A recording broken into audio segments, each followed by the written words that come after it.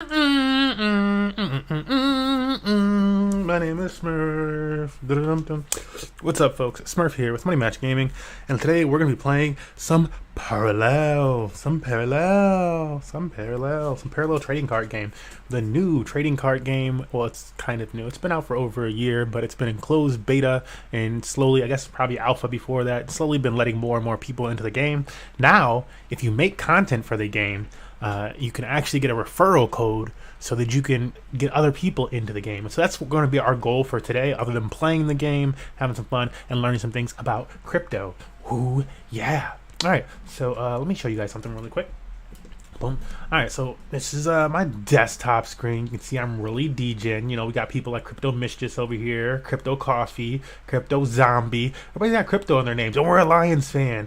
Yeah. Did Notre Dame lose again, bro? Hold on, I gotta look at this real quick. I just gotta see if they lost. I gotta see if they lost. You know, I don't want to go like Google search this. They lost again. Oh my God! Like Ohio State makes them look good every year. Stop it. Stop. Anyways, sometimes we like to listen to music. Look, there's us. Sometimes we like to listen to music while we're gaming. Today, welcome, y'all's most notorious. Oh, whatever. Today we're going to be going through our watch later section. Yeah, so we'll be listening to the watch later section today, and I'll sort this out. Drip going globe. Watch this. Oh man, now it's gonna be kind of funny to know what he was saying about this, because like that didn't turn out too well.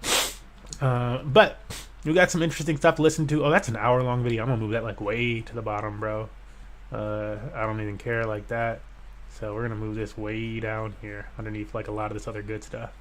Good stuff. Maybe around here, and we'll see what happens by the time we get down there. Polygon DKVM, yes. Raul Paul, yes. Like, let that happen. Before we get to Raul Paul, that there. All right, some Robert Kiyosaki, some Wall Street Trapper. We got Lynn Alden, yes sir. Oh, it's just like an hour long. Let me move Lynn down here though. Do we want Raul or Lynn first? I think Lynn's sometimes more, not articulate, but just has more information than Raul. More relevant information. I don't know. Feels like it to me sometimes. Okay, we go. So Wall Street Tapper. We got Arthur Hayes and Rand Crypto Banter. We got JP Morgan's Jamie Dimon. We got Chico Crypto. If you don't know, now you know. We got Stunna Breezy at the top. I'm gonna leave Stunna up there because it's a short video. So ain't hating. Hey, I ain't hating. Alright, but that's what we're going to be listening to in the background while we play some parallel today. Let me get the game started and ready. How's the market been doing today? How has the market been doing today? Let's look at it. It's a red day. Wow. Can we get some space? Why are these bubbles all on the left side like that? Like, what's up with that? Move. But yeah, it's not the best day on the market. Let's look at the weekly. Yeah, red day on the weekly. Look at the monthly. It's kind of in between. It's iffy on the monthly. This Wemix has really been up and up. I told myself the other day, I'm like, okay, let me look into whatever the heck Wemix is a little bit more. Bitcoin actually up 6% on the month. So don't be fooled. Where's Ethereum in all this? Is it even having a good month? Or nope, apparently not. Down 1% in the month. So buy. Link up 20%. Link is a monster. For people that are sleeping on Link, that's a mistake. That's always a mistake. Spoke to a woman the other day who's she's really big into XRP. I can only hold so much XRP personally. But hey, if it goes up and it does like crazy numbers, that'll be cool. But it's such a centralized coin that I really want like decentralized things as much as possible.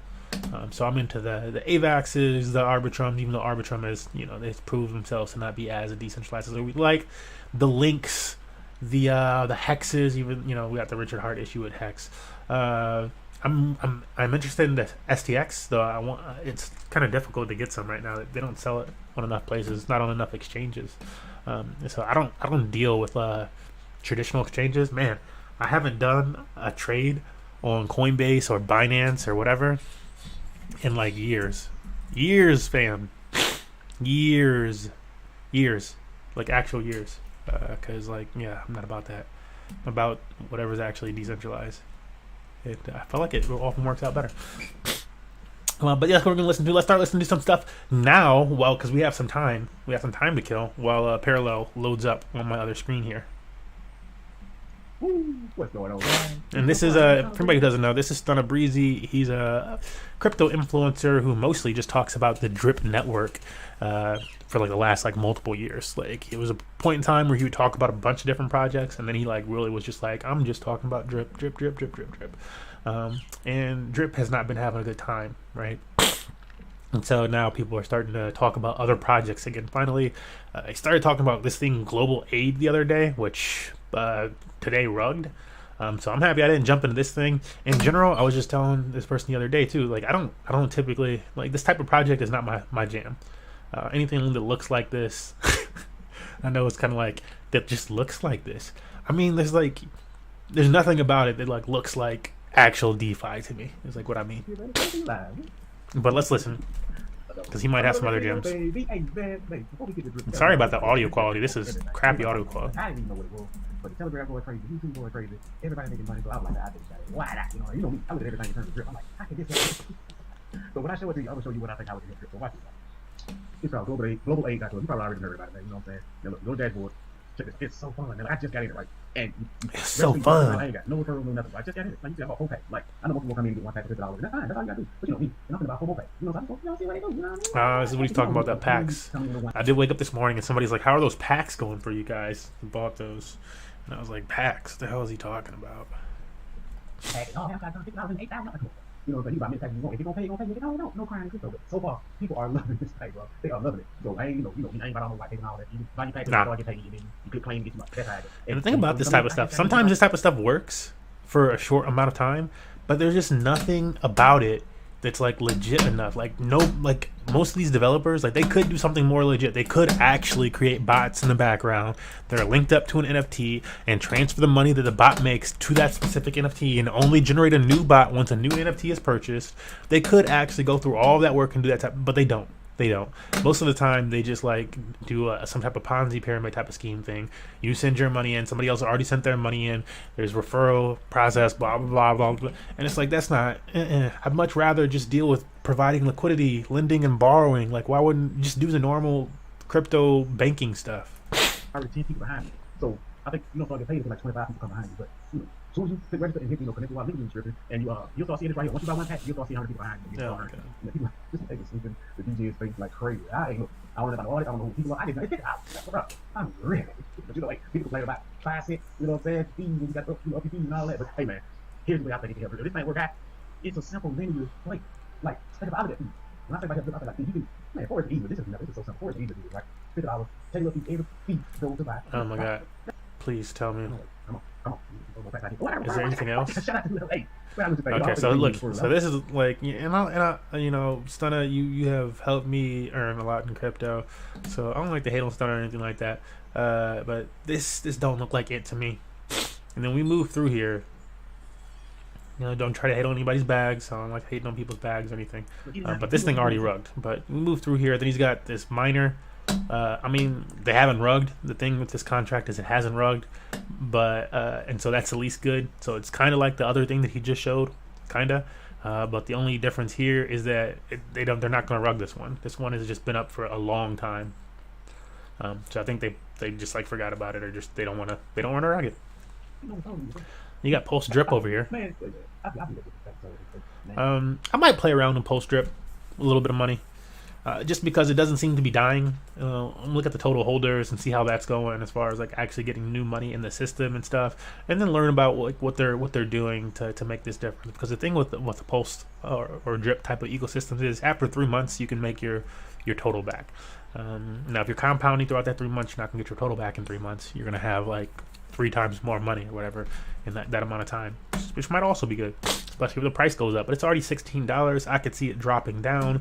I don't think like what is it? We're in October. We got December or November, December, January. So at least I feel like at least 2 of those months are going to be bearish, like an ugly type of bearish with the market dropping. So where's the market going to drop down to? I like to use dang it. I like to use Bitcoin as an example, but now I just clicked away from it. And I think I don't know. I think Bitcoin can go down to like 18,000 or something like that. Maybe. I don't see it going back down to 15,000. What would that look like for Ethereum? It's probably looking like a $14,000 Ethereum, and I don't really see Ethereum going below that. And when I do these type of averages for myself, again, these are just numbers that I'm considering myself. But when I do these type of thoughts, I consider it as how far would the market go if I were on leverage. So, so here, as an example, this is how I like to determine what the market's going to do, or most likely. What's the difference between that and I don't know. I know there's V2. Oh, I think V2 just has like the different assets, right? Link sold. Do they have XRP? They do have XRP, but that's just for longing it. I don't know if we'll go to that in a second. I'll make my point here. So my point here is that I'll switch to this just to be a little bit more accurate to what I'm thinking about. I like to use GMX as an example because it's a decentralized exchange. There's not like all this big money with hedge funds and whatever other money like manipulating the market as much, because I'm sure they're in here too. However, the real jam here is, let's say I was going to leverage up some Ethereum. So let's say I want to go long on Ethereum. And let's say I'm putting 0.01 in there, right? And not that much. There we go. And I'm going to use 3x leverage. Why 3x leverage, Smurf? And like, you could do more leverage, like whenever you're putting an actual trade in. That's fine. Whatever. I don't care. But I like to use 3x to determine like how low the market might go, because most professional traders will say like, don't use more than 3x leverage. That's like a thing that you hear over and over and over again from forex traders, stocks traders, crypto traders, options traders. Everybody's like, no more than 3x leverage. Don't use it. 3x, more than 3x leverage is 3x is more than enough. It's 3 times what you put in. And so I like to use that. And so what this is telling me then is like, so what I want to do then is like look at the liquidation level for me being on 3x leverage. So if I was at 3x leverage, I would only be liquidated. And again, don't use more than you're capable of losing, or than you're okay with losing. But if everything goes to crap, I will only be liquidated if the market goes down to $1,139 per Ethereum. Now, at $1,139 per Ethereum, and I have my account separated where it's like I'm using a small amount of money for leverage trading, and then I have like my my stable coin stack, and then I have my Ethereum stack, and got cash in the bank. And I'm looking at this as like, if it ever gets down to 1,100, I'm buying multiple Ethereum. I'm probably gonna be like, okay, it's expensive, but if it gets back up to where it is right now, that's like, I see a nice little increase. That's like, that's a nice increase. And ultimately, I see Ethereum as being like at least a $5,000 token. Like, I think that makes more sense for the token price to me, especially as time goes on with it. So back to the initial point here is that the liquidation amount is down to $1,100. I'm just saying it a different way. But $1,100. Now, if it goes any lower than this, so like if the market went down to like $1,400 per Ethereum or something like that, and you enter a 3x leverage long, then that means your liquidation amount is going to be something like $900 or $800. Like at that point, guys, it's really not very likely that Ethereum is going to go down to like $800, $700. So by time if Ethereum ever goes down to 1,200, 1,300, like that, then that becomes the case, because we're looking at this right now, right? On 3x, it's how many hundreds? It's 400 down, we could say, or we could say it's 400, 400 because that's 500. We could say 500. We can say 500 down. So if it was down at like $1,200, then what's 500 minus that 1,200? Like it's too low. The answer is, if it gets down to this $1,100 range, you're like $500 minus that. That's too low. Ethereum is never going, like if Ethereum gets down to $1,100, it is, everybody was gonna jump on these 3x leverage longs at least, because it is not going down to like $600, $700. Like in my personal opinion, I don't think so. And I'm not a financial advisor or anything like that. I'm just a dude on the web, but I don't see that happening. I think that's like a doomsday, like the world is like burning type of scenario for that to happen at this point. Like it hasn't happened in years, and I don't see it happening this year or next year or the year after that. And so that's kind of like how I like to view this. And it can only go down so much further, right? Like it goes down to $1,200, and that already pushes it down to like a $700 liquidation amount, $1,300, $800 liquidation amount, $1,400, $900 liquidation amount, right? And that's why I'm like, okay, at like 1,400 is like the bottom that Ethereum can go down to. We got like $200 that Ethereum can go down potentially right now, in my personal opinion. And like more realistically, is it really gonna go down that much? I don't know. Probably somewhere around this $1,500 range. So maybe another $100 or so. And right now, I'm not getting liquidated from that. I'm not about to be liquidated if it goes down to $1,500. And so if it goes down to $1,500, $1,400, I can just continue to pile on to my current leverage long, which I do have one in that I put in around 1640. And I figured it was going to go down some, but I was just like, this is kind of like a long-term one that I want to ride out, and like we'll see how that goes. We'll see if it gets eaten up by fees or what. But in general, I want to kind of like layer onto it, and that'd be like a way that I play that. But yeah, I think that's the best way to kind of look at the market. Like consider what other players would do, and like what seems reasonable and what seems unreasonable. To me, an $1,100 Ethereum on 3x, like that seems that seems like, yeah, that's a safe long to me. That's like, yeah, nah, bro, it's yeah. All right, that's it for that. Sorry, I'm sure I rambled on that too much. Let me get back to playing this stuff. We'll listen to some Sunny Breezy and just talking post trip. Let's see if there's anything else to listen to.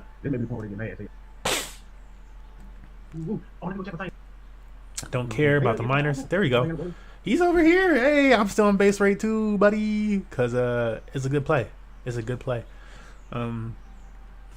It's a tomb fork, so it's not like, oh, this is the most stable thing ever. However, it's a tomb fork that applied taxes after the token dropped below a certain price for both tokens, for the share token and for the peg token, which is something we haven't seen done before. And so I figure at worst, it's going to stop people. Like when people like keep like the thing that happens with these or with any token is that eventually people like move their liquidity out or something, and they're just selling. And that's what happened to this. They sold the peg token down so much. People that were in the boardroom, so people that were getting the peg token, they sold it down so much that was no longer worth anything. That was like $400, $300. And then if this is no longer worth anything, then people no longer want the shares token, so people started selling off all their shares token from the boardroom, and then crashed both of the tokens' prices. However, as the token price started to crash, the taxes continued to go up. So taxes go up as the token price goes lower, and that created a situation where there was no longer people withdrew all their money from the boardroom, and so B-rate tokens, this peg token to Ethereum, was being minted, but there's nobody to mint it and to sell it anymore, since all this money was being taken out of the boardroom section of the platform. Like nobody to do that. And on top of that, the entry into this farm, at least the way that I'm doing it, I'm using ETH and USDC, and so the entry into the farm is like a 4% deposit fee. And so like you can still get in, like it's like 190. I'm like earning like 191% APR, right? That's like crazy. So you can still get in, and you can make that back in like a week. Within a week's time, you should get back your deposit fee. However, you can just totally avoid that. I could totally avoid that by just staying put, because I have USDC and ETH. I had already made my profit. I'm already covered in profit.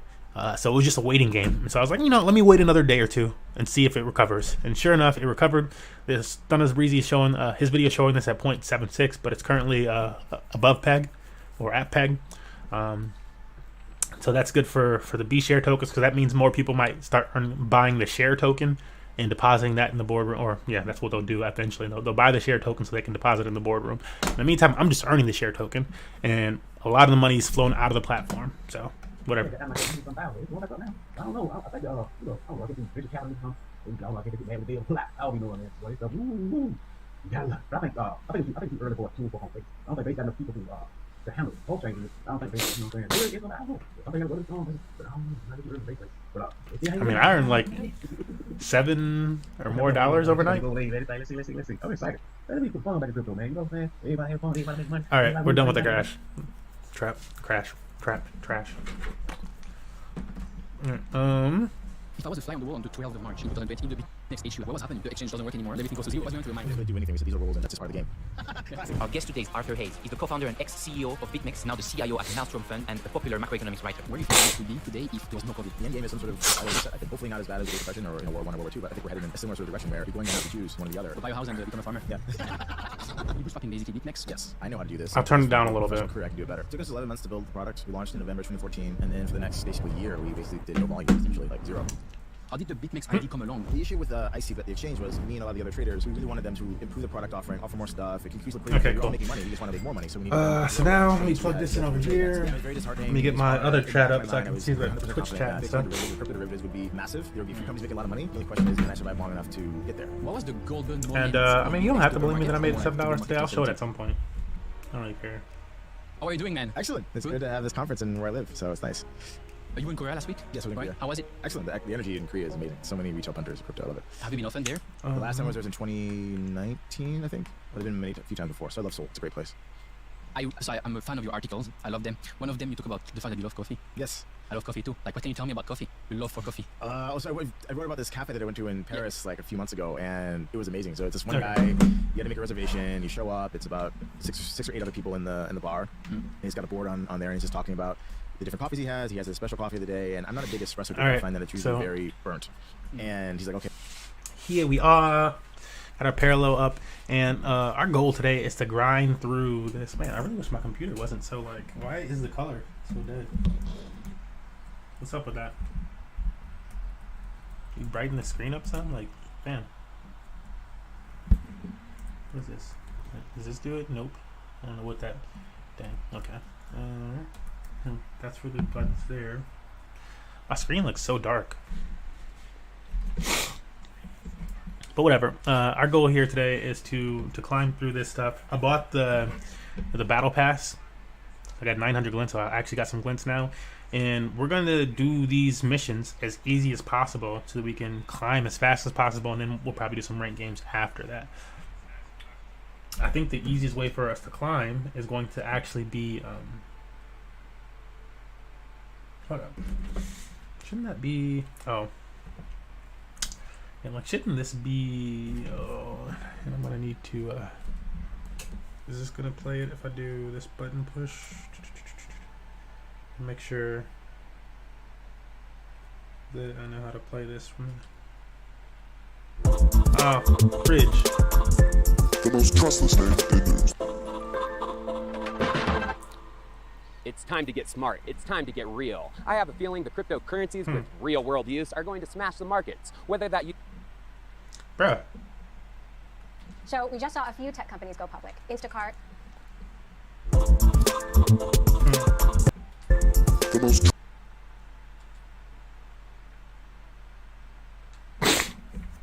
Okay, that was amazing. So it's this one guy. You got to make a reservation. You show up. It's about six or eight other people in the bar, and he's got a board on there, and he's just talking about. Yeah, that's a little annoying. I'm gonna try to hover this right over. Just on the video. Cool. All right, so we need to win some Qatar games first and foremost, and coffees he has a special coffee of the day, and I'm not a big espresso drinker. I find that it's usually very burnt. And he's like, okay, because you got to try my espresso. It's like my signature thing. He had a special way of I don't know, not even grinding the beans. It's how he filtered them. You know, the metal filter and the temperature and the roast that he used for the beans. And I have to say, it's the best espresso I've ever had in my life. And then all of the single origins. You know, he did the pour over as well, but he also did them in espresso format as well. It was really nice to have like some super high quality, like elevation varietal beans, like floral, light roast, and to taste that in espresso format. This guy was excellent. He even made his own water. He talked through different minerals that he would put in the water that he distilled, so that it brought up a certain taste that he wanted in his coffee. So I thought it was an excellent experience. Do you have the same passion for wine? I love drinking wine. Do I know enough about it? Probably not. Much less. Yeah, much less. Obviously, because you actually get drunk, so it's not like you just cane wine all day. But I do like lower intervention wine. It's one of my things. Actually, Singapore is a great scene for that. Yeah. In terms of like lots of different wine bars and restaurants that only serve like low intervention, low sulfite wine, which I like. I see on Twitter you're also a foodie. You like to post pictures of food. Yeah. It's really interesting. All though, right, this because, guy. I mean, for this Gold podcast, we ring. use a bit of a different format. It's in, shorter. But for this podcast, to go viral, we use AI and data analytics to kind Rookie. of script question and to be more likely to go viral on these short clips. Because today, consumption is all through short clips, right? And I really had a big love because I usually send the guest and I say, okay, this is Arthur. Here are his socials. What can you write that would be interesting to talk about that could go viral? Right. And I was laughing because I knew they Oh, would struggle come with on. you. And they basically came back and they said, sorry, but we can't do anything with this dude. So the online strategy of shitposting is working really well. But I know a lot about, crypto and your story. So like for me, the interesting is why you studied in the US, right? Yes. Why did you move to Hong Kong initially? Why did you choose Hong Kong and Asia? So in like my last year of high school, I was reading a book called The Ugly Americans. I forgot the name of the author. It's about this American guy graduated from university, didn't know what he wanted to do, somehow decided he was going to move out to Tokyo. And so he started trading the Nikkei back in either the late 90s or early 2000s. It's a true story. And it takes you through his life and like partying and having a lot of fun. And then eventually he hits it really big on this one particular trade. I think it was a Nikkei rebalance in some particular year. He made a lot of money, and then he started a hedge fund. And the hedge fund, the real name of the hedge fund is called Evolution. I know a lot of people work there, and I never actually met the guy in person, but I was like, wow, this sounds like a lot of fun. I'm like sitting in my suburban, house in Buffalo, New York, boring ass small town in like New York State. Like I want to get out of here and go somewhere interesting. And like this sounds so cool. But at the time, I'm I trying thought, to keep Japan, that was one sort of card that I very can 80s story. Like what's the for sure. early 2000s Actually, place of growth, and that was China. It's a little. Let me turn him down just a little bit because it's supposed to be like my background music. So I decided that I was going to go to China when I graduated from high school, and I studied Chinese in school. I never got fluent, unfortunately. Got a little lazy, but I went out to Hong Kong as a study abroad student in 2006 for a semester, and then I was like, I'm moving here. So I just found a way to get a job. So it was Hong Kong, not China. Not China, yeah. Because you loved Hong Kong. Well, because I couldn't speak Chinese fluently, so the other. True, even Shanghai is very difficult if you don't speak. If you don't. Yeah, so my university, it was a full immersion program. If you weren't fluent in Mandarin, you couldn't take the course. So Hong Kong was the next best option. And then I loved Hong So Kong. try not to play a card that has 1 health on the first turn. The second turn, like I want something else down first. So you start to work in Hong Kong for a bank, right? Yes, I worked for Deutsche Bank Yep. for 3 years, and then Citibank, and then I eventually got let go from my job, and that's how I found crypto. How did you find crypto? I think read you're doing some arbitrage in the beginning. I right? read about it on Zero Hedge first, and then when I lost my job, I was like, well, I want to do something different. And then, I heard of this Bitcoin thing. What is it? So I just started reading it. And I read about it. Read a white paper, read whatever research that was out there at the time. And then I was like, okay, well, how do you trade Bitcoin? So I read about every exchange that you could do spot trading, every exchange you could trade futures contracts and options at the time. And I stumbled upon this small exchange called ICBit. And there was 2 Russian guys in the Caribbean, anonymous, and they had launched the first futures contracts on Bitcoin. And it was super interesting because Play a copy of futures non-legendary trading, clone they in trade your discount bank. price, right? And so I did this trade all day long on like equities. That's In- kind of in dope. banking, Make it. So So I'm I'm not like, gonna okay. give it that I was way. looking at Bitcoin, so I downloaded the specs and I looked at the price. And wow, like it's a 200% annum return. A big calculation. Like this can't be right. So let me just try it out. So I said, okay, well, I send $1,000 to MTGOX because I thought it sounded less sketchy to send money to Japan than to Slovenia, where Bitstamp was based. Yep. So I sent them $1,000. I bought some Bitcoin. I sold these futures contracts on this random exchange, and then I waited a month and I did the math on my Excel, and my calculations of anticipated profit matched exactly what what the exchange said. Wow, Okay. wow, amazing. And this is you got laid off, and then you have some time Yeah. to figure out what to do, and you're like, oh, there's this Bitcoin thing, and there's this future contract. It's first very interesting, and second, I can try to make money around Yeah. that, right? exactly. So you did that for. Did it for a few months. Then I started doing arbitrage between China and the rest of the world, and then I decided What did this look like? Who really do arbitrage between China and the rest of the world? What did this look like? Yeah, basically back in the day, there were 3 big exchanges: Huobi, BTC China, and OKCoin. And anyone could open an account, so I opened an account, and I was able to buy Bitcoin at most of the exchanges where thankfully they were based in Hong Kong, even though they were international. So I literally could walk out of my apartment with a bag of cash, go to the bank, deposit the bank in my bank account in Hong Kong, wire it to these exchanges based in Hong Kong, like Bitfinex and some of the other ones that are based there, buy Bitcoin at the dollar international price, send it to Chinese exchanges, sell it for RMB. Then I go to the bus station, I get on the bus, with my backpack, to withdraw my cash from the bank, and then I go back across the border, and then I make 20 to 40%. So this would not have been possible in any other place. Hong Kong is the only place in the world. So you were at the right I spot. don't think they're gonna have And obviously, spores in a obviously rookie you were deck. I don't patient with know. Opportunity, and like you figured for 5 years before that, and then you were curious, but then you were at the right spot where you can actually do all this physical thing. Yeah, in it's this faster, it's cheaper. It's amazing. Okay, amazing. And then how did the BitMEX ID come along? Is it from this experience? Well, Or is it the issue with IC, the exchange, was me and a lot of the other traders, we really wanted them to improve the product offering, offer more stuff, increase liquidity, because we were all making money. We just want to make more money, so we needed them to grow as an exchange, so we had more people to trade against. Yeah. And I just wasn't feeling that they were really trying to grow their exchange such that I could make a living doing this. So like, well, fuck it, like I know how to do this. I did this for my whole professional career. I can do it better. And so that's where the idea came from. And when is that?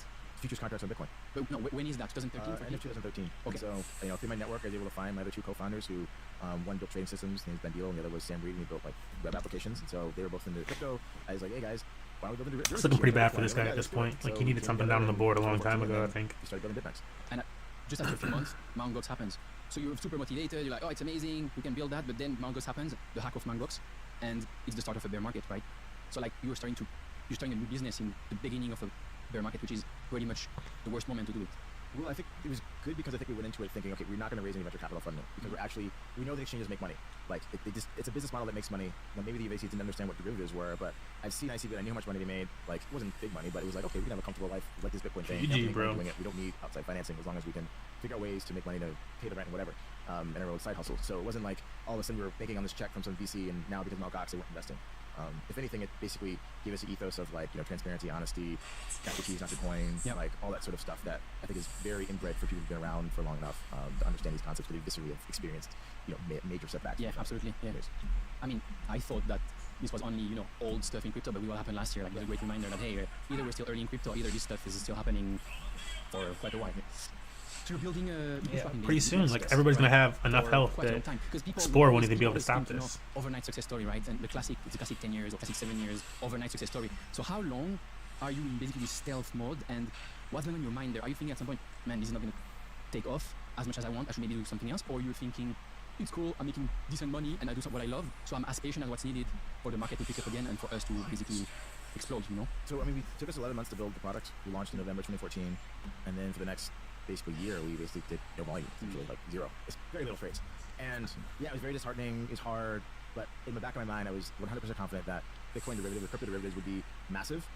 There would be a few companies making a lot of money. The only question is, can I survive long enough to get there? So I'm just gonna keep going until I utterly fail, because I know someone's gonna make a fuck ton of money doing this. I hope it's me. We kept going and we iterated at the product, and thankfully the market started recovering in 2015. We oriented our business towards China, which is where all the volume was back then, and perpetual swap came in 2016, and we started making a little bit of money and just gaining momentum and just being around. Is there a tipping point, or it's more we do perp swap? Basically, we invented it with the contract 100x, and this makes the whole difference. Like, that's what people like to read and hear, but like, it's probably not the truth, right? The truth is we try this, we try that. It's a bit better. Oh, he's got a car. The big change was in the fall of 2015. We said, okay, fuck it. We had a very conservative margin model because we were guaranteeing all the contract payouts with our own meager de minimis cash flow. Then we said, fuck it. Well, the Chinese, they want leverage. Yeah, I don't know if this let's do matters. it better than them. If they're doing 20x, we're going to do 100x because we know that we can build this tech better. We know where they're making mistakes in terms of how they're margining things, and that's what we did. So that's what we became known for overnight, was the exchange that offered the highest leverage of anyone in crypto, and we did it without losing money as the exchange. Whereas a lot of other players offered high leverage, but they lost money as the exchange because we didn't have the math right, or their tech wasn't fast enough. So that was The the thing. difference was the math and the tech, Yeah. concretely. And this made a big difference in terms of volume. Quickly. GG, one down. Cash flow positive, making money, being able to like actually pay ourselves. I mean, it was peanuts of money, but at least pay the rent or whatever, and allowed us to just keep going and keep iterating on this concept and just survive. And then there's the crazy bull market, so 16, 17. Yeah, so in 16 we Alright, created so the need perpetual two more swap. Qatari That wins. was basically, it was an abject failure. I would say 2/3 of me and my partner, so me and my other partner, were very pro the swap. Okay, the other partner hated it because we got so much negative comments from our clients. They're like, what are you doing? What's this swap thing? I don't understand funding. Why don't you just do it like, okay, coin, just go back to the futures contracts. And we're like, when we did this for a reason, we did it because our clients didn't understand what a futures contract was. We wanted to create something that was a little bit more intuitive from a trading perspective. And we wanted to consolidate the little liquidity that we had in one product versus spread out across a bunch of different expiries. So, I won the political battle internally to keep it up, and we kept iterating on it. And finally, like starting in 2017, it started to catch on. And we woke up one day like, wow, this thing is doing massive volumes. Like, how did this even happen? So 2017 happens, like we all know it was crazy. Yeah. And then 2018 happens, bear market. But for you, because people are able to short, it's actually Great. amazing. It's basically the only business in the crypto game where it's amazing whether it goes up or down, you don't really care, you're making money both ways, right? What was the golden moment of BitMEX, the bear market, or more like the bull market 2017? You have to say like 18, 19, I think. 18, 19. So actually when everybody's struggling, you're there like, Yeah, luckily we had a product. It took a combination about 1.5 years to accept that they should build it. So we had the market to ourselves. We were able to charge relatively high fees if you think about where fees are today in derivatives. So it was a great time. yeah, so controlling most of the derivative market basically.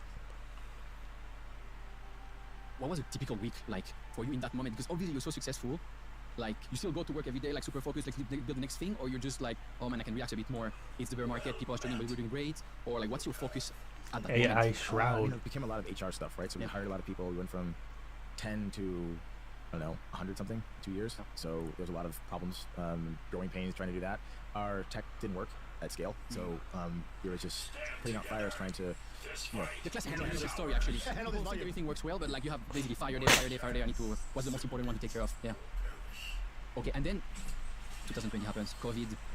I was actually had 80% of my net worth on BitMEX on the ETH contracts Keep at that. 2x leverage, right? I was thinking I was smart. I was like, oh man, I can play higher numbers, but 2x leverage. I didn't really understand the funding fees that were higher on the ETH contract, and I didn't think that the World Health Organization would declare COVID as pandemic, and then like stock market 34% down, and crypto within one day 12, 13, whatever, 14th of March, down 50, 60, 70%, whatever. Like wrecked. Yeah. Spent 3 days in my bed. But that was actually with the other 20% of my money. That was in gold and stocks down. I sold everything to buy ETH because like ETH is sub 100. Like this is. So I was in my bed like with pain in my belly, but buying that. Anyway, if I was a fly on the wall on the 12th or 13th of March in the Bitcoin BitMEX HQ, like, what was happening? Because it's fucking madness. Like I even remember that exact moment in Switzerland, in Geneva. That moment, I get jubilated. Like I'm sweating everywhere. Like, how did you guys handle that? Well, we unfortunately got DDoS that day, so exchange went down for I don't know 15 minutes or however long it was. Prices collapsing, right? Everything goes to zero. Everything goes to zero. The exchange goes offline. I know. Why would you do that? Shut off the exchange to say Bitcoin. No, we got DDoS and got fucked, right? We would love to keep the exchange up. Our goal isn't to try to time the markets or anything. And then that happens. We get the exchange back up after an hour or so, and then the market fucking rallies, right? Classic. Just like that, the death of the liquidation candle. And Once everybody's dead, it goes back up. Yeah. But obviously it wasn't a very good moment for the exchange because a lot of people lost a lot of money because they didn't understand how these exotic derivatives actually work on the downside. And as a result, a lot of people left BitMEX and went to other platforms that didn't use Bitcoin as a collateral mechanism. And it's probably not interesting for this crowd and the non-linearity. Is he stronger just from knee damage? This is why people didn't understand it and they got wrecked. And so we want to use a different type I'm one of them. marketing currency that we didn't offer at the time, and so we lost a lot of business because of that. It's, What was happening in your mind that day is when the exchange doesn't work anymore? Like what's going on through your mind? Like what is the first thing you even do? You can't do anything, but you think. Wait, since when can this card be You played? understand when the problem is, yes, okay, then you fix it, right? Then you I didn't think this card could be you played. Analyze the damage. Is the exchange okay? Did we lose any money as the exchange? No. Okay, obviously there are lots of customers that have complaints, and so then we have meetings, right, with all the senior managers. Like, okay, there's these customers who lost money because of this, or these customers lost money because of that.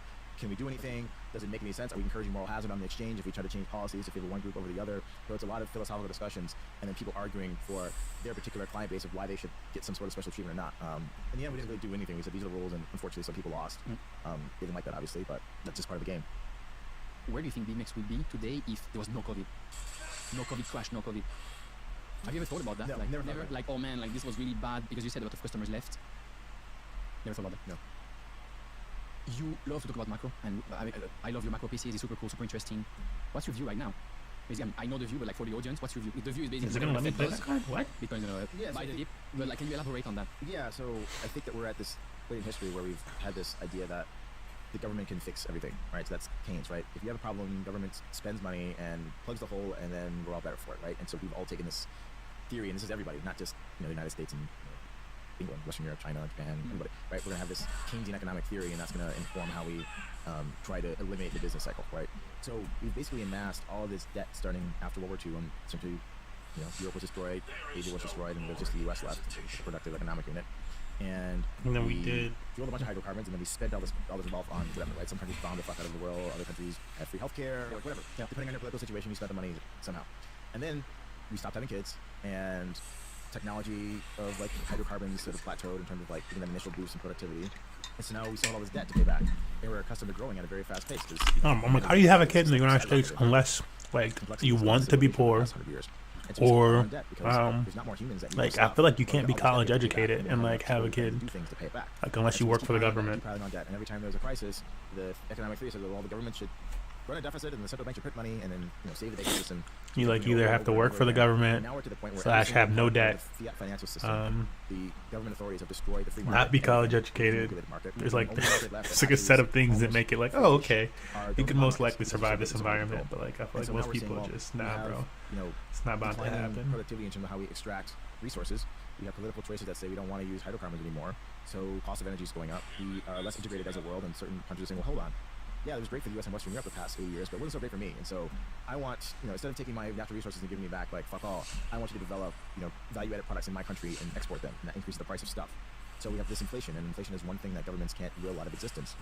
And so what's the response? I think we are going to blow the biggest fiat money printing bubble ever over the next few years to try to save the biggest market in the world, which is the sovereign bond market of governments. When you talk about inflation, do you talk about inflation as we've experienced in the last year and a half, or do you talk about asset price inflation, or both? I think the asset price inflation has been happening forever. The inflation that really pisses off the common person is when food goes up. We can feel it here. Food, rent, everything. People are starting to get really mad. The taxi drivers, everyone is really mad about it. So and when that happens, and that the government has to do something. And so like, well, we need to tighten monetary supply. But at the other end, the governments have made all these promises to people like healthcare and education and defense budgets and blah blah blah whatever. And so they don't want to raise taxes. They don't actually want to pay for this stuff out of their own pocket. They want someone else to pay for it.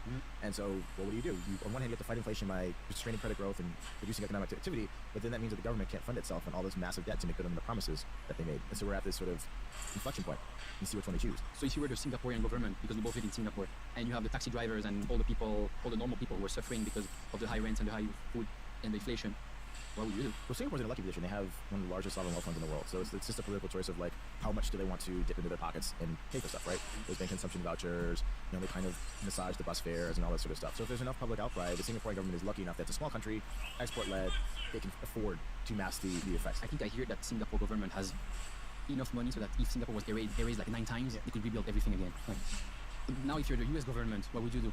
People complaining about inflation, but you have your promise. I mean, you have these promises on one side of like healthcare, all that stuff, but it's also the promise, just the hidden promise of like making the market work forever, right? Well, I think you're going to have to think about, well, Was that shit about Singapore?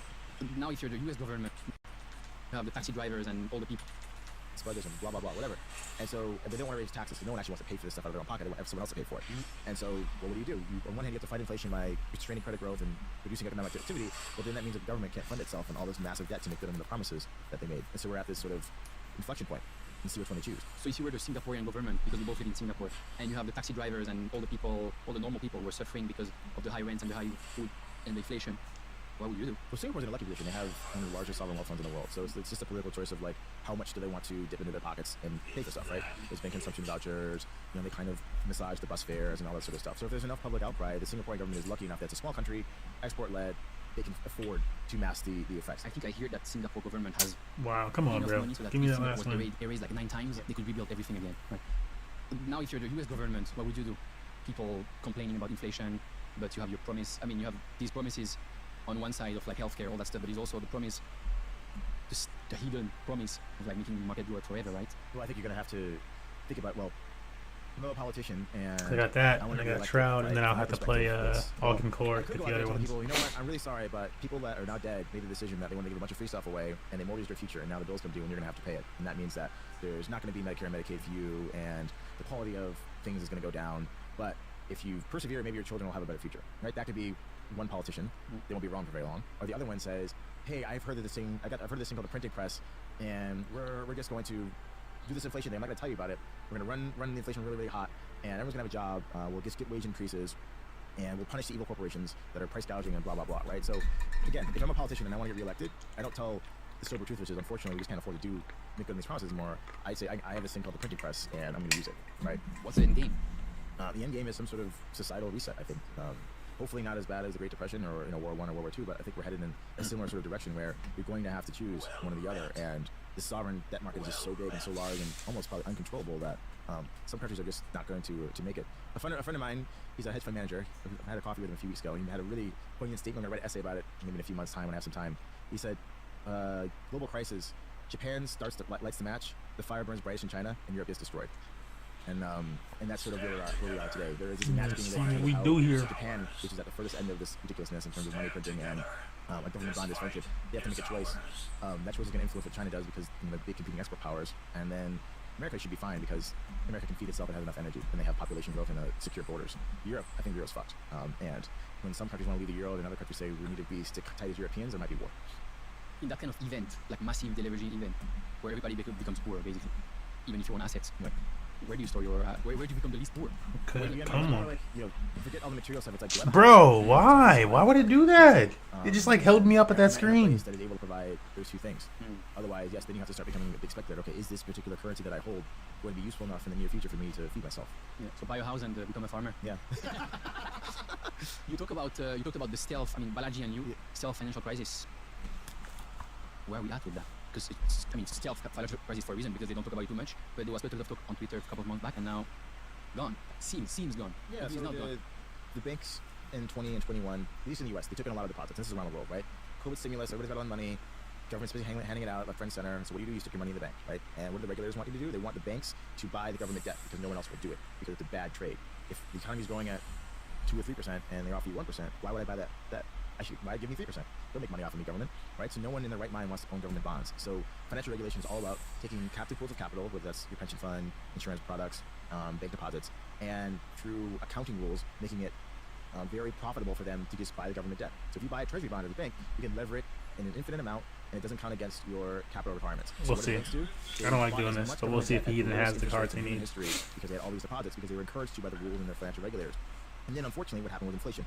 When inflation shows up, the central banks have to try to do something. Watch him When have those it. interest rates, Like, which yep, bond that's yields why go you up, don't bond do prices it. go down, the entire world banking system is insolvent, essentially.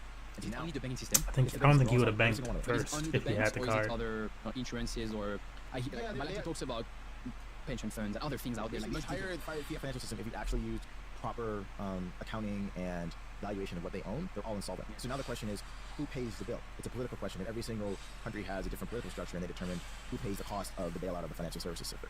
And so that's what's going on right now. Is we're trying to determine, okay, well, which organization is going to take the fall for this? Whose head's getting chopped? Who's getting blamed? Who's going to be out of office? That's the fight that's going on behind the scenes right now, because it's insolvent. Unless we somehow discover some new form of energy that makes us all super duper productive immediately, then it's really just managing this insolvency. And so to help this situation, we could lower interest rates, which would be good for Bitcoin, Yes. for asset prices, basically for risk asset prices. Or they can continue, say, we fight against inflation, we increase interest rates, but then you have these insolvent companies and banks that basically go bankrupt and need to be bailed out with money printing, which is good for Bitcoin too. That's basically the thesis. So basically in both situations, a bit like after in 2020 after COVID, in the beginning of COVID, it was okay. Everything is aligned if you're patient enough.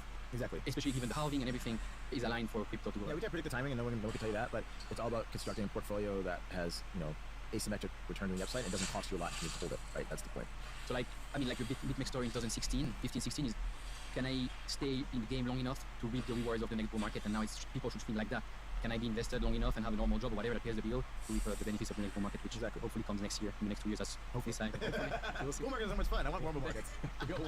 Amazing. Thank you so much for this. This is awesome. And see you at the pool party tomorrow. Exactly. Thank you. This is awesome. That was very cool. So nice.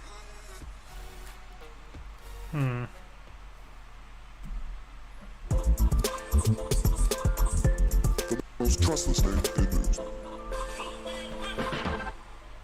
It's time to get smart. It's time to get real. I have a feeling the cryptocurrencies with real world use are going to smash the markets, whether that use be in crypto, hybrid of crypto and TradeFi, or out in the real world tokenizing assets. So are you ready to get real with your boy Chico? We'll give it a pound because it's time for Chico Crypto. Well, my friends, the crypto markets have grown up before my eyes, quicker than I could have ever imagined. This bear market is once again washing out the trash like the thousands upon thousands of worthless NFTs and hundreds upon hundreds of gaming cryptos. I'm not saying these sectors won't come back, but many of their creations started in 2021 when the hype was around, and 2 years later isn't enough to build real world use. From what I've seen, you need over 4 years or over to see real world use. So that's exactly my strategy. Find the cryptos who have real world development happening now. Because in the bull run, when this is seen on the blockchain, these projects are going to come. So who are my favorite real world use cryptos? Going into next year, into the halving, and finally into the bull run? Well, number one, we gotta speak about Chainlink. I know I covered them last week, connecting them to Citibank's new tokenization service with CCIP, but now I have some other crumbs about real world use that is happening, and you're not gonna wanna miss this. If you didn't know, late last week, it was announced that the Bank of International Settlements, BIS, and the central banks of France and Singapore and Switzerland successfully tested cross-border CBDCs using DeFi in a project called Mariana. Yeah, you read that right. They use DeFi, decentralized finance. And from the article, it says, the project's success hinged on 3 key elements. Number 1, a common technical token standard. A standardized token provided by a public blockchain to facilitate interoperability and exchange between various currencies. Number 2, bridges for seamless transfer. Mechanisms for frictionless transfer of WCBDCs across different networks. And number 3, an automated market maker AMM, a specialized decentralized exchange enabling automatic pricing, execution, and immediate settlement of spot FX transactions. They then say about the AMM, it effectively pooled liquidity from the hypothetical Euro, Singapore dollar, and Swiss franc WCBDC, utilizing innovative algorithms to price and execute FX spot transactions automatically. This is freaking massive for DeFi, friends. DeFi that has been around since 2019, aka 4 years old. Real world use is coming for DeFi. So what public blockchain did they use? Well, from documentation on Project Mariana, we can see it says, for the purely explorative purposes of this POC and to reduce overall complexity of the implemented solution, the domestic platforms, as well as the international networks are based Yeah, it was like Ethereum. over, bro. Domestic platforms are permission versions of Ethereum, Hyperledger Basu or Quorum, and the international network is an Ethereum testnet, Sepolia. Then it says the Euro, SGD, and CHF WCBDCs are based on a uniform technical standard, specifically the so-called ERC20. Ethereum, Ethereum, Ethereum. But what else? Well, like I said, this connects back to Chainlink. earlier this month, guess who announced they were testing interlinking CBDC solutions with 3 central banks? Swift did. The Swift chain link is highly connected to. Swift released a report in August of this year titled Connecting Blockchains, Overcoming Fragmentation in Tokenized Assets, Swift's Interoperability Experiments Connecting to Public and Private Blockchain Networks. Well, in this report, they mentioned the BIS, Bank of International Settlements, and CBDCs, the two-model system for the CBDCs. This will become important soon, the two system. But then they also mentioned Chainlink and its CCIP being used as the technology solution. They say, as part of our current project, we leverage the Swift network and the Chainlink cross-chain interoperability protocol, CCIP, to create an experimental solution. The goal was to test whether we could enable financial institutions to use their existing back-end systems to interact with tokenized assets and transact across both public and private blockchain platforms. Now, just a week and a half ago, Sergey was at Sibos 2023 and spoke on CBDCs. Let's listen to him now. I've been speaking with a number of central banks all over the world, actually. And I really see two models. He's working in and talks with a number of central banks, then goes into this two-model system described in the Swift report created by the BIS. When you connect the dots together, it becomes obvious. Chainlink and Swift are helping with the BIS's experiments with the central banks of Singapore, Switzerland, and France. Now, lately, everyone has been all over Chainlink's nutsack, but it wasn't always this way. There's been major FUD slung at Link regarding them selling tokens. 2020, the founder, Sergey, is dumping and setting up shorts against Link. In 2021, Chainlink team sold 38 million in Link per week. In 2022, with the release of staking, they were still just a dumping and a dumping. Well, now this exact same thing, selling FUD, is happening to one of my favorite cryptos, who has real-world use on lockdown. That is Energy Web, who, by the way, came out around the same time as Chainlink. They've had over 5 years to build. In the mid part of this year, Energy Web team is selling because the price goes down. And recently, big FUD slinging is coming in. The EW team is just continuing to dump and dump. I've covered EWT extensively, their massive batch of partners, the solutions, and the change it's going to bring to this world and the energy sector. I'm still super bullish on EWT because their solutions are coming. The parachain is almost ready, which will transfer into a para relay chain once capacity is hit. And I'm very confident this capacity... What are you saying? Batch of partners, the solutions, and the change it's going to bring to this world and the energy sector. I'm still super bullish on EWT because their solutions are coming. The parachain is almost ready, which will transfer into a para relay chain once capacity is hit. And I'm very confident this capacity will be hit very quickly. A parachain? Is it like part of the Polkadot ecosystem? Hold up. Man, I can't even stop right now. Because they have that real world use. For example, real-world use with Bitcoin ETFs. If you didn't know, a month and a half ago, Europe launched its first spot Bitcoin ETF, the inaugural one. This was launched by London-based Jacobi Asset Management, and they say this about it. Jacobi FT Wilshire Bitcoin ETF is also billed as the first decarbonized digital asset fund compliant with Article 8 of the European Sustainable Finance Disclosure Regulation, which applies to funds promoting environmental and social objectives. The firm partnered with the digital asset platform Zumo to implement a verifiable built-in REC solution, Renewable Energy Certificate. Zumo, and guess what the platform for this is called? It's called Oxygen, and in the piece on Oxygen, they talk about RECs, but also say the launch comes 1 year after Zumo and its partner Zero Labs were awarded a grant by Innovate UK, UK's national innovation agency, to fund research into the decarbonization of digital assets. Going to Zero Labs, the partner of Zumo, we can see their solution is RECs. And they partnered with none other than, you guessed it, Energy Web. There's also Zumo, and finally also Energy Web's Crypto Climate Accord, whose goal is the decarbonization of digital assets. They're partners, but are the solutions built on EWT? Well, from this article introducing themselves last year, they said, built using Energy Web's open source tech stack, Zero Labs will provide integrated online public marketplace solutions to help zero carbon product sellers meet the needs of buyers, especially small and that's gonna make this card stronger, though. achieving their I don't think respective he realizes clean that. energy sourcing and Oh, he didn't do it. goals. The application promotes existing industry standards and best practices for zero carbon products through synchronization with REC issuance and tracking systems to avoid any risk of double counting or double claiming. Yeah, a Bitcoin ETF is being decarbonized by Energy Web in Europe, their first spot Bitcoin ETF. And as we know, BlackRock, the world's largest asset manager, is launching their own spot Bitcoin ETF in the US soon. BlackRock has been gung-ho on sustainability and ESG. Then, when BlackRock launched their Bitcoin private trust for institutional investors, they spoke about Energy Web and decarbonizing digital assets. It's obvious to me when the spot Bitcoin ETF from BlackRock comes, there will be sustainable goals integrated into it, all powered by that beautiful EWT. Well, cheers from Machu Picchu viewers. I'll see you next time. The most trustless name in news. So we just saw a few tech companies go public. Instacart, ARM, Klaviyo. What's happening in the markets? Are we back or is this a bubble? I think it's open now. For different types of companies, but you see IPO markets like an accordion. I think there were like 400 plus deals in 21 and 40 in 22, and I It's think Jamie Dimon. 50 or 60 this year. But obviously, interest rates change a lot. What help you evaluate whether they go public, the value of cash flows, earnings, and cash counts a little bit more than kind of before. But for now, it's open. Markets are healthy. You know, the economy's still okay. So it's open. Maybe not for everybody, but it's open. Given we're in London, you don't see the same wealth of tech companies that you see in Silicon Valley. They want more big star tech companies here. Why haven't we seen that? Yeah, I think I look at it the other way around. U.S. was the center of tech, not just Silicon Valley. It's all over America. I recently came from, Boise and other places. It's staggering. But so the diaspora's actually moved overseas. You have some, I was recently in Berlin and Paris. There are tech startups everywhere now. They're quite good. They're more of going public. We're the leaders taking them public here. So I think it's a great thing. And obviously, you always had it in China. Still, it's not in Europe. It's not quite the United States, but the fact that it's here is a very good thing. JP Morgan's tech footprint has gotten even bigger now that we've seen clients flood out of SVB. You bought First Republic. How big is the opportunity to be the new incumbent bank for startups and VCs? And how will you, Jamie Dimon, manage the risk differently? Yeah.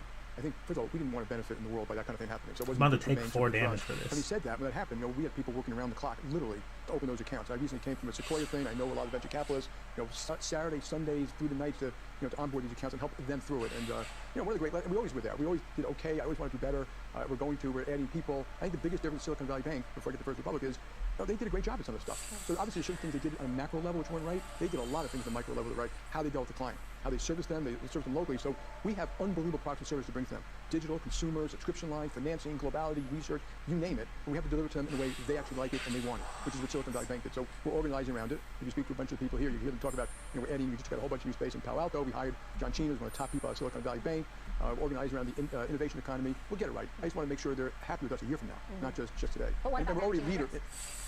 That's what we do all day long. It's for us, it's incremental risk. It's a slightly different kind of risk. So, when this happened years ago, would a bank lend to a non-revenue company? Well, the answer, 20 years ago was zero, but we did Facebook.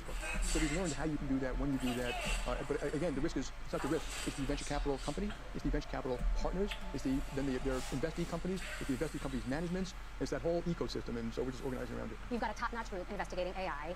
What are they up to? What's the next level of finance you think AI can unlock? Yeah, I think the most important thing is that AI is real. We already have thousands of people doing it. Top scientists around the world, Manuel Velosa, who ran Carnegie Mellon Machine Learning. And it's a living, breathing thing. So people want to answer, what's it going to do? It's a living, breathing thing. It's going to change. There are going to be all different types of models and different types of tools and technology. But the way to think about it for us is every single process, so errors, trading, hedging, research, I don't know why I'm allowed every to see app, this. every database, you're going to be applying AI. So it might be as a co-pilot. It might be to replace humans, like AI doing all the equity hedging for us for the most part. It's idea generation. It's large language models. It's note taking while you're talking to someone, and the model's taking notes and they actually say to you, here's the thing of interest, the client might be interested in, all error, all customer service. It's a little bit of everything. But it is going to replace some jobs. Of course, yeah. But I look, folks, people have to take a deep breath, okay? Technology's always replace jobs. Your children will live to 100 and not have cancer because of technology. And literally, they're probably working 3.5 days a week. So technology's done unbelievable things for mankind. But, planes crash, pharmaceuticals get misused. There are negatives. This one, the biggest negative in my view, is AI being used by bad people to do bad things. Think of cyber, Henry Kissinger talks about warfare. But the fact, and I do think, eventually have legal guardrails around it. It's kind of hard to do because it's new, but it will add huge value. And for JP Morgan, if it replaces jobs, we hope to redeploy people. Like at First Republic, we've offered jobs to like 90% of the people. They accepted. But we also, we've told them, some of those jobs are transitory, but we hire 30,000 people a year. So we expect to be able to get them a job somewhere local in a different branch or a different function if we can do that. So, and we'll be doing that with any dislocation that takes place as a result of AI. I want the Jamie Dimon forecast on the broader economy. Yeah. First it was hurricanes, and then it was storm clouds in your annual letter. What's the weather now? Is a recession? You guys have consistently got this wrong, okay? I'm not giving a forecast. I'm trying to, I blame myself, okay? The U.S. has been very strong for a while. No surprise, $5 trillion was pumped in fiscally, $3 trillion to $4 trillion of QE, and now it's being reversed. The consumer's still in good shape. They're still spending money. They still have more money than pre-COVID. It's spending down. Home prices have gone for 15 years. Asset prices have gone for 15 years. They're in pretty good shape. He's not about to win this. Deterioration. This dude got crushed. Credit is not deteriorating. Credit cards all-time highs, not inflation adjusted or GDP adjusted or income adjusted. And yeah, it's deteriorating. We think it's normalizing. And corporate credit's been quite good. So you have a strong economy. That's the here and now. All the data's a little distorted because of COVID and things like that. When you ask the question about a forecast, and I don't make forecasts, I look out there and say, what are the range of outcomes? From hurricane to storm clouds. No, I put it several storm clouds. I said, there's the GG. They added it. Someone said the storm clouds dissipate. I said, no, that one may be a hurricane. We don't know what it is. Here's what they are. There are two of them that are different than other things. So they added GG. That's easy. It's sunny or rainy. I don't worry about that. We run the company to serve clients through thick and thin. That's what we do.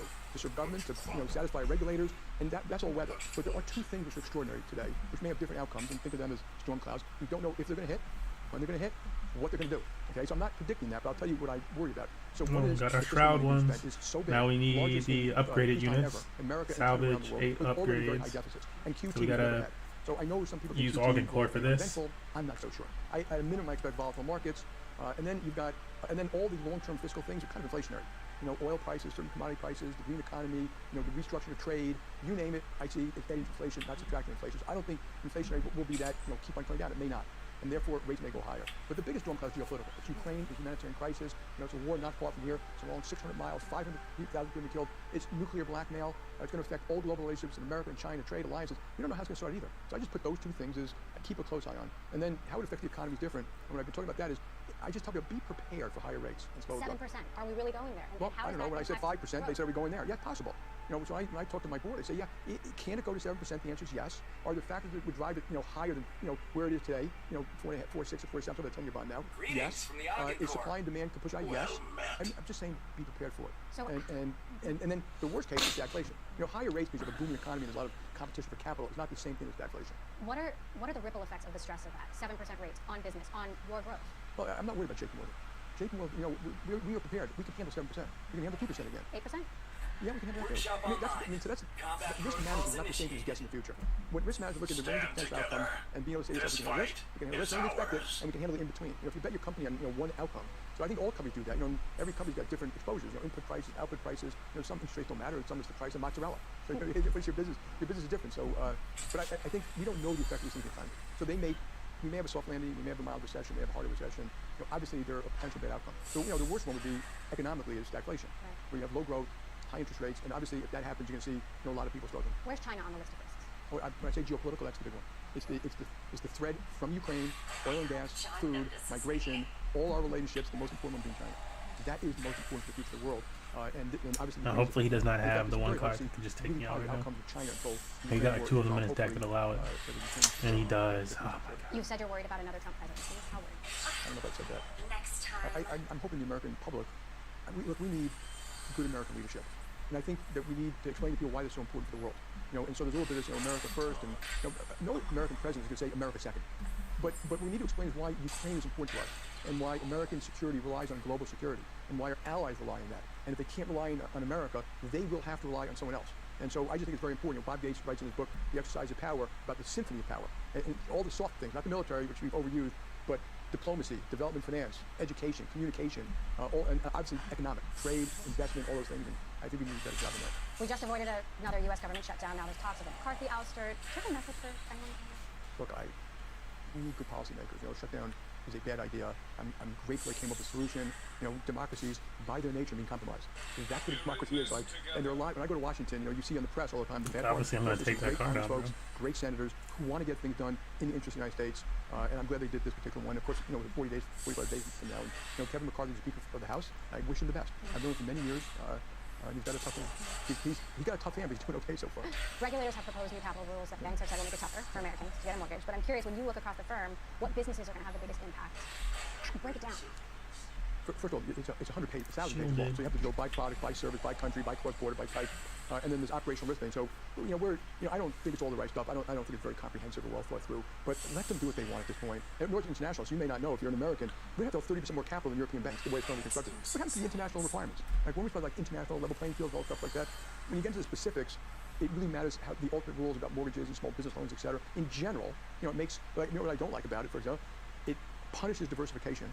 Operating risk capital and G-SIFI. And diversification is one of the true free lunches for a bank that protects it. And I don't understand why they do that. And I just, you know, we're going to be responding. Hopefully it'll be modified and thoughtfully done for international purposes. And mostly, you know, America's got the best financial system the world's ever seen.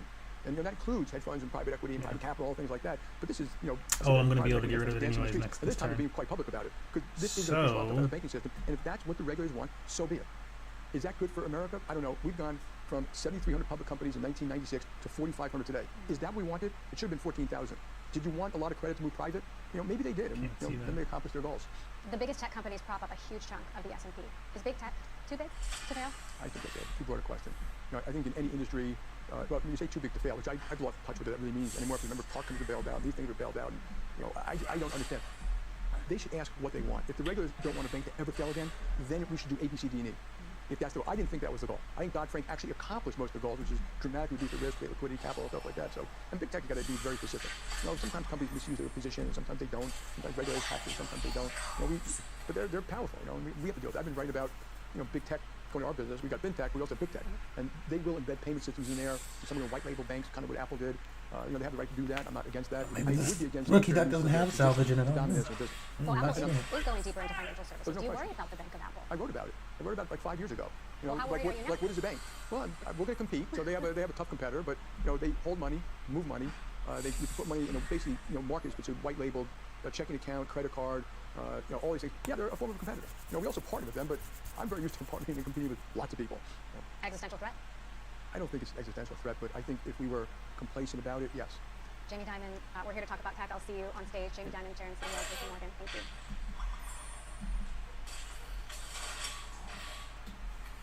Within the short end rates. Because every single time that started to happen before, the central banks have come in and slammed the market with free money. Now, right now, they're trying to act all tough, like they actually care about fighting inflation. So they're saying, no, higher for longer, raising rates, tighter monetary conditions, all that kind of stuff. This is back to Rand and Arthur Hayes. Arthur Hayes that is what's going on right now. And so, yes, I think we are on the cusp of some sort of part of the financial system going belly up. I think I just posted a chart on Twitter. If you take a look at the regional banks index, it's only 8% higher than its lows in April when 3 banks went bankrupt in the span of 2 weeks. Right? So we're back at crisis levels because interest rates are starting to rise. Because people are selling bonds, and that's what TLT is telling you. So, I mean, first of all, do you think that we're seeing a bond capitulation at the moment? Do you think that maybe this is actually a good time to start picking up bonds? Not yet. I mean, if you want to own bonds, own a 3-month treasury. Park your money with the Fed. Why take durations? Why risk that you have it wrong in growth and inflation and what's more important? You get even the 10-year treasury and the 30-year treasury still do not yield as much as a 3-month treasury. So why would you take that risk? Just put the money in the 3 month as it matures, roll it again. If you get it wrong, who cares? You only have a 3-month obligation to hold this stuff, right? You can get rid of it. And if you don't even like 3 months, put your money in a money market fund. Bank directly with the Federal Reserve. It's risk fucking free. Why the fuck would you own a 10-year bond? And that doesn't mean you have to get out of the treasury market altogether. It just could be, okay, I own the 20-year, the 10-year, the 30-year. I still want U.S. government risk. I'm just going to own the 3-month and get paid more and have less risk, right? It doesn't make any fucking sense why you would do that. And that's what the market's finally waking up to. It doesn't make no sense to own these bonds. Let's go a little bit back and say, I mean, Powell, let's say he's threatening potentially raising interest rates again if the data doesn't come back to what they needed to do. We had some data this week. The data wasn't like great data. We had the job openings data, which was actually pretty scary because all of a sudden we saw that the economy is actually very hot. There's 9.61 million job openings in the States. People were forecasting 8.9 million job openings in the States. Do you think that Powell actually can increase interest rates again? Or do you think that the damage that he would do that would be the straw that kind of breaks the camel's back? They will keep increasing interest rates because the politics demands it. There must be a failure. Somebody has to fail, right? In the recent baking issue, there was Silvergate. And they think that shielded too? Meaning that the FDIC did not come in and guarantee depositors money. Now, subsequent to that, there was Silicon Valley Bank and Signature. They both failed, and the government bailed out the depositors. But you needed the failure of one to convince the politicians to get over this notion that they somehow care about free market capitalism, which they don't. They want to save the system. So you have to show them some failure first. So we're gonna have to get another failure. Powell's gonna keep going because President Biden told Powell, beat inflation. He said, okay, cool, I'm gonna beat inflation, raise interest rates. He's been doing that. And we'll continue raising interest rates until some major player in the American financial system goes bankrupt. So maybe a few more banks, maybe an insurance company, maybe it goes up to a big too big to fail. I don't know, but we need to have a failure first before they're politically allowed to come in and pick money. How does the bank fail if historically the Treasury has guaranteed all depositors funds? Like the way I understand a bank failure is people go to the bank and say, we want our money, the bank can't afford to give them money, that causes a bank run. But there's no incentive for anyone to have a bank run if the bank is saying, well, if the Treasury is saying, look, depositors, you guys are guaranteed, don't worry. We've had 3 banking collapses in a couple of months ago. In all 3, we guaranteed depositors. The only people that actually lost out were the equity holders. With that as the environment, how does a bank actually collapse? So it's the equity that leads to bank collapse. So what's going to happen is I got absolutely nothing for my thing on that. Equity holders getting wiped out. 2 for 3 on the depositors getting made whole, right? But I'm a stockholder. I don't care about depositors. I've got money in the stock, right? I know that if this bank is not JP Morgan, Citibank, Wells Fargo, Wachovia, banks, that if something happens, I get a 0. So why would I own this stock? I dump this stock. If interest rates are rising and people continue to leave the small banks because they cannot pay 5.5%, 6% on the deposits because their whole portfolio is underwater, right? Why would I own this stock? So the stock price leads the bank failure. And then the stock price falls so far, the equity capital cushion is diminished, they're breaching regulatory requirements, and then the FDIC is legally bound to come in and take over that bank. All right, so we're probably gonna have to make a deck or use our own Ogden Core deck to get this other thing with the salvage, because I didn't see anything that was given a salvage in that previous one. But in the meantime, we have accomplished some of our goal today. We have gotten through at least 2 of these almost. So I need to get this next one so that I can get that. But we can claim this pack. So let's claim our first level of the new BattlePass. Get Mariel, the Ghost of Mars, and an Apparition pack.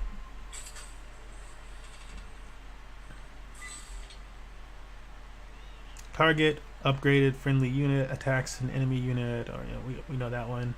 I think this one has salvage. That's like the type of thing that we actually needed. If we're gonna be playing this next one, this is cool. It's a nice one to have with nature decks. It's similar to like almost like the banish or something like that for Shroud, just because it makes it so that the cards can't attack. Void Runner, not a bad card. And then I guess we just didn't even get to see Mario in that. It's like, you got it. You don't need to see it. You got it. I guess. So. I don't know if I'm missing something here. Alright, let's go into collections. Make sure we have a deck that makes this accomplishable. We're going to need an Augencore deck.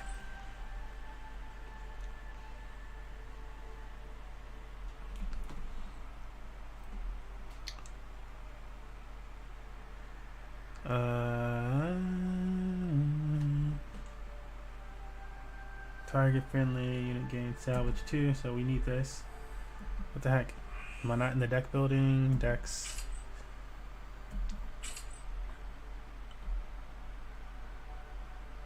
Where is their logo? That's Earthen, Cathari, Markolian, Shroud. Oh, it's already on Augencore.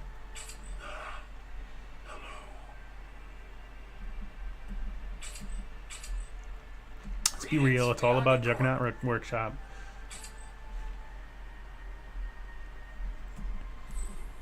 Okay, so we want this thing to get accomplished, so we're gonna do that.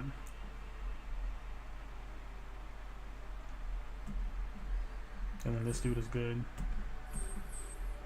That thing is OP. These are good.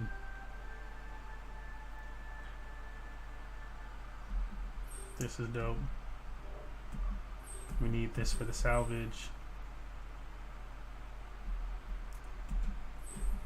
I think those are good. This has arm. I didn't realize this is giving your cards armed. This guy also has the salvage. 3, 2, as many of those as you have. Because I need these to be strong enough to compete. Play all upgrades from your ways. All friendly units divide as you so. It's kind of OP.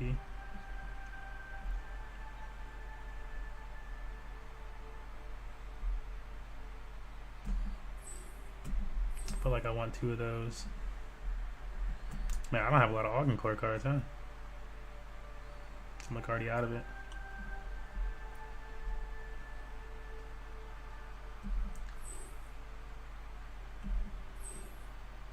Get 2 of those guys in there.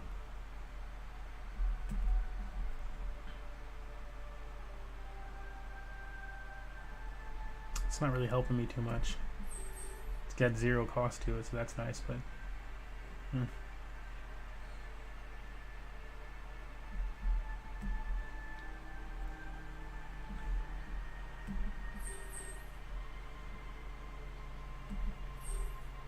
gotta be able to remove the enemy's cards.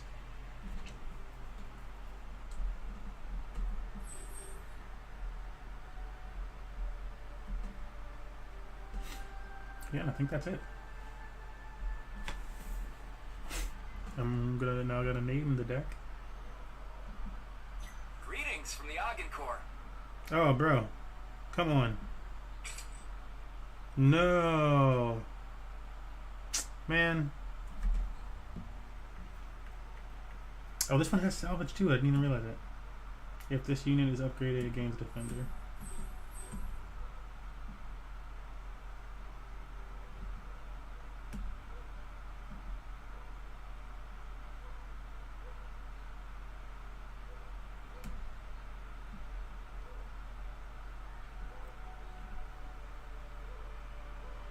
Got 3 too many.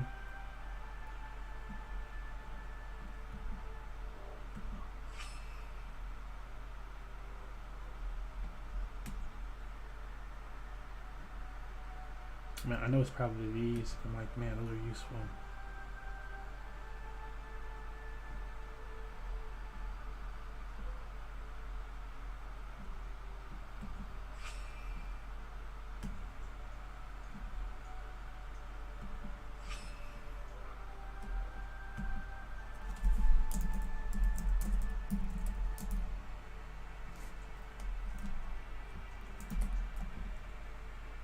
What is it, 10-8?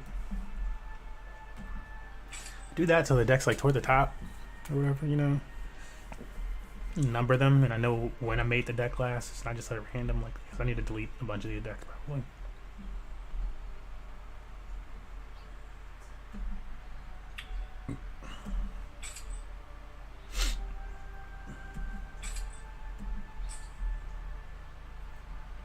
Alright, and then let's look at it again. It says salvage 8 upgrades. And then play 2 cards. I need to play 2 cards that are above 6. 6 or more. Could go into unranked, but I'm just gonna go unranked with it.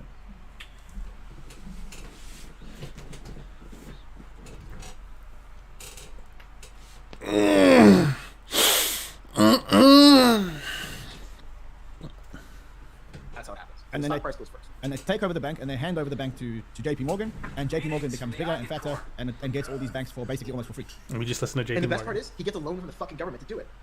Hold up. Dump this stock. If interest rates are rising and people continue to leave the small banks because they cannot pay 5.5–6% on their deposits because their whole portfolio is underwater, and they continue to walk, right? Why would I own the stock? So the stock price leads to the bank failure, and then the stock price falls so far, the equity capital cushion is diminished, they're breaching regulatory requirements, and then the FDIC is legally bound to come in and take over that bank. And that's how it happens. So And the then stock price goes first. And they take over the bank and they hand over the bank to JP Morgan, and JP Morgan becomes bigger and fatter and gets all these banks for basically almost for free. And the best part is, he gets a loan from the fucking government to do it. The FDIC is warehousing almost $100 billion worth of loans that they gave to banks like JP Morgan to buy the failed banks.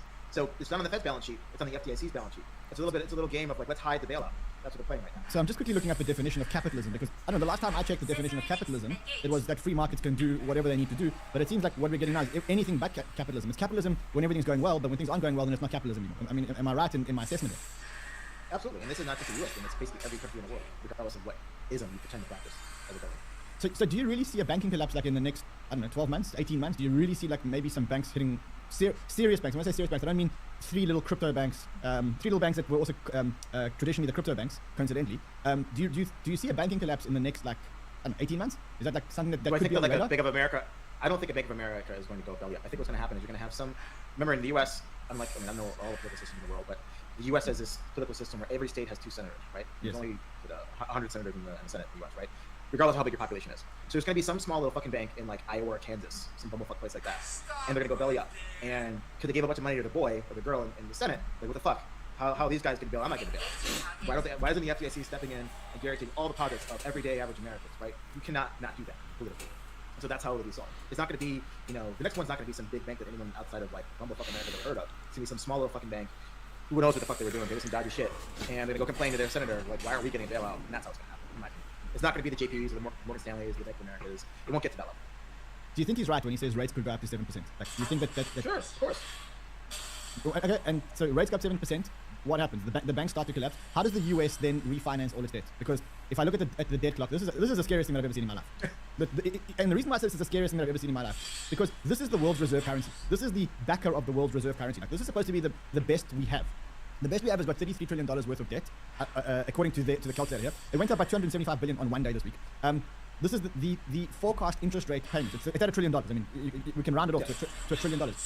If rates go up to 7%, how does the US afford to pay $1 trillion in loan repayments? Like, if this was a company, I would be reporting. I mean, if this was a company, I would imagine that this company would need to go to the SEC now, with their tail between their legs, and say, "We're sorry, we fucked up.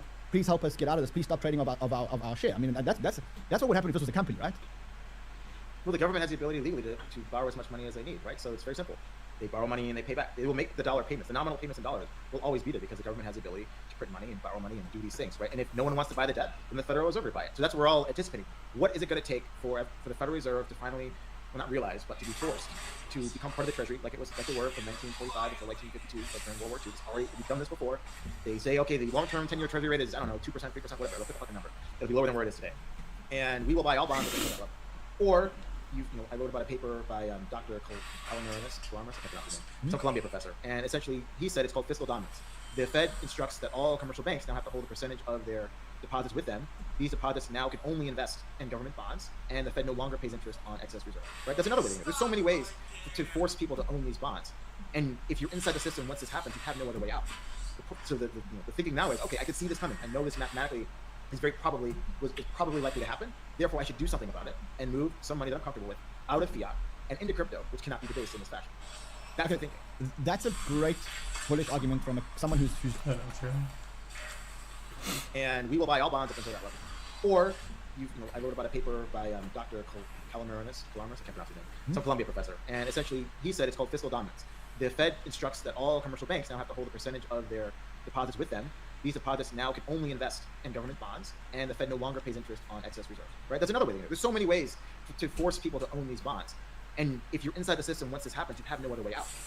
So the thinking now is, okay, I can see this coming. I know this mathematically is probably likely to happen.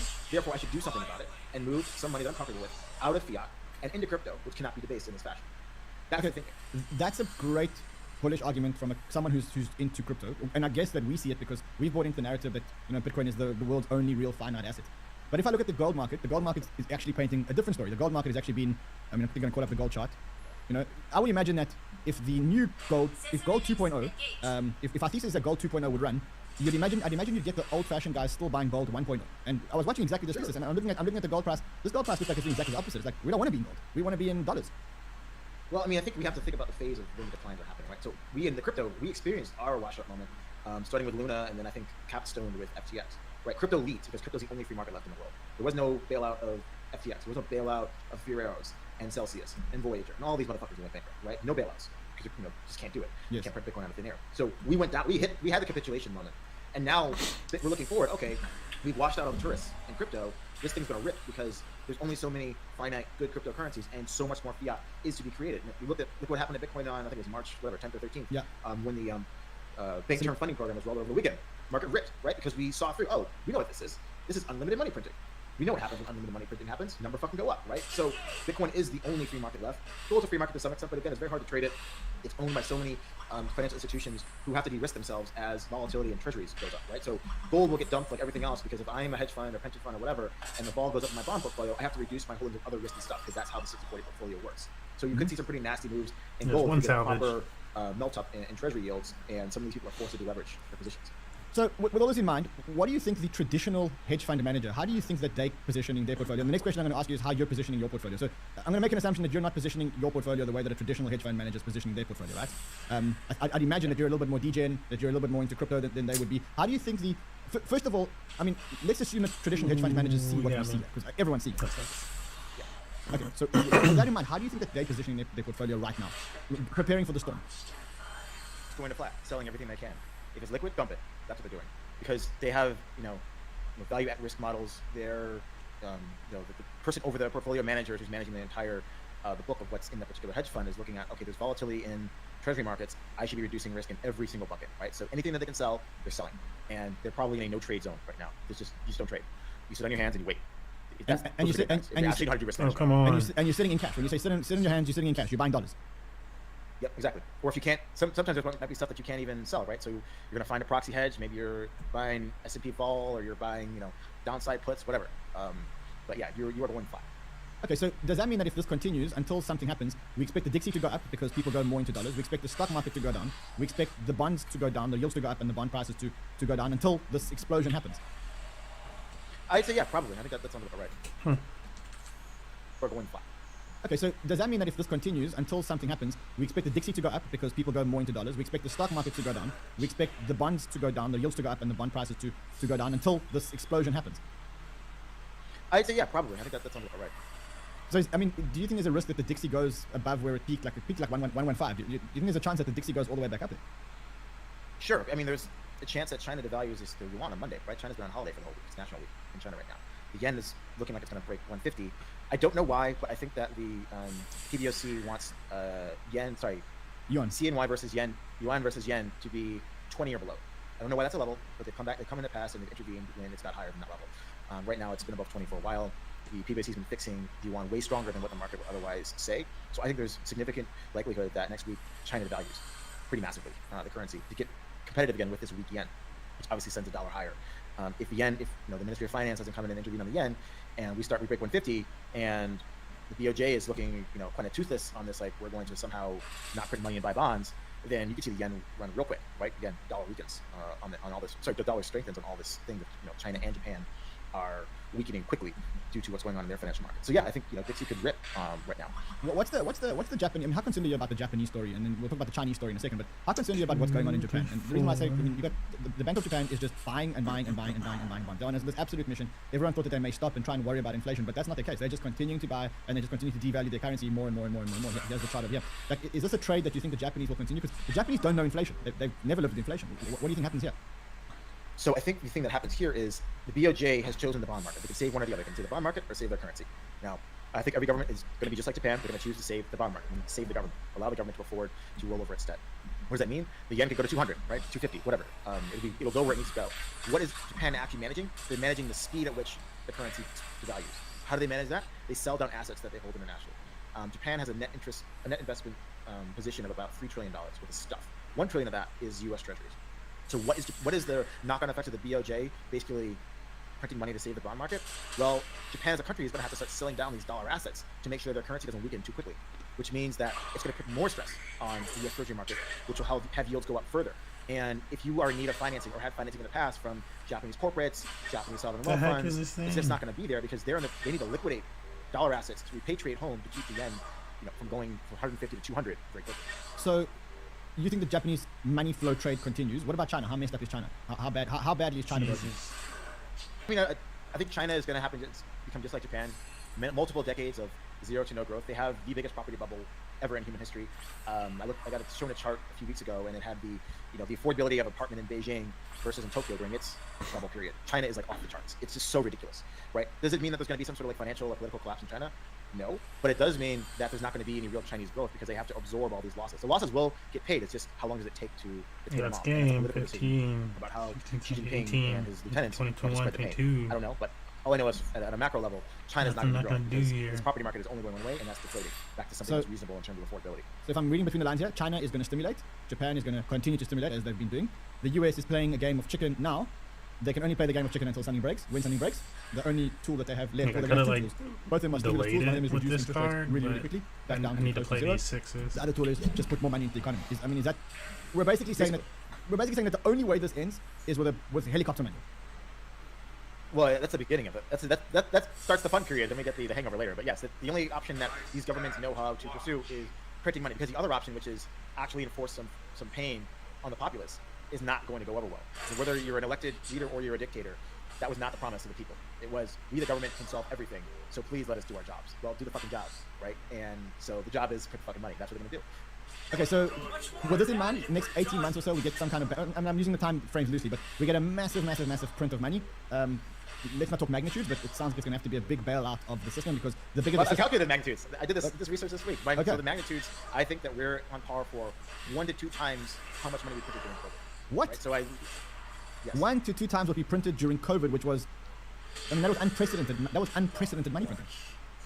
I don't remember the stats, but that's my base case. 50% of all, was it 50% of all dollars that were printed in like the last 3 years or something like that? And you're saying that's going to be 1 to 2 times that? Beat our machines. Yeah.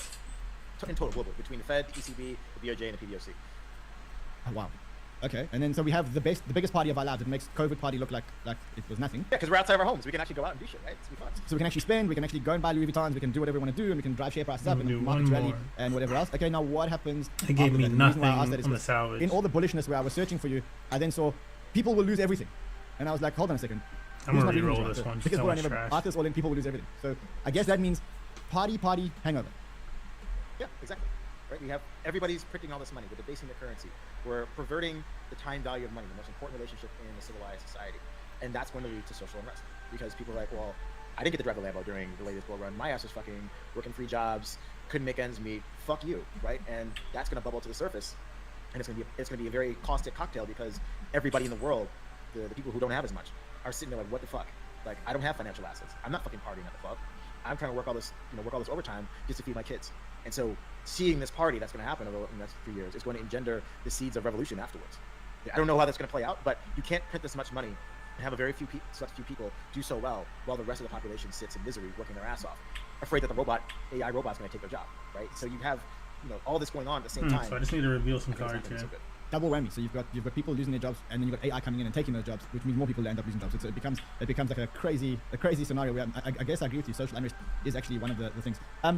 I assume that your thesis is that through all this, the best thing to own is the world's most finite asset, which is Bitcoin, right? So I'm assuming that the reason why people are quoting you and saying that you said Bitcoin's only $750,000 is because you think that Bitcoin's the place to be when the shit hits the fan here. Well, it depends on what price you bought Bitcoin at, right? If you bought Bitcoin at 28,000, it goes to 750. You sell it for that amount, sell it for 750,000, and you go and buy some farmland or some productive asset or whatever. Great on you. If you're the muppet who bought at 750,000 when the fucking party ends, probably not so good. So it's all path dependent. So I'm talking about people today. Fast forward 3 years, I might not be so bullish on the fact that Bitcoin is the best thing to own for that particular starting point. Yes, it's going to be useful and all those sorts of things, but you can't be so dogmatic because the situation might warrant it. Okay, well, Bitcoin is just a currency. I actually need something, whether that's food or a place to live or whatever. Use those, undeserved fiat earnings that you've experienced over the past few years to buy something that's useful for you and your family to get you through the hard times. How much time have we got? How much time have we got to buy Bitcoin? You say, for those people who buy now, 27, 28, you should be safe. How much time have we got to buy Bitcoin? Is it like a month? Is it like a year? I don't think Bitcoin's going to pass 70,000 until end of next year. So it's going to be choppy.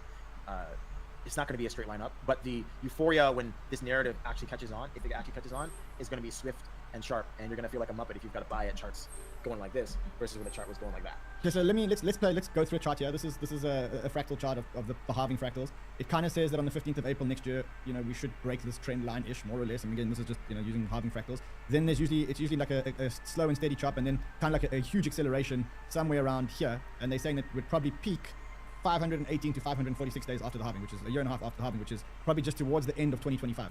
Like, how does this go with your thesis?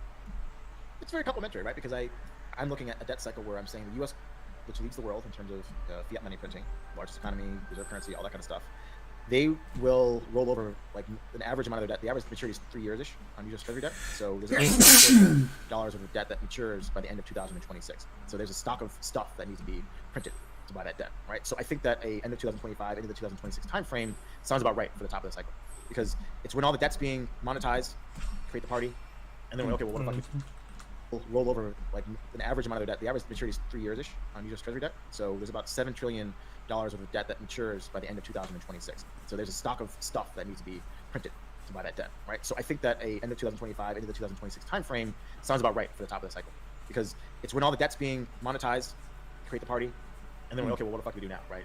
There's not going to be the need to print all this money because we've refinanced the debt out into the future. So that makes some sense. Okay. And do you think that we get like the market go? We say choppy. Do you think that I guess you think we've seen the bottom. I guess you're saying we're not going to go back down to the 15,000s. I think when you say choppy, you mean hover around the 20s and 30s, right? Yeah, could be. Yeah. Okay, that kind of makes sense. So, what does your portfolio look like today? Like, if I would say to you, we spoke about how the hedge fund managers are probably positioning their portfolio. Like, how would someone like you position your portfolio?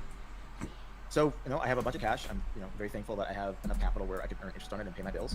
That's literally sitting in money market funds that are overnight to the Fed and 3-month Treasury bills, right? And maybe 5.5%. Thank you very much. Thank you very much. The other half of the other side of the barbell. What a great place to be. What a great place to be earning 5.5%. Why try to make anything? Why try to do anything else? Why try to fucking pick a stock, right? Yes. Who cares? Fuck it. I'll make 5.5%. And then the other side is I have crypto, a bunch of crypto that I've accumulated over the years. I've gone into some other projects. Obviously, I was shilling Filecoin at 2049, I'm building a position there. I have a big position in GMX. I have my family office Maelstrom, and we're investing in early stage stuff. So there's that part of the crypto side. Now, when interest rates go to zero on my cash, then I just move everything over to the crypto bucket, right? And no stocks, cash, no stocks, trash. No stocks, no T-bills. You don't sound like you have an appetite for properties and stuff like that. I mean, why not buy some farmland? Why not buy some properties? People are always going to need properties. No? I mean, farmland's great. I happen to spend most of my time in Hong Kong and Singapore, so farmland's great, but you got to live there, right? You got to manage a farm, you got to employ people. It's not like it's just like own a farm. That's great. What are you going to do with it? So just for my particular life situation, I haven't have enough apartments. I don't really need more property. I want shit that's liquid.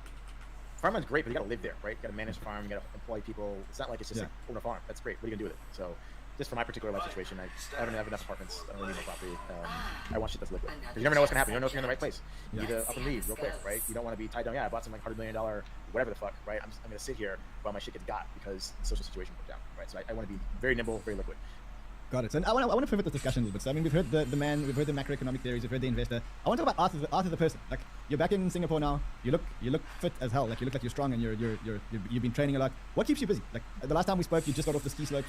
You just written the blog about how I think you there was a gap in the ground, and if I remember, I think you fell or you nearly fell. Like, walk me through the life of Arthur. Yeah. So I wake up in the morning. I do a bit of meditation and yoga and stretching. I have a tennis lesson usually every morning. Do some reading, see my friends, have a coffee, go to the pool, hang out, see my trainer in the afternoon, either Pilates or movement training, read some more books, go to bed. And how, I mean, and then depending how where's the work? Markets? Like when do you because you have amazing insights. Now those insights must come from hours and hours and hours of research. When do you do all of this? So thankfully I'm able to afford to buy other people's time who do this, which is look at a lot of stuff and contextualize it and narrow it down into what's important. So I spend a lot of money on third-party research firms that do high-level macro stuff, right? So I don't need to go and like have Google alerts, like reading every fucking article. I have a few things that I look at on my Bloomberg. I'll just pull it open once or twice a day just to see where the market's at. I get glued to my phone if something interesting happened, like when the 30-year treasuries bumping up against 5% yield in Asian markets. It's fun. It's time I start emailing people like who's blowing up, who's going bankrupt. This man said his day is basically playing tennis, hanging out by the pool, doing workouts, right? So reading for fun. Maybe I'll spend a little bit more time looking at the markets. But otherwise, I have my investments. I pick things specifically because I don't want to actually have to look at my phone, the markets very often, and I can do more things that I enjoy, which is like playing sports, hanging out with my friends, reading random stuff. And investments, are you actually looking yourself at individual investments, or is that all outsourced to the family office? It's all outsourced to the family office. I've done enough bad deals where I tried to do this myself, so I hired somebody who's actually good at this, and I give him the authority to do these things, and he makes all the part of the P&L, so our interests are very aligned, and I think that our portfolio has a lot less bad shit in it. So I mean, it sounds to me like if I were to summarize your passions, it's like you're on a fitness and health, both body and mind, fitness and health mission, trying to adjust your social, and just have a high rating on the social. Is that what it is? Is that what happens when you after haste? Well, I mean, I thankfully have been able to earn enough money where I don't have to do things that I don't want to do. I have control of my time. I don't, the amount of money is great. It's just a yardstick in the game of life. But the real reward is, if I want to go to yoga class at 10:30 in the fucking morning, I will go to yoga class at 10:30 in the morning. And if that means I got to cancel a few meetings, I don't give a fuck. I'll cancel meetings because I'd rather do that than this. And okay, so listen, do that. 99% of people watching the show right now are not in that position, right? And I think 99% of those people want to be in that position. Like, walk me through what you tell those people. Like, I know there's no secrets to success. Like, I think when people rattle off secrets to success, those are the wrong people. Like, what would you recommend, or like what wisdom pearls would you give people who are watching and saying, I want to be like Arthur? That's what I want to be. You've been through it. You've built something amazing. Become an expert in something, right? Is there something that you do that you've done minimum 10,000 hours of? Yeah, and whatever that is, it doesn't have to be investing. It could be a music producer, it could be a singer, whatever that is. Become an expert, because it wasn't that necessary in the past, but it definitely going to be necessary when you have a open AI that can do pretty much everything a human can do, better, faster. But I guess that can be as creative. So we're going to value experts. We're not going to value the paper pushing mediocrity that sufficed for work from the past, industrialized 150 years. That's over. You need to be an expert in something. Have a passion about it. Become an expert in it. Work your ass off. Right? What do you think? What were you or are you? Do you think when you say an expert? Like, I read your stuff, and to me it sounds like you're an expert in multiple fields. Like, what would you say you are the expert in? Probably is markets, derivatives. Like, I love that kind of stuff. I read a lot about economics and history and all those type of things. So that's probably, I would say, where my expertise lies. Definitely not in tech or anything like that. Amazing. Listen, Arthur, it's been amazing. It's been different. Good to catch up with you. Amazing insights. And as I said, like, amazing balanced view, like bullish, but also warning us what's going to happen afterwards. I'm not going to keep you away from the gym or the meditation or the reading. I'm not going to do any further. Just want to say on behalf of the fam, thank you so much, my friend, and we look forward to having you back on the show again. You're part of the family. Thank you, my friend. Awesome. Thank you, guys. Sure, guys. Sure. What a way to end the week. Unbelievable. And I think I'm going to watch this thing again and again and again and again and again. Remember that if you're still here, do me a favor, just smash the like button, subscribe to the channel. Amazing stuff. And if you're not already subscribed to Banter Plus, there is a link below. Subscribe to Banter Plus. And then lastly, as I said to you in the beginning of the show, these shows are made possible by NordVPN. And I think in the beginning of the show, I showed you just how important it was that you protect yourself. Well, that's the third one. I don't care whether you buy that card. I really don't. But I do care that the whole family remains safe and remains protected. And as I say, if you think I'm showing you a link, don't do it. But get yourself a VPN and make sure that when you're surfing, specifically when you're on the exchanges, specifically when you're on the DeFi apps, you're not exposing your IP address and your location and your internet service provider. Because if it's not the hackers that are going to get hold of that, it's going to be the authorities that are going to get hold of it. And I mean, we spoke in the beginning of the show about this exchange in Hong Kong that was hacked, and they had a list of all the users' emails and all their IP addresses. That's effectively telling hackers exactly where you live and exactly how to hack you. Now, you can protect yourself for $3.49 a month, or under $3.49 a month, $3.08 a month. There's a link below. You do that, you support the channel. The other thing is, we are navigating an absolute minefield. You know this, I know this. How many times have you, I clicked on a fake Uniswap site the other day. I almost authorized my wallet, and had I done that, I would have cleaned out every single one of my wallets that linked their private address. Don't be an idiot. $2.49 a month. You save yourself. For $5.50 a month, you don't reveal your IP address, and you protect yourself from scams. And you support the channel. And we work hard, and as you know, Banter, everything we do is free. So listen, guys, if you haven't done it yet, now's the best time. Do it. I'll see you guys again on Tuesday. On Monday, Dylan is doing my slot. I'm traveling. I'll see you guys then. Until then. Bro, what are all these cards he's even using?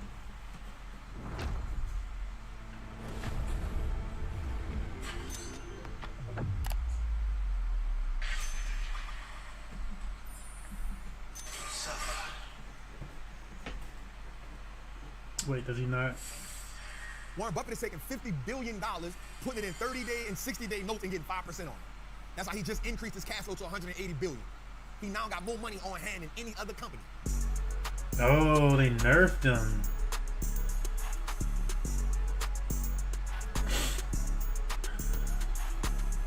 The market will always look for safe places to find money. Look at this. 8 out of the 13 fixed income assets are close to 5% or over. Dang The it, 2-year bro. and the 10-year are the two most important ones to look at. This is why we have so many sellers in the market, because I do not have to take the risk. Ooh, Beats by Roy say $38.95. Yep, look, Roy, that's good. $38.95. Thank you, Beats by Roy. Thank you for that, family. Jose, let's give a clap. I love it when y'all in the chat going crazy. I love it when y'all in the chat going crazy. Watch this. $38.95 takes us back to January 6th. The first day of the market was January the 3rd. So if we go to 39, listen to that. If we go to 3,900, what I just said, if we go to 3,900, that takes away everything we've gained for the year. 38.95 ain't but 5 basis points away. That's a, right, if we go to 3,900, bruh, if we go to 3,900, that's back to back negative years in the market. Bro, it's been a minute since we had that. It's been a minute since we had back to back. Shout out to Beats by Roy. Thank you, family. Love for that, brother. Definitely love for that. 3,900 takes away a whole year worth of gains away. I need y'all to understand these numbers that we put up tonight. We have had back-to-back years. We have had back-to-back years, negative years before. But the dope part about that is, remember, you play the game from so many different ways. You have less Watch than this. 10 health target. That means there's But- major opportunities in the game. If we go back to 39, that means we're back where we started from, and that means we have a plethora of opportunities for us. All right, so watch this. 2-year 5.1. Jose, I'm going to take $200,000 or $500,000 and put it in a 2-year note. I'm not going to put it in a 2-year note, though, dude. I'm going to put it in 60 days and get 5%. I'm going to do Warren Buffett. It's free money. It's free money. Why not go get 5%? It's free. That's a free 5%, bro. The problem is, I want us to understand able that, to y'all. beat this guy. Yep, the 30 days. Yep, that's what Warren Buffett doing. Cody, good job. That's what Warren Buffett doing. Warren Buffett is taking $50 billion, putting it in 30-day and 60-day notes and getting 5% on it. That's how he just increased his cash flow to $180 billion. He now got more money on hand than any other company. Dude taking $50 billion and like, yo, let me go get that. It's free money. But here's what I want us to understand. This is how we play the game. This is how we think like what? Fund management. Trap, how do I do that? Easy. First place you can do is go to your bank. Hey, your 30-day, 60-day, 90-day, 2-year notes, what's the return on it? You already got this right here. You got the 2-year note going for 5. You got the T-bill going for 5. You got it right here. All you got to do is go to them and say, yo, what we doing? All right, yep, we doing that. Here, I got 1,000 or 10,000 or 5,000. See what the minimum is. I think it's $1,000. Bro, it's free money. You tripping. It's free money. It's free money. What you gonna do? You gonna give them the money. For 30 days, they gonna give you the 5% and your money back. A successful experiment. You feel me? You feel me? Oh.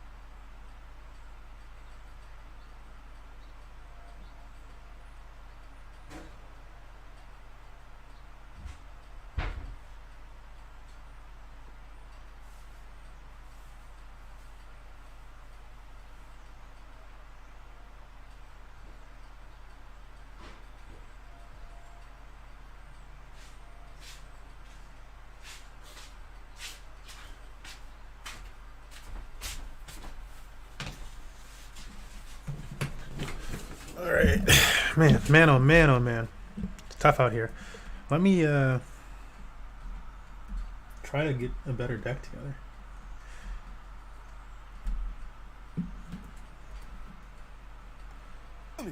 Okay, let me get the 60-day. What you paying on the 60-day bill? 5%. All right, cool. Here's the money. Bro, talking at one Here's point. the money. Yeah. It's even dope. For the 30 Bro, day, that's the, if you don't know, that's the hack, man. Like, listening to things at 1.5, I only listen to, normally I slowed it down for the stream, actually. Normally, I listen to things at 2x speed, but I was like, let me do 1.5 today so people can actually hear it. get the 5%. Then in 60 days, I get the 5%. At the end of the 60 days, I don't I listen get to the 5% anything in of my normal money. speed. You don't get to listen to it as much. This is what you call free money. That's why they play the game. They just get free money. So they saying, yo, I don't feel like taking the risk in the market right now. It's kind of crazy. But they still got some of their money in the market because they ain't tripping. But they like, yo, let me just go get the free money. You know why? Watch this, Jose. I'm about to hit you with some crazy. Because we haven't had a 5-year note in 17 years, 16 years. But why would I do that? Well, the bank is only giving you 0.0 something% for the year. High yield savings, they give you 3% for the year, no matter what you got in there. Why wait the whole 3? Why wait the whole 3? We can go 30, 60 and get, you feel me? We talking about playing the money game. I told y'all something. The money game is not about being, I promise y'all this. The wealth game is 100% not an IQ game. It's not. Gindy, you finished high school? You went to college? Gindy went to college. But guess what? When we play the wealth game, we on the same level. You feel me? Now, whatever he went to college for, that's what he is a master in, or a major, or a minor. But that's what he can excel in because he went to college for. But in the wealth game, it's just saying who got the information.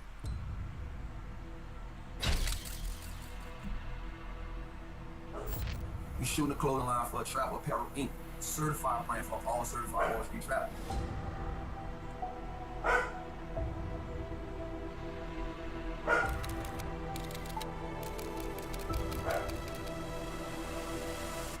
Chat with me.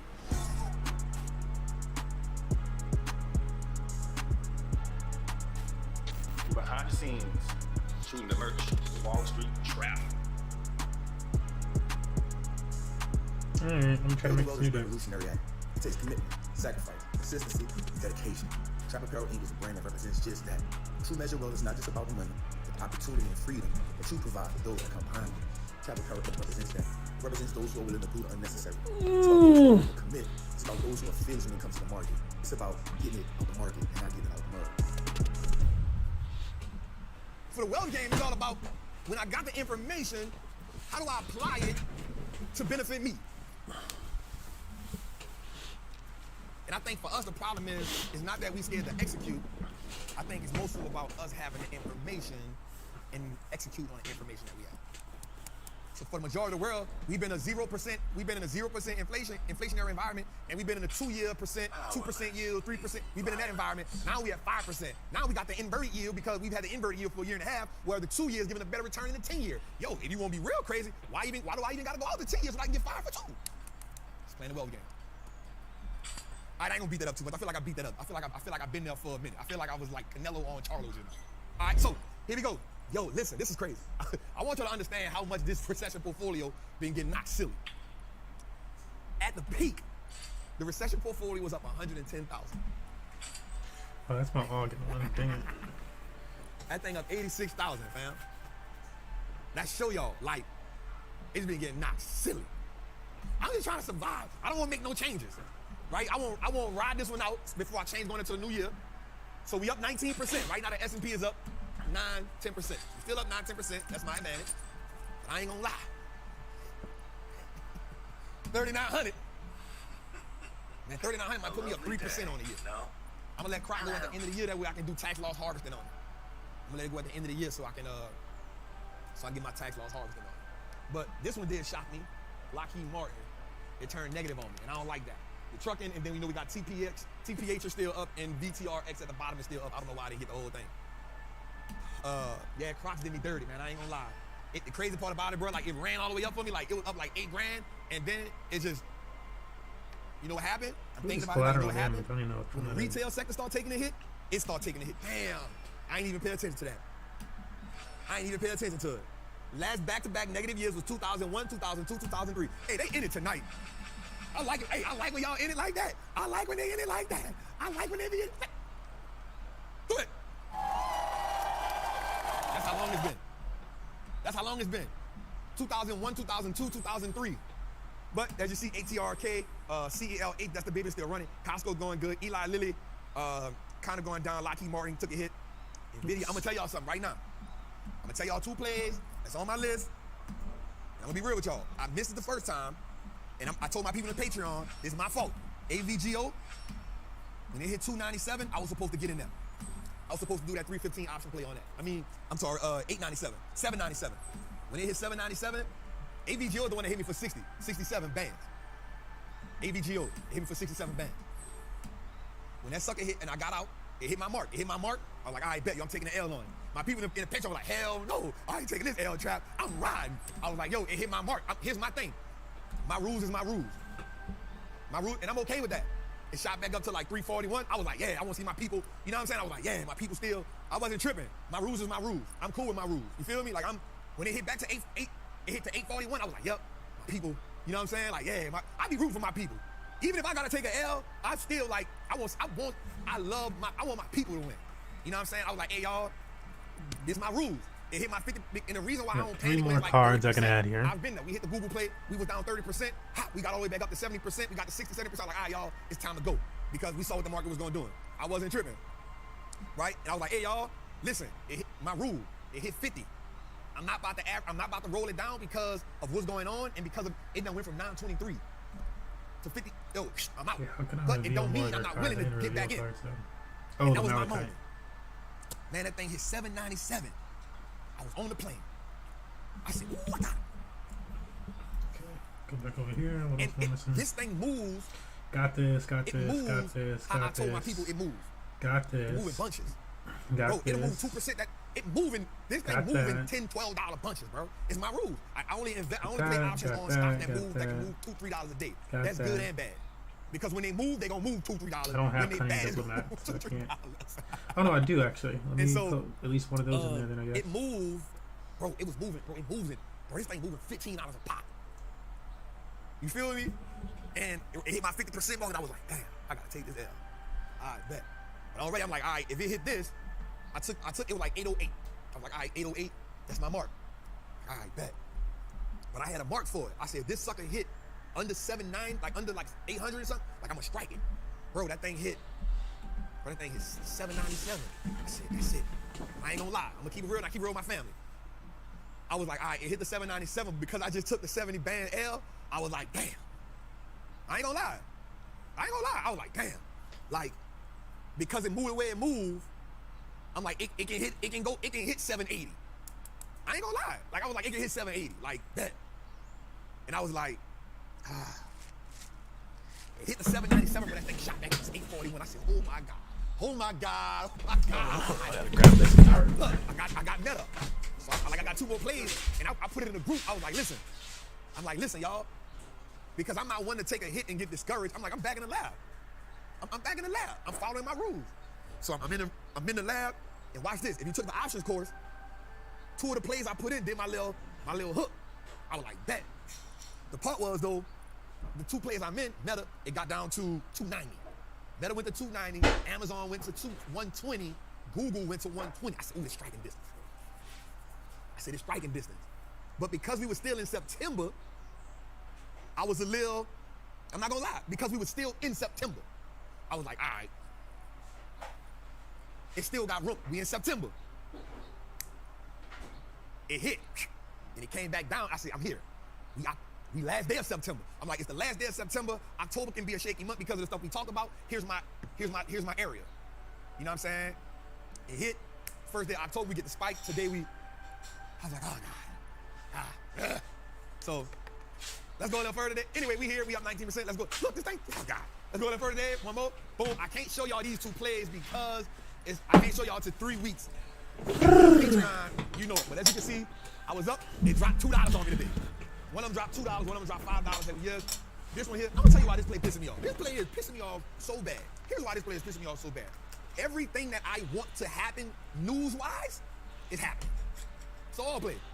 Everything that is happening news-wise is happening for this play to move the way I want it to move. It's just not, it's doing completely opposite of what I want it to do. Now, it's not doing completely opposite, it's moving in bunches. Bro, this play here is making me so, this is what it's doing. It's going down for 2 days, and then it go up 2 days, and I'm like, yep, soon as we break even, I get where we want to go, it go back down. One of the people in the Patreon said, Trap, the day it broke even, I couldn't emotionally deal with it no more, I just got out. He said, Trap, he said, I ain't gonna lie, Trap, like, I feel you. It's moving how you said it, but it's emotionally, I can't deal with it. I was like, bro, I ain't even much. I said, I ain't mad at you. One of the dudes said, Trap, we was up 18% on it, I just got out. I couldn't deal with it. That's what it did. It went down 2 days, then it bounced up, we up 18%. He said, bro, I couldn't deal with it, I just got out, bro. Like, I just got out, bro. I couldn't deal with it no more.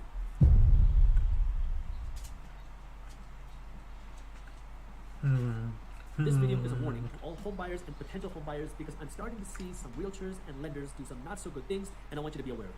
Just yesterday, I was in the sauna at the gym, and about 5 feet away from me, there was a guy, I have to assume he's either a realtor or a mortgage lender, who picks up the phone and puts it on speaker. And he's speaking to somebody who I have to assume is his client, and he's telling his client first what is a 2-1 buy down, and he's trying to tell his client that this is the right option for them. A 2-1 buy down is essentially a way for the seller to pay down some of the mortgage for the short term. That way you can go and afford the monthly payments for the short term. So the way it works is, let's assume that you want to go out and buy a home, and currently the mortgage rates are 7.5%. Well, the 2-1 buy down means that this year, instead of paying 7.5%, you only have to pay 5.5%. Next year, you pay 6.5%, and then the year after that, you pay 7.5% because the seller is helping buy down your mortgage for the first couple of years. That way you can ease into the mortgage. And what this person is saying, who I'm going to assume is a realtor or a lender, is that essentially that this 2-1 buy down is a great option for you because nobody can afford to pay a 7.5 mortgage today. So you can pay this 2-1 buy down, get a lower mortgage payment that you can afford right now, and then next year when interest rates drop, he said when interest rates drop, you will going for the bank card reveal. Lower mortgage payments, and you won't have any issues then. Now, I want you to understand what just happened. He's telling his client to take this 2-1 buy down because his client cannot afford the current mortgage rate. They cannot afford the mortgage payment at 7.5%. So instead of paying the 7.5% today, they want the seller to pay a little bit of the mortgage this year, a little bit less next year, and then in 2 years, you'd have to pay the full 7.5%. But you won't have to worry about the 7.5% because you're just going to be able to refinance in a year or two, and you'll be able to get a lower mortgage rate. But there's 2 very big assumptions made right here. Number 1 is that mortgage rates will fall, and number 2 is that you're going to be able to refinance. Let's start by talking about mortgage rates falling. How do you know the mortgage rates are going to fall? Now, I know I've talked about this before. If you look at the National Association of Realtors or the Mortgage Bankers Association, both of them have put out statements saying that mortgage rates were going to fall by the end of 2023. It is in their best interest to say that mortgage rates will fall because that keeps spirits high for lenders and realtors, because that keeps them wanting to sell. Remember, lenders and realtors make money when you sign the paperwork. And I'm telling you this from experience because I am a licensed realtor. I don't operate as a licensed realtor today, but I still have my license. So they get paid. And this is Jat Singh. I think that's how you say his name.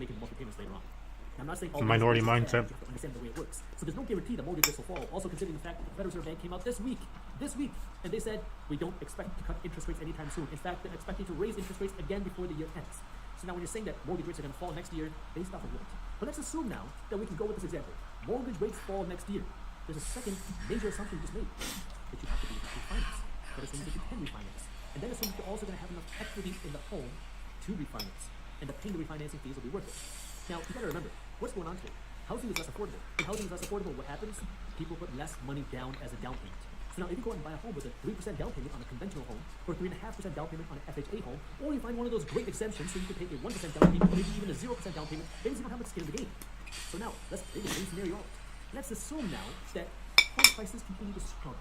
And maybe we see, I don't know, a 5% reduction in home prices, which really isn't that much, considering home prices have gone up so significantly over the last couple of years. If home prices drop by just 5%, and you wanted to refinance in a year or 18 months, you would be underwater, and you'd have to bring cash to the table.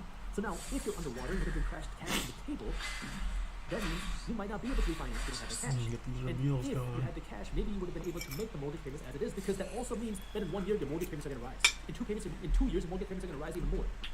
So if you have all the stars aligned, and you can take this 2-1 buy down, and next year you can refinance, you pay the refinancing fees, you get a much lower mortgage rate, and you have more equity in your home because home prices rise, great. So that's making a huge assumption.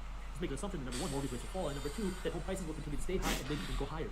If both of those assumptions are not met, that means you're going to be left with the bag. That means you're going to be left with higher mortgage payments than you have today. That means you're going to be left with higher payments than you were expecting to make. So now, if you're stuck now with a mortgage that you're struggling to afford because you can't afford the mortgage today, because yeah, you would think that a lender would not qualify you for a mortgage that you shouldn't have, but you are in the business of making money. How do they make money? By getting you to take out loans. So if you now get a mortgage that you can't afford, and inflation is still around, because guess what, the prices of things are still rising quickly, we haven't hit 2% inflation yet, that means, unless you get a big raise next year, you're going to be in a bigger financial hole next year, because the cost of living is rising, and the mortgage payments are rising, and chances are your income will not be rising fast enough to keep up with the rising cost of living. And then the year after that, well, your mortgage payments are going to rise again. So let's start to think about this. You are taking on a whole bunch of risk if you want to take this home because you got afford the mortgage payment, and you take this 2-1 buy down. You take the 2-1 buy down because your realtor says it's a good idea, the lender says it's a good idea. Yeah, we'll get you into your dream home. Yeah, let's get you into this home right now. You don't have to worry about making all these huge payments today. You can worry about it next year. And after that, when you can refinance, home prices are going to be higher. You're going to have more equity in your home. We have heard this before. And the time that we heard this before was leading up to the 2008 crash. Back then, it was adjustable rate mortgages. Now, we still have adjustable rate mortgages today, but they're a little bit less attractive now. Now, you're seeing the This card used to be like a 4-4 or something. It was so strong. Mortgage rates are getting more expensive. Remove a card and be like strong as heck. Number 2 has to do with treasury yields. I don't want to get into all that right now, but this is where now your job. It might have been 3-3. It was just too strong, bro. Do not go out and stretch yourself so thin to go out and Point buy in, that was too strong. you cannot afford. You can be the one that's holding the bag. Because at the end of the day, it is your responsibility to make the mortgage payments. It is your responsibility to continue paying the bills. It's not your lender's job. It is not the realtor's job. Now, again, not all realtors and lenders are bad, but they are incentivized to sell you a home. Now, some of them will look out for your best interest, but others will not. And this is where your financial education is so important. Because if you just trust a banker or a realtor to look out for your best financial situation, you are asking an insurance salesperson how much insurance you should buy. And if you ask an insurance salesperson how much insurance you should buy, there we the answer will go. always be more. Got the free reveal. This is again, this financial education. I mean, I was in the sauna. I was already hot. When I was hearing this conversation, my blood started to boil. I could not handle listening to this conversation. I was heating up listening to it. I had to leave the sauna because I could not take it. I mean, this is seriously dangerous information, because if people start taking on these 2-1 mortgages, what's going to happen if home prices fall? Or what's going to happen if mortgage rates don't fall? And this is where now you are the one that's taking on all the risk. Sure, maybe the seller will be able to give you this concession. Why do they want to give you this concession? Because they want to sell their home. Everybody wants to sell their home. If they're in the market, if they have the listing, they want to sell their home. They're willing to give more incentives now than before because there's less buyers out there. But this is where, again, it is your job to really build that financial education. If you want some resources on how to start building that financial education, we have a free ebook at Breeze Media. It's free. It walks you through now the basics of how do you build a wealthy mindset, how do you start investing. Thought I switched it over already, my bad. Earn more money, protect your money. This ebook is free. I got the link for you down in the description below. Or you go to briefs.co/ebook. But for those of you who are in the market to buy a home, please be smart. Please understand what's going on, and do not stretch yourself too thin, because your home, while a lot of people like to call it an investment, it is a money pit until you sell your home, and you do not want to sacrifice your ability to invest your money just so you can have this dream home. You're buying your home to make memories, you're not buying a home to live in to make money, so do not stretch yourself too thin to buy a home. I know owning a home is a big deal. Nothing wrong with owning a home. Just make sure you can buy a home that you can afford, and no real estate market stays in the same place forever. This is what I always tell real estate investors. They're talking about, oh my God, these deals don't make sense with these mortgage rates. I'm going to be not making any money. We're going to lose money every month. Sure, but you got to remember, no real estate market stays the same forever. You have to be patient. You have to be patient as an investor, and if you want to buy things, you have to be patient as a buyer as well. And this is where, really, I mean, this is absolutely crazy. So please be careful out there if you're thinking about buying a home.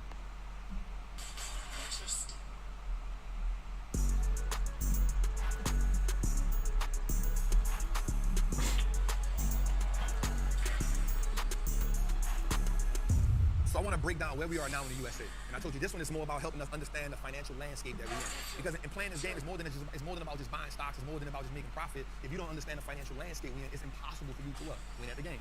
You making sense? All right, watch this. So on record right now, the U.S. household debt is now at an all-time high, $17.1 trillion. Okay, so what that truly means is that now the average household in America is, watch this, when I say this, and I looked it up, I'm a statistician. Because I don't like to just get numbers, I like to dig deeper in it. So the average household is found behind at least 60 days on 2 bills inside the house. Now, of course, bro, like, why is it not confirming? Like, how many times do I have to click that? Don't be that. So the average household is behind at least 60 days on 2 bills, right? And what happens now is credit card debt is now also at an all-time high. It is now hit $1 trillion. Not only household debt at $17 trillion, credit card debt is now at $1 trillion. Never mind. So now the American household is now financially exhausted. Next, mortgages have now hit $12 trillion. This is the all-time high. It now costs more money to own a home than to rent. Now, auto loans, now $1.6 trillion. Student loan debt is now hit $16 trillion. and I just looked up the stat today because I'm a statistician. It now says that the average American family, only the 1% of America is the only people who have not only grown their wealth, but also grown their saving and investing portfolio. The other 99% of Americans have now returned to pre-pandemic levels of finances. Meaning, from 2020 to 2023, everything that you have made, you're now back to 2020. That means you've taken steps backwards. I want us to understand when we talk about poor financial hygiene, this is it in a box. There's no way that we are supposed to be moving backwards financially if they're moving forward financially. And the difference is because you have two groups of people. I told you there is no middle class. Yeah, why did that other card get are playing a game with two different philosophies. One group of people is playing a game from survival mode. One people know that this is the most prestigious time of their life. You like the word? Yeah, that was good. I don't like it because you ain't say that. I should have came with another word. God damn. That was hard. Man, Jose be, once I get on him, he be hating on me sometimes, dog. He know I take pride in my wordplay, and he supposed to be like, that's it, dog. I don't like it. Let me see something. Nope, you ain't got the Jordans on. That's the problem. That's the problem. That's the problem. He don't got the Jordans on. So what I need us to understand is America always plays the game to benefit you. A system that was never designed to help you can never be a system that will save you. Jose, you slipping right now, bro. I'm in my bag, bro. Nah. Jose. Get him out. Get him out. Get out the car, bro. Get out the car. Get out the car. Get out the car. George, you're being promoted. From now on, you get on the computer. You gonna pause there on the camera. You gotta get out the car. You know I need that energy. Alright, so what we have to do is we have to reorient our investment philosophy. Right? And so what I want us to do is I want us to switch up how we using money. I want us to go on a 90-day financial diet. That's if you ain't here or if you on the YouTube. Now, the dope part about y'all being here tonight, Philly, is we gonna go through probably like a workshop. And that's gonna help us a lot. So I need you to go on a 90-day financial diet, and I want you to start organizing money. I want you to start organizing what you're saving, what you're spending money on. I need you to make room to invest. I need you to go without some things for the next 90 days. And the reason why, I want you to understand something, right? I want to break the financial habit of saying as long as my kids good, I'm all right. Because watch this. If they good, you ain't good, y'all ain't good. Because they gonna smile right now, but because you ain't financially good, they gonna cry later. Because they gonna feel the effects. So maybe this Christmas ain't the Christmas we ball out. Maybe this Black Friday ain't the Black Friday we go get the same TV we've been buying the last 3 years. You feel me? Like I ain't tripping. Right? We not gonna go get the matches this year. Like we gonna thug it out. Right? We not gonna kill Target and Best Buy and Walmart and Amazon this year for Christmas. We gonna sit this one out. And I'm not telling you to sit this out because you don't got the money. Again, statistically, nobody in here fall in this category. Right? But we gotta make the adjustments, y'all. You feel me? For today, right here, the average household payment is about to hit $3,000 a month for the first time in history. As all prices are up 40% in the last 3 months, mortgage rate hit 7.5 and credit card rates are now at a record 25%. Borrowing more debt is now not the solution to the high inflation. This is unsustainable. What's good, trappers, man? It's your boy, Wall Street Trapper. Right now, I want to invite you to an amazing experience full of value. That is my community, Trappers Anonymous. It's 100% the greatest fundamental investing community on the market. Listen, your portfolio should be a masterpiece. The only way we get you there is we help you to learn how to invest with confidence. Now listen, I get it. Like you don't know a lot about stocks, or maybe you heard people say how much money they lost in stocks, but I can guarantee you, one, because they weren't in the community, and two, they lack the information. Our goal in Trappers Anonymous is to help you, really to hold your hand on the journey to becoming a confident investor, learning how to navigate through the different events that the stock market goes through, to take you from panic to encouragement. There's no better time than now. This is an opportunity only for those who are willing to be on the journey. So listen, man, click the link below. Come join me in Trappers Anonymous, man. I will see you in one of our many classes. We got the reveals. Monday, whether that was our goal here. Sunday, now we just try to get this win. Everything is geared toward making you a better investor, so you can triple your network and turn your last name to an asset. It's your boy, Wall Street Trapper. See you in the trap. I'm telling you this because I'm a stat person. Because I'm not the person that argues numbers. I'm the person. Oh my God! You just took the card out of my hand. My goal is to help us, and the only way for us to help us, I'm gonna keep it real, is when we see it in black and white. So maybe mine a little colorful. The average mortgage is now $3,000. So first of all, let me say this to y'all too, y'all. Like I just got hit with something. It shook my spirit. Deep.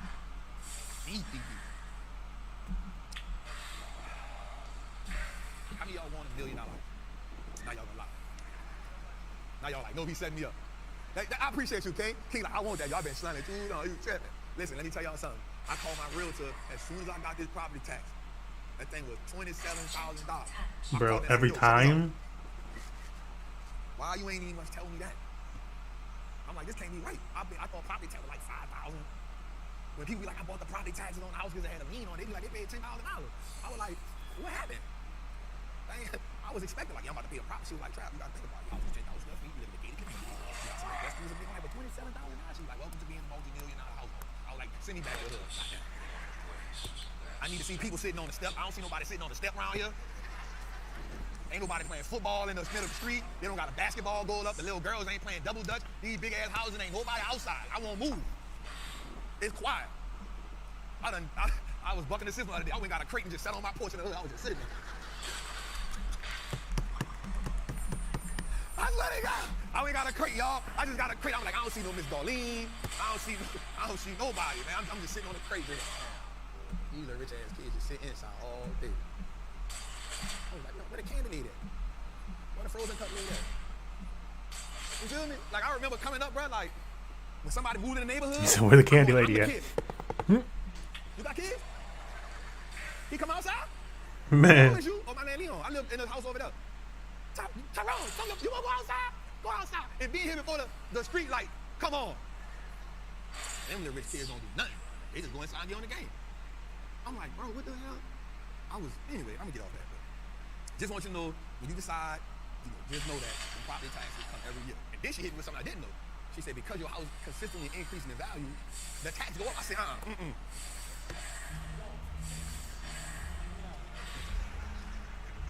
Let me out, bro. I wasn't ready for that. I ain't even gonna lie. All right, so I want us to understand this, man. We are financially being set up, y'all. And the dope part about it is, we already understood this is coming. Like, this ain't like, if we go look at every crash, what we do understand is the wealthy people get wealthier in these times. Go a little further, baby. I just want y'all to see this. Watch this. The overall rejection rate for credit card application rises to 21.8%, the highest since June 2018, according to the New York Fed. What does that mean? Because they understand that people ain't got no money, now it's even harder for you to go apply for some credit. Now they like, now watch this. Remember maybe episode 50-something, the credit card, the banks was like, yo, we gonna put $2 billion, $5 billion, Bro, it's like impossible to get away. Bad credit, people defaulting. But now they like, guess what? You can't even get it now. You gotta be, so watch this. Look at Jose, that's what I'm talking about, boy. Watch this. You can go listen to them people on Instagram telling you to get that funding.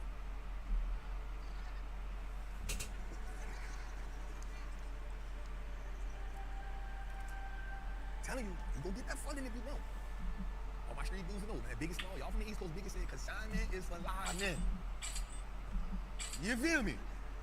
So if you don't know what that means, don't be gonna borrow no money that you know you ain't got it to. Because here's what we do know. No matter what the economic situation is, the plug won't pay money. And there's some serious repercussions behind, I ain't got it. Some serious repercussions behind it. What's how that we got that back? Coming back. Bullshit. All right, watch this. The rejection rate for auto loans is up 2.1%, and in February it was at 14% today. Here's what I want you to understand. Don't let the people tell you once you fix your credit to go get the car that you want. Don't fix your credit, go get the dream car. Why? I need you to start reorchestrating what you let. Listen, everything in here we got because we bought from somebody, but I need you to reorchestrate what you letting people sell. I need you to go back and say, I'm not fixing my credit to get the house and the car. I'm fixing my credit to get the rental property and get the loan to start the business. I want you to read. You feel me? Like I need us to read. Like it was good and it ain't the same. Things ain't the same. Chasing waterfalls. Jose, I got a little. Did you hear it? I was. There we go. We here. Don't buck me up. Don't buck me up. All right, let's go a little further. Meanwhile, go back a little bit. Meanwhile, credit card application rates. I'm gonna see if I can get a win with nobody this. Jumping. Here's why the application rates jumping. Why? I'm in a bind, Nate. Because when people don't got money, people don't got cash to spend, what they go do? Why do you think they got the credit cards? Because it's easier for you to spend credit than cash. They ain't crazy. It's easier for you to swipe the plastic than to go get the green. They know that, but get what they know now. We ain't got it. You steady, you don't listen to the fill out for the Navy Fed at 1 o'clock in the morning. Greetings from the Army Corps. Yeah, hi. You feel me? Fill out the Navy Fed at 1 in the morning, they gonna give you 10,000, and then look, and then get up at 3 o'clock in the morning, go to then Truist got the is that? Then go to Sam's Club. Bro. Workshop online. You know what I mean? Send the trust. Put the trust in your mama's name. Then get the will in the LLC. Now you won't own nothing, so the bank come looking for it. No, bro, that's all jail time. And I ain't going with you. I done filled out all the credit. I ain't got bond money. Because I can't swipe to the Bills bondman. The Bills bondman won't. That's what the Bills bondman won't. Ashley, how you feel? Thank you, love. All right, consumers want more debt and lenders are concerned. Let's go a little further, Dave. What we got next? All right, last but not good. Interest rates on used cars are above 10%, and the median monthly payment on used cars now is $750. Oh, yup. We have high rates with rising prices and a rare occurrence. Basic necessities are becoming unaffordable. And we gonna go to something else, but I think this is so important for us because, listen, Instagram have a way of showing us a lot. These highlight reels look amazing. And you can use it as inspiration. But the problem is we using it as a measuring stick. And what we don't know is when we get off the Instagram, or when they get off the social media, things ain't what they appear. One of the dope things I can say that is during the pandemic, during this time right here, we've been hiring. We've hired people. We've brought in Chris, we've brought in Nick, we've brought in Donna. We are doing it to them. Because we got good financial hygiene. Not just as a person, but as a company. Sean, what our money look like? I'm okay with us taking the L, but in what perspective? What's the parameters of the L that we're taking? How are we taking that money to learn and grow the business? We ain't cutting jobs. When we fit on the application. All right. I'm in a bind. I ain't got no money. Somebody else to do it. But I want you to understand, like, even for you financially, these are times where you, and I said this maybe like 5-6 months ago, hey, we have to cut back on a couple things. But what happens is you got the mindset to do it, but then once Instagram starts Instagramming, you start falling into it. And now you start measuring yourself to what everybody else is doing. And because you measure yourself, now you're trying to keep up with somebody that's look good on him but broke on the backside. And because you don't know they broke, every time you see them, they, we turned up, and they turned up. But the lights look good, so you like they turned up. So for me, I can wear this every day, and I'm cool. I ain't gonna lie. Since we've been on this tour, it's the only time I've ever went shopping for clothes. Because I be like, all right, the people, the VIP, I gotta at least look like this. I can't go into the VIP with jogging pants. People gonna look at me like, Chap, you don't know what you got. They probably wouldn't trip, but on the strength that I respect what's going on. Other than that, I'm in this 90% of the time. We working on building, so I need you to work on building whatever your financial infrastructure is right now. Because on the other side of this, see, you can't fix the storm. You just gotta be prepared for it to survive it. So once you survive the storm, like everybody else looking for shelter, you like, yo, I'm good, baby, what we talking about? Right now, commercial real estate is now taking a plunge. It is the worst it has ever been. Guess what? On the other side of this, I'm like, Jose, we going to buy a building, dog. I'm like, bro, we putting $1 million on the side, bro. I'm going to buy that thing cash. No, Trap, don't do that. Listen, I got a little financial time. I like to buy a house on everybody now. I ain't tripping. Guess what? I'm a cold blooded negotiator. You want $1 million for it? I give you $750 for it. Go in the market for 7 months. You don't get out of life what you work, you get out of life what you negotiate. I'm going to hardball you to death. I'm going to show you the 750. Here go 750. I know what's up. Ain't no bank, ain't no nothing. Me and you. Mano y mano. And it's in the Louis bag. What we poppin'? What's poppin'? What's poppin', daddy? What you want to do? It's a little more convincing. We ain't got to talk to the bank. Keep them out of our business. You feel me? But this the opportunity for us to take advantage of. This how we triple our net worth, y'all. But because we always in survival mode, we can't never take advantage of this. That's how they play the game. They play a long game with us. They be like, yup, 11 years, time for a recession. Let's go. We gonna drag it out. We gonna stall them out. Oh, they broke. Let's go. Time to buy the whole area. Now we crying. It's gentrification. They got the liquor stores and the cash stores and the check cashing stores. We can't get a loan from the bank. We can't get the credit card. What I'm supposed to do? It's America's fault, but America been playing the same game since its existence. When we gonna start playing the game and stop being affected by the game? When we gonna get hip? When we gonna get hip? We quick to look at, oh, Trap trying to run a game on me. Oh, he's trying to run a game on me. Oh, she trying to scam me, but America been hitting us with the same okey doke for generations. We keep falling for it. We keep falling for it. At what point do we wake up and say, nope, I ain't worrying about him scamming me. I ain't worrying about her. I'm worrying about them, because if I can get on them, if I can pay attention to what they doing is small. I ain't tripping on them. I'm worrying about what they doing, so now, oh, that's okay. I see what y'all doing. That's why I love the stock market. I don't even watch the local news. Only thing on the local news is murder, crime. I ain't worrying about, y'all been telling us out. Listen, I'm watching the stock market. Why? Oh, they beefing with them? That's a deal. Oh, commercial real estate down? Let me stack up so I can go get that. Oh, these stocks down? Bet I'm about to go put that. I'm about to triple my net worth in that. That's the game. I want to play chess. They playing checkers. You playing checkers. You job hopping. You mad at the boss. He a worker too. He mad at you because he done went to the manager meeting. They done told him to do something. Now he telling you to do something. Everybody mad.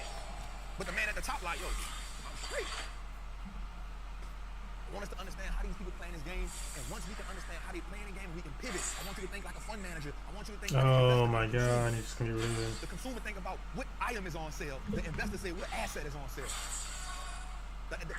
The consumer saying how much is this cost. The investor say how much is it worth.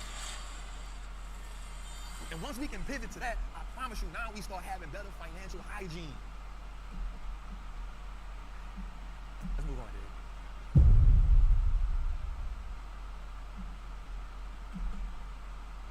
The top level of the government in China has prohibited the media from talking about the economy. Hello, Robert Kiyosaki. Good news, Rich Dad Radio Show. Good news and bad news about money. And today, one of my favorite guests is because I like people who are extremely smart, who know what they're talking about. And this is an old-time friend all the way from Hawaii. His name is Bert Doman. And I've introduced him before to you, but the reason Bert is such a popular friend of mine is we were both living in Hawaii, near Diamond Head. And every time Bert wrote one of these letters, his Wellington letters, Honolulu would be all upset. Because they don't, because Bert doesn't pull punches. He tells it, he calls it as he sees it and all this. And so he's a very popular, he's a good friend of mine, but he's a very popular guest on the Rich Dad Radio Show. And I highly suggest people subscribe to his letter, the Wellington letter. Because again, Bert does not pull punches. And so, hey Bert, can we get any more screwed up in the markets than we are today? Can it get worse than this? First of all, it's really a pleasure to be with you again, okay? And you look great and very healthy. This is about the worst, and it looks like my forecast, which I kind of was hoping would be wrong in early 2020, was a forecast for the whole decade. And I wrote at that time, if you want to know what will happen, look at the 1930s. We will have a repeat of that time, which was a terrible time. Lots of unemployment, etc. And it's starting to come true. And I also wrote at the time, it will be like the 1930s, except it will probably be much worse. And so that's where we are now. I can interrupt. The reason what Bert's saying is so important is 1933 was a very important year. People talk about 1929, the crash, 1944, the Bretton Woods Agreement, and all this. But 33 is when I study, because if you want to see the future, you study history. 1933, two people came to power, which is the reason we're all effed up today. In 1933, a man named Adolf Hitler became Chancellor of Germany. Then also was Franklin Delano Roosevelt became President of the United States. America is so messed up because of those two characters taking control of two powerful economies. So in 1933, again, with FDR, we have Social Security, we have an entitlement system, we're bankrupt. As I'm talking to you today, the U.S. government is on the verge of being shut down because we can't pay Social Security, Medicare, pensions, military pensions. Our whole entitlement society is coming apart. That was Roosevelt. And then we have Hitler, and we're on the verge of war. This guy Putin is kicking our butt out. I don't know what he's doing. But Bert, can it get much worse than this, or can it? I mean, what do you see? Oh, we are just at the beginning, so obviously it will get much worse. But in the 1930s, you're so right, and I wrote that in 2020. That was the decade of the dictators. You had Stalin, you had Hitler, you had Mussolini, you had Mao Zedong. And over 100 million people were murdered by these dictators. This is just amazing, and we're going. I mean, the policies are so similar right now. The insane policies coming out of major governments. Yeah. I recommend this to everybody. It's called the Wellington letter. It's Bert's letter. It is priceless. He has more information here. That's how I hear about things happening before they happen. So I highly recommend it. I'm going to start right now because we don't recommend any investments. We do recommend education. So how much does the Wellington letter cost? I think it's $750 a year now, and we do 2 issues per month, usually, sometimes 3. But the regular issues are usually about 22, 24 pages long, single space. So there's a lot of information. Most people say... And charts and pictures. Yeah, charts. And charts are so important because they tell you in a picture what's happening, and you will learn so much more in reading one issue than in a whole month's worth of financial TV. Correct. And that's why I love having you on, Bert, because I wrote this book here, Rich Dad's Prophecy. And I said, why the biggest stock market crash in history is still coming. Yeah, that was right on target. Right on target. They never we're there finished right now. Yeah. I think it will be finished now, and it will be very painful. Yeah. And you have here in this issue, the Wellington letter, there's a stock market silent top. What is a silent top for the person who don't have the issue? Yeah, good question. That's when it doesn't make headlines. You don't have the headline in the Wall Street Journal, bull market top. In fact, everybody last month was saying, this is the start of a new bull market, right? How many times did you hear that there's a new bull market that started early this year? No, it was a fake. It was totally fake. The S&P 500 index has 500 stocks. Okay, the gains in the first 7 months of this rally we had, that everybody called such a strong rally and the start of a new bull market, 7 stocks made up all of the gains. They were up almost 50%. These 7 stocks, 7 out of 500 stocks, 493 stocks had almost 0 gains. So it was totally fake. And the guys in the media tell you, oh, look at this bull market, look at this, the S&P 500 is up so and so much. But we showed an index, which is the S&P equal weight, SEEW is the symbol. And that is just flat for the whole time. And then we show the S&P 500 chart, and it's just so upward. Because it's basically only 7 stocks. Man. So You choose like 3 of those. You can't have any more. So that's it, right? So careful about what and who you believe. Oh, I see the one in there. Please, I've never seen There's been more than one. Please get Is he this. pulling them out of It's this? the best investment you can make. It's even better than your bachelor's degree. Bert, I was at a conference. I was at a conference about 3 months ago, and somebody says, "What is AI?" I said, "A bachelor's degree." Very good. I said, "What do you learn? Nothing." You know. Yeah. But anyway, the reason I wanted to talk to you especially is because it's coming apart all over. I'm going to ask you a personal question on this, because I believe it was Bank of America just announced their own crypto. So what they're going to, it just came out the other day, and it seems like because our money is so volatile, everybody's going to crypto this and crypto that. Of course, there was Sam Bankman-Fried, 30-year-old kid who rips off $1 billion. His parents are Stanford professors. You know what I mean? Bert, you couldn't write a script more screwed up than this. Do you know what I mean? It is so screwed up. How can a 30-year-old kid rip off $1 billion and get guys like, what's that? Who's Mr. Wonderful? Anyway, Mr. Wonderful saying, Yeah, I know. I don't want to mention the name. Yes. Yeah. I'm going, Bert, it's nuts. People are nuts. What's going on? Yeah. Very intelligent people got hooked by this guy who runs around in shorts and a t-shirt, and he was supposed to be the next, the next generation. J.P. Morgan, they called him. I mean, this little kid, all he was a scamster that everybody believes, you know? Yeah. I mean, So, what did he get? $30 billion? He sold, I don't know, I forgot the real number, but I think 30 billion. That's a lot of money. That's 30 times $1 billion. That's amazing. And $1 billion is, of course, a million. You know, so people don't realize how big that is. That's a huge amount, and he scammed it. And the whole crypto thing, in my opinion, was designed to be a prelude for a digital currency that the Federal Reserve is going to eventually come out with. And we're going to all be using digital currencies. Regular money will be worthless, and they will say you can't use it. And then, of course, if you say something that they don't like in Washington, they can flip a switch, and then you have no money. You're homeless. You have to reserve your place on the sidewalk. You know, I don't know if we have enough sidewalks to accommodate all those people that are going to be losing their homes. I should have laughed, but anyway. So this letter is, let's say, $750. But this guy, Sam Bankman-Fried, 30-year-old kid, I mean, he and his girlfriend, let's say, were strange looking. How did, Bert, you and I dress for success, all that. That guy dressed for look stupid and dorky.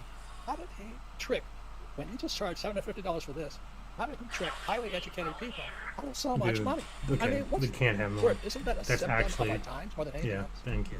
Like he's used it multiple, like so many times. It's crazy. Let's say 10 years ago, you would have predicted what is happening now. People said that's impossible. That will never happen, and it's happening. You know, look at all this. I won't even mention some of the things, but how can we now let 30 or probably 40 million unvetted people into the country, no identification, nothing. We not only let them into the country, we give them a hotel room that goes for $500 a night, but the taxpayer pays for it, food, cell phones, etc., clothing, education. How could that be? You know, this is so much like the book by Cloward and Piven, 2 professors written in the 1960s, and they wrote a book on how to destroy capitalism and freedom. And they said, we have to overload the welfare system. That will destroy capitalism once and for all. And this is happening now because all these people will go on the welfare rolls, and we will be paying. Can you imagine 30 or 40 million people are going to be getting welfare? We don't have that much money. So that means that the Federal Reserve is going to have to print it. And with that, I could not recommend a subscription more valuable than this. It's the Wellington letter. It's about $750. It's priceless, especially in times of insanity. And Bert, if I had told you how insane it was going to get, even you wouldn't believe it. But this is now beyond insanity. I'm terrified about what might come next.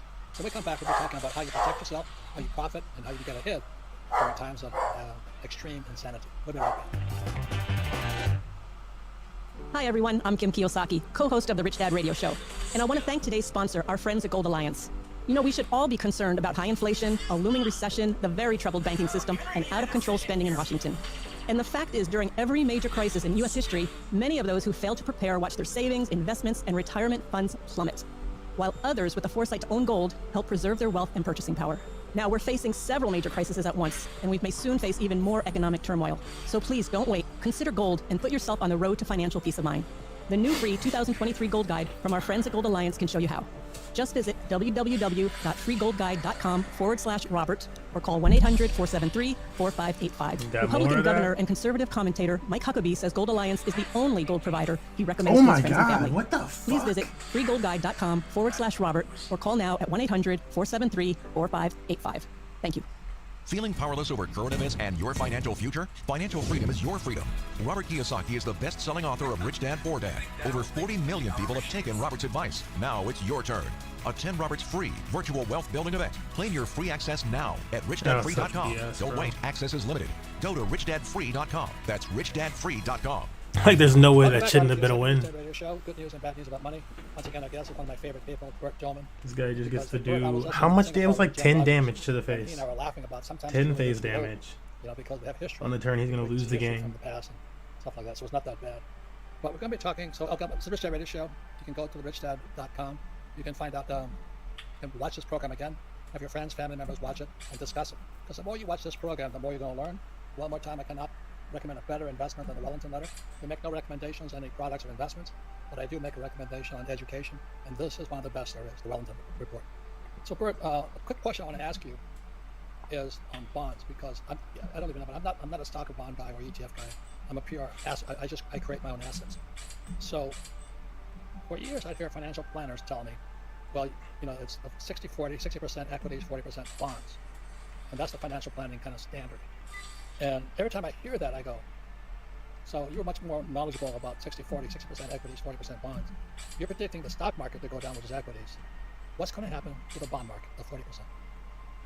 Well, I think it's very similar to what I said in 1978. Okay, and at that time, the new head of the Federal Reserve said that he's not going to fight inflation because inflation was rising in a rather fast way, and he said they're not going to do it with tight money, they're going to do it with higher interest rates. And I said, that is a signal for inflation full speed ahead. And I said, stocks will now become inflation hedges. Got one rare out of it so far. And actually make money out of inflation. Bunch of uncommons, the Wall Street called that absurd, because they insisted on calling it tight money. And I said, well, tight money is when you go to a bank, you have a perfect credit rating, and the banker says, sorry, we know you're good for the loan that you're asking for, but we just cannot give you the money because the Federal Reserve will not let us. So the Federal Reserve can tighten money by reducing bank reserves. It gets a little complicated, so I'll simplify. When you go to a bank and you cannot get a loan, although your credit rating is excellent, that is tight money. But right now it's just expensive money. They doubled the interest rates or tripled, depending on what rates you look at, and so on. That just exacerbates inflation. It actually increases inflation. You know, and economists with their big fancy PhD degrees don't recognize that. This is incredible. Once again, we're making the same mistake that was made in 1978, 79, and 1980. Until Paul Volcker came in. Paul Volcker said, getting some glimpse. And he actually imposed credit controls on credit card loans. You know? So he was the first economist that really recognized that 200 glints too. Reduce lending, not increase the cost of money. 200. So, having said this that, is 400. In 1977, I started my business in January '77. So we were 600. Unknown. And but these forecasts that I made at that time said Treasury bonds would lose 40 to 50%. 800. 1,000. They did lose 44% of the value. I only needed year, like bonds lost money. 2,000 or 1,000 or something like that. Yes. And so they go down when interest rates go up, then bond prices go down. Yeah, that's very important to recognize. 1,200. Last year I said it's going to be just like 1978, 79, and except this year the decline will be probably 50 to 70% greater than it was in 1978. So it's going to be much worse. I don't know why I jumped to 2,000. But there are ways to make money out of that, and I'm sure experienced investors know how to do that. It's very simple, actually. Now, a lot of money as they come. Now, what people don't recognize is that Treasury bonds in the last 2 years have gone down 50%. This is supposed to be a safe investment. They're down 50%. Can you believe this? And nobody mentions that on TV. Nobody mentions that. And here's actually some of the bonds. All right, that was our battle pass grind for the day. Oh, yeah, gotta buy bonds, gotta buy bonds. It's a shame we can't get more. And the opposite has made a lot of money. So this is the thing. People have to recognize what is going on. And the Federal... Yeah, it's just difficult for our deck, bro. It's difficult. I could try to get this last... Man, should I do one more to try to get the 25th? We can try one more. Try to get this 25th win, which has evaded me for like multiple weeks at this point. Like, we're just not getting any ranked wins. Like, This game is ridiculous in that sense. Like, we should have won the last one, but no. The guy's allowed to do an insane amount of damage. Like, most of the damage that he did to us, too. Because I killed all of his cards. He did, like, nothing but face damage to me and won the game. And this guy's platinum. Like, why are they having me against these like, super difficult players, bro? Give me somebody that was in my previous rank.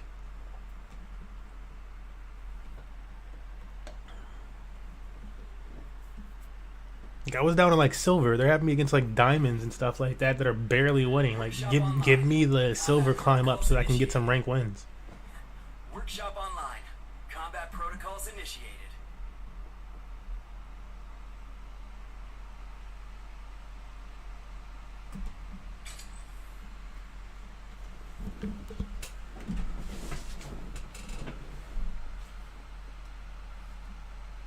Like, nothing worse than playing a game multiple days and getting no wins because they keep having you play against super hard characters. Like, what?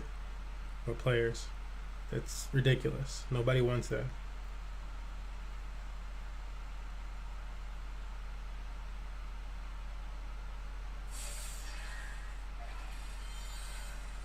Oh my goodness.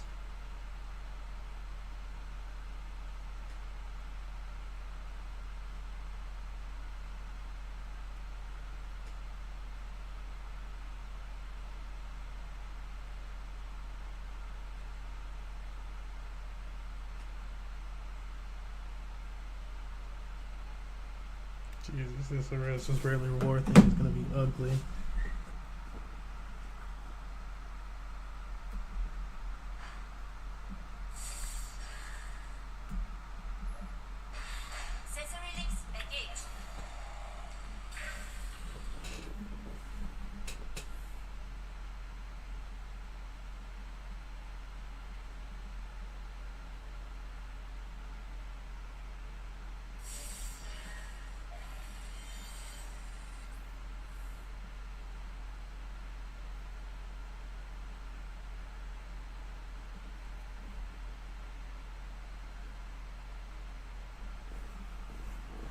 Oh, is it back on me already?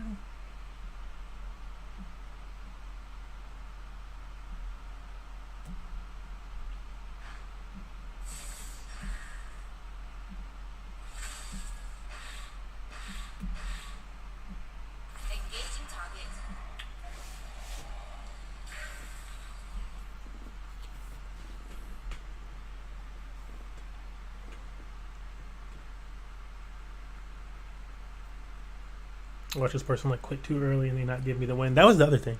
Like, I would have 25 wins already. Yes, they would count. They don't count so many of your wins.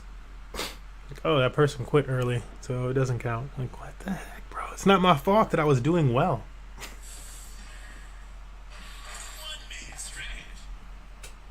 You know what I mean.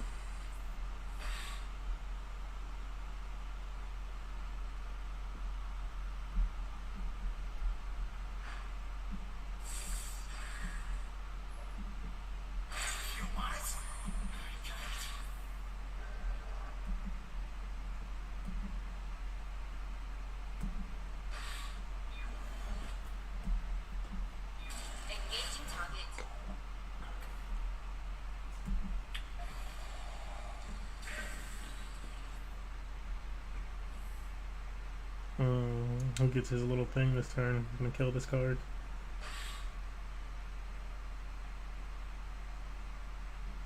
And when that happens, it's gonna deal damage to everybody.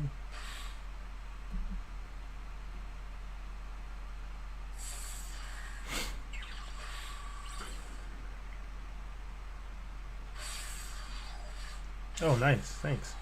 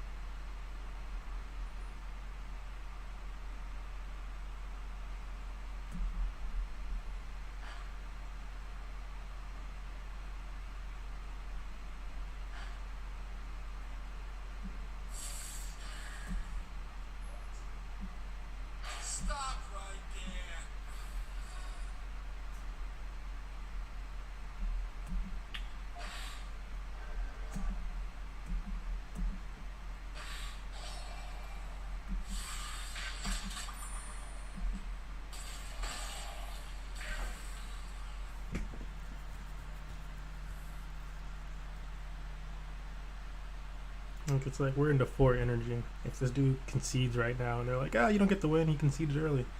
That's BS, man.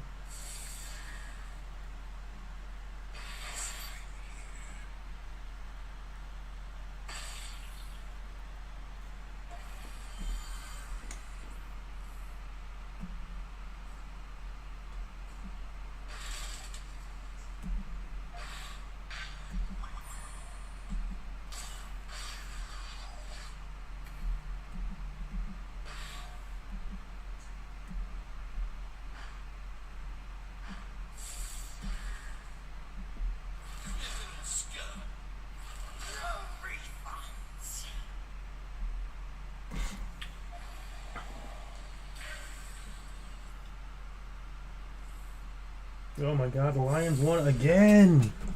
Yo!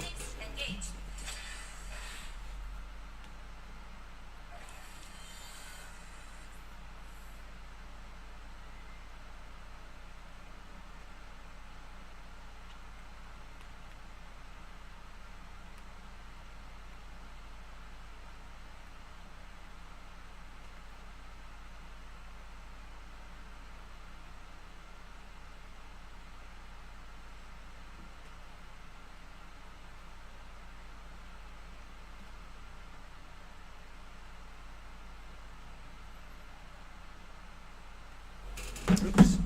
Was it my turn again, right?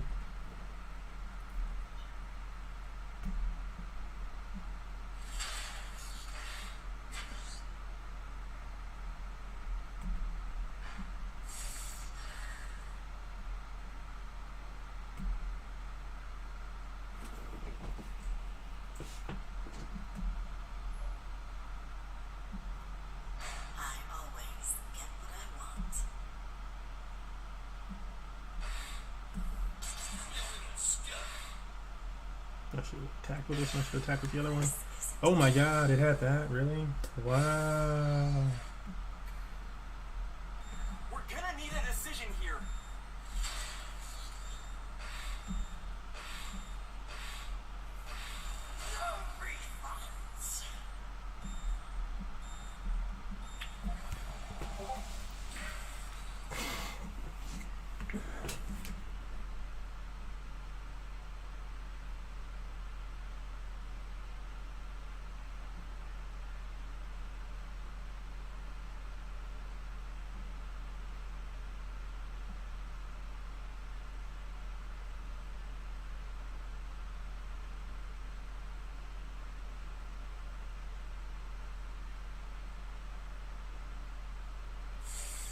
Spectacular.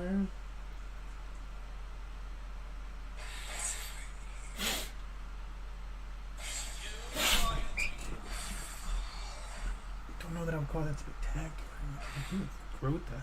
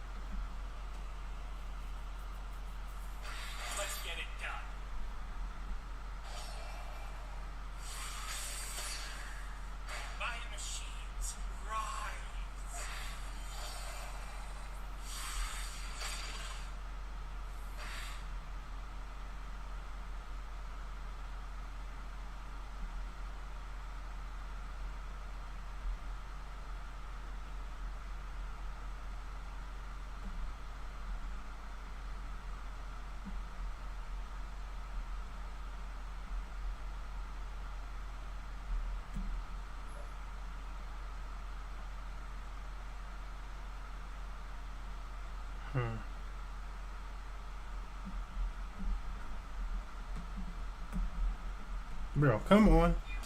Jesus.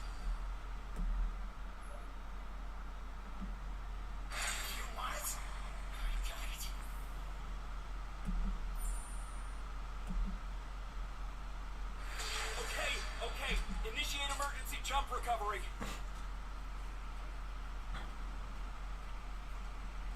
They better give me that dang win, bro. Not easy to come by. You think that old thing can beat our machines?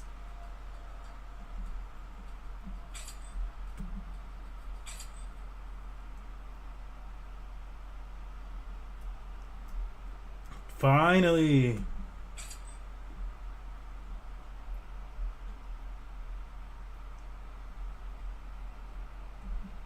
We finally got 25 wins. I'm supposed to get something from that. I don't know where I would collect it or whatever.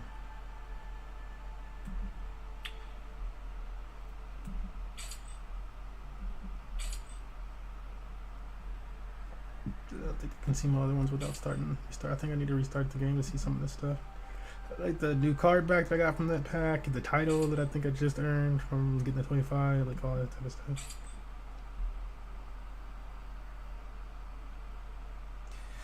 We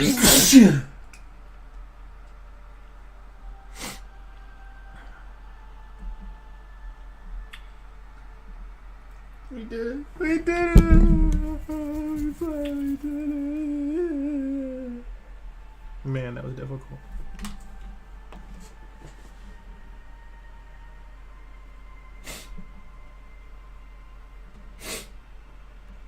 Mm.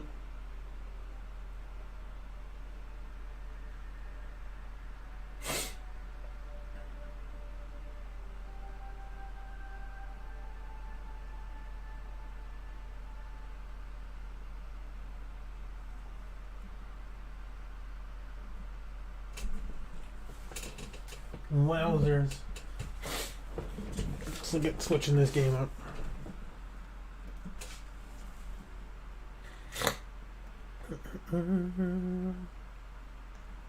That was crazy difficult.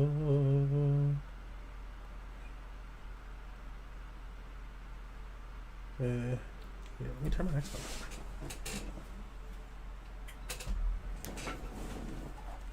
I think this is the right controller. Wrong again.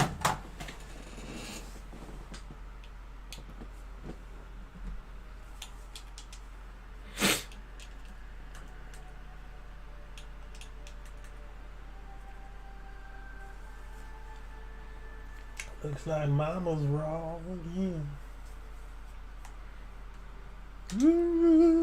Okay, too much.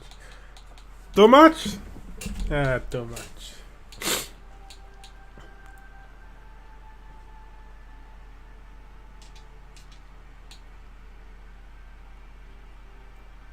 Can you get Forza yet? What is this even? Play as 3 vampires, wield their powers wisely, and strike the right balance between your human and animal side, and a heart-pounding story in which your choices will decide the fate of Boston. Boston! Just watch the, what's it called? Text that game. Had it. Castlevania, the new Castlevania series. Awesome. Awesome. So good, actually. Like, yes. Yes to everything that game had going on, or that series had going on. An episode would end and I'd be like, dang, really? Already? Like, right? Really? Okay, well, dang. Season ended. Sadness. Sadness fell upon the earth. Yeah, how much longer till I can get this? Tomorrow. Can play with my buddies. I guess I could switch my time zone to take that trip. Are they both playing right now?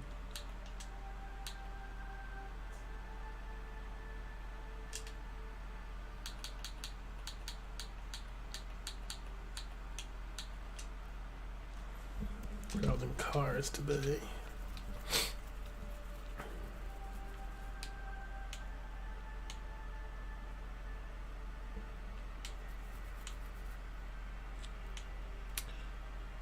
That or the Apex.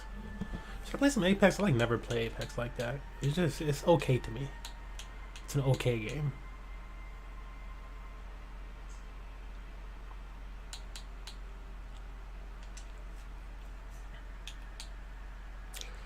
Payday 3, Payday's fun. And if somebody says Payday isn't fun, you don't need that type of negativity in your life. It's like that. Yeah, it's like that. Yeah. It's like that. Persona 3 Reloaded? Isn't... So it's like a remake? Because, like, didn't they get to Persona 5? Yeah.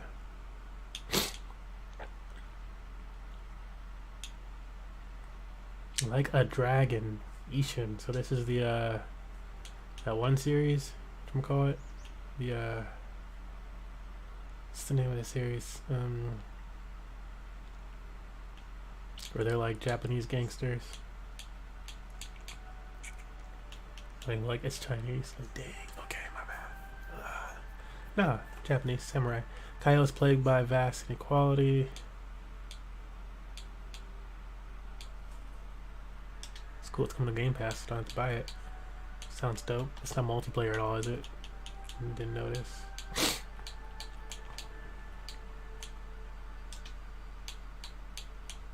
You ain't gonna notice either. This almost makes me want, like, man, I should buy Madden. Enjoy me some Madden, but I don't own it.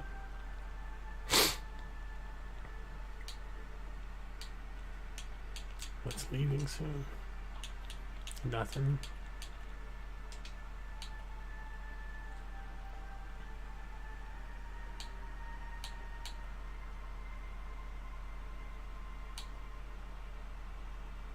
Cute section. Broforce forever.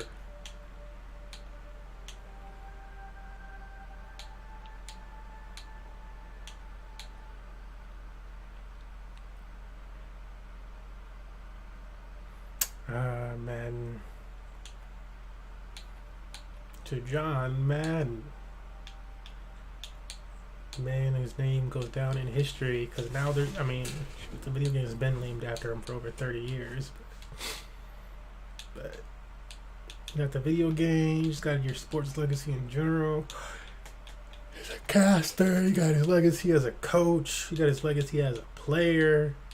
John Madden. The heck is this? Oh, this is Fallout.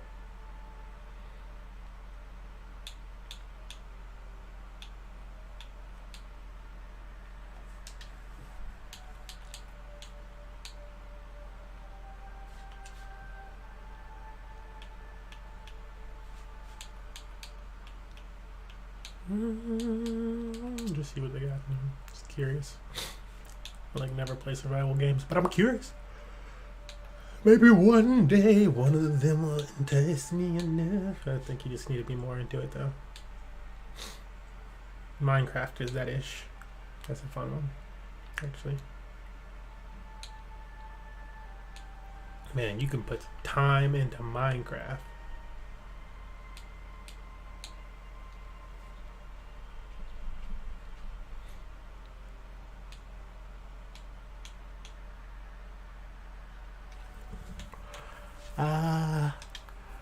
Yeah, not feeling it, not feeling it, not feeling it, not feeling it, not feeling it. Boom, boom, boom, boom, boom, boom, boom. Picks for me, what they got? Don't think so. Anything so far?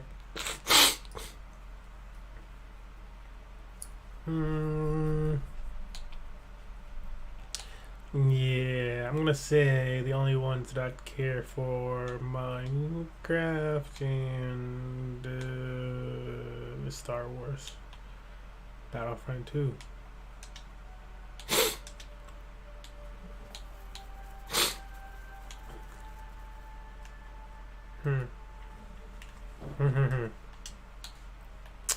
Should I try? And that Disney Speedstorm-ish. That didn't look too bad. But should I try Apex? Should I get into Apex? There's so much time in Apex where you're really just running around doing like whatever.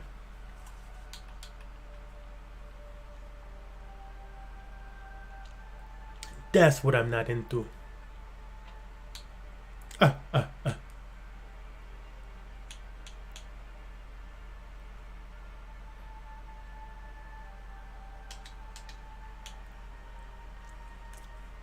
how many games do I have total downloaded right now? I don't even know.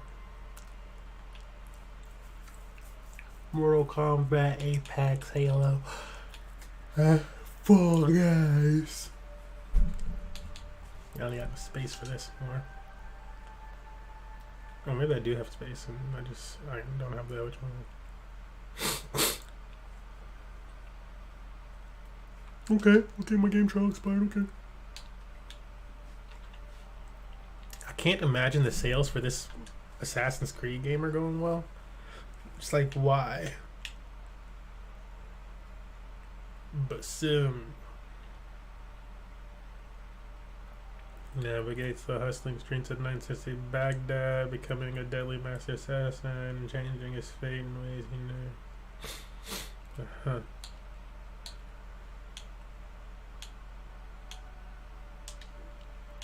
I'm just like, nah, bro. Okay, yeah, this is only $60. So like, I don't, nah. Nope. Can't.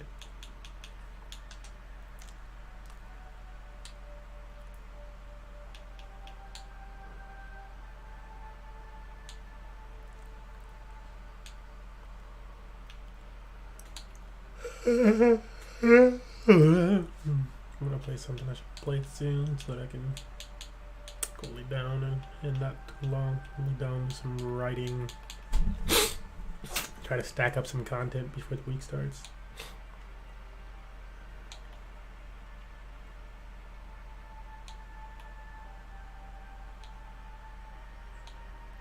Like, I guess that's true.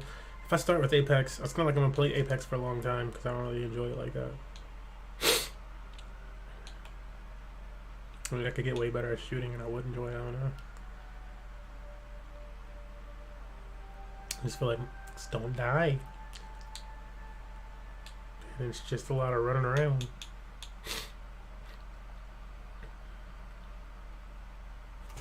What they have in the combat pack, they had Spawn, Joker. Imagine that Sindel floating in the background. Is that Nightwolf?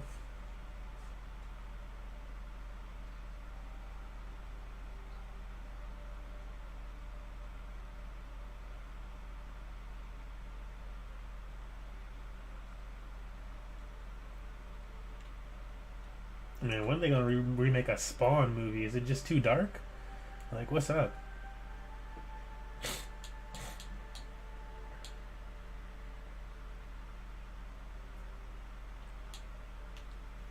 Oh, they had RoboCop too. Rambo.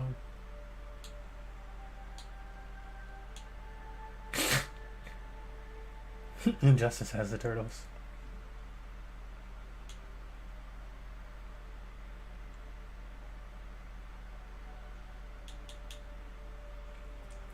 Those different skins look dope. This might just be a game I play like on the other Xbox, just like whatever.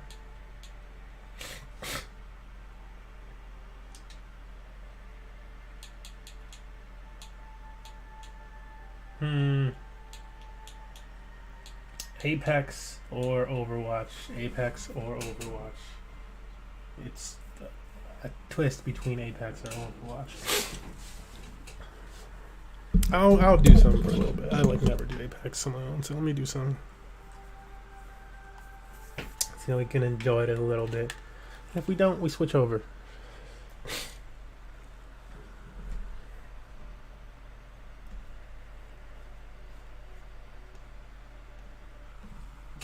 The crypto bubbles up.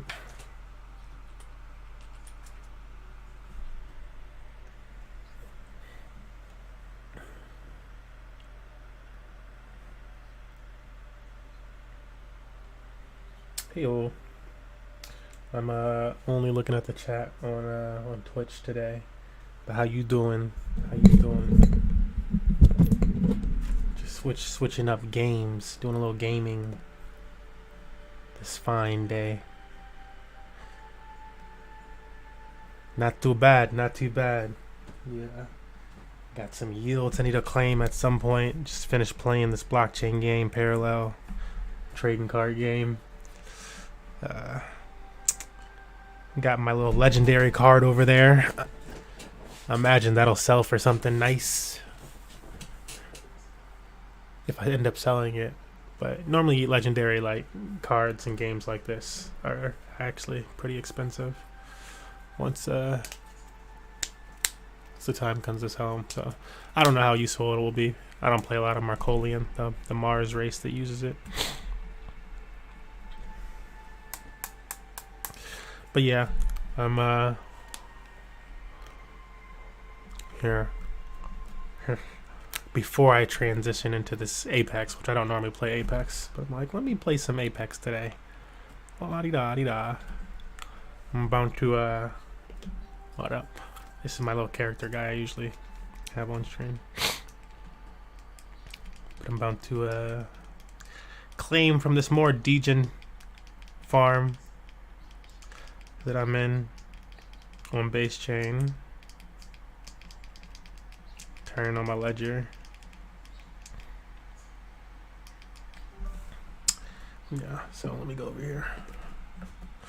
So this is a more Degen farm. I consider, some people might not consider it Degen. It's Degen. It's a tomb fork. So tomb didn't really last too long. I guess the original tomb lasted a long time, and then after that people were like, this is how you can scam the system and whatever else. So this one does have taxes implemented on the farm, and so this is the peg token, which is called B rate. It's pegged to the price of Ethereum, and yeah, they have this tax that goes up as the token loses peg. So if the token is to lose peg beneath the actual price of Ethereum, the tax will increase and increase and increase, and it just keeps going up with the attempt of making it so that people stop selling the token.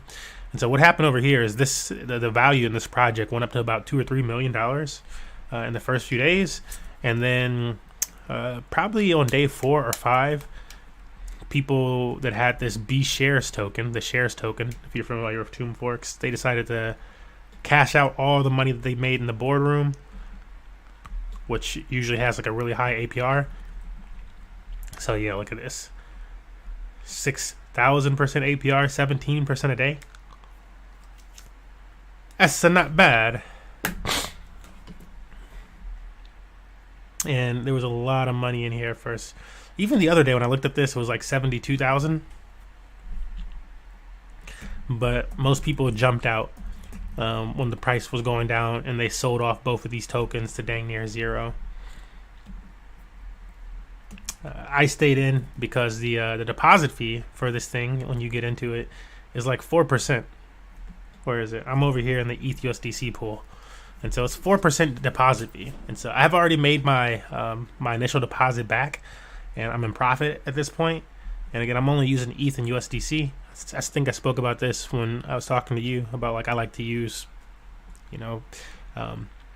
tokens that I actually like, and whatchamacallit, whenever I make a liquidity pair, I usually use like cash to do so. So this was money that was previously sitting in cash, split it up into ETH and USDC. This is only V2 liquidity, so just like half and half. But it's up. So I got that exposure to Ethereum. I've earned $9 since yesterday. I pulled out like $20-something yesterday.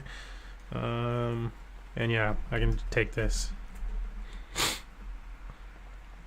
So it's not a whole bunch, but I don't know.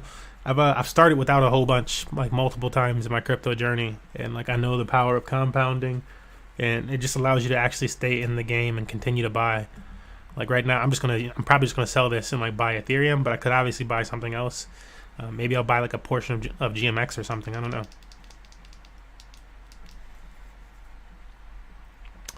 Speaking of GMX, how is Ethereum doing today? because I guess B-Rate would have told me, but yeah, I have this little trade in on GMX over here. I spoke to you about that as well.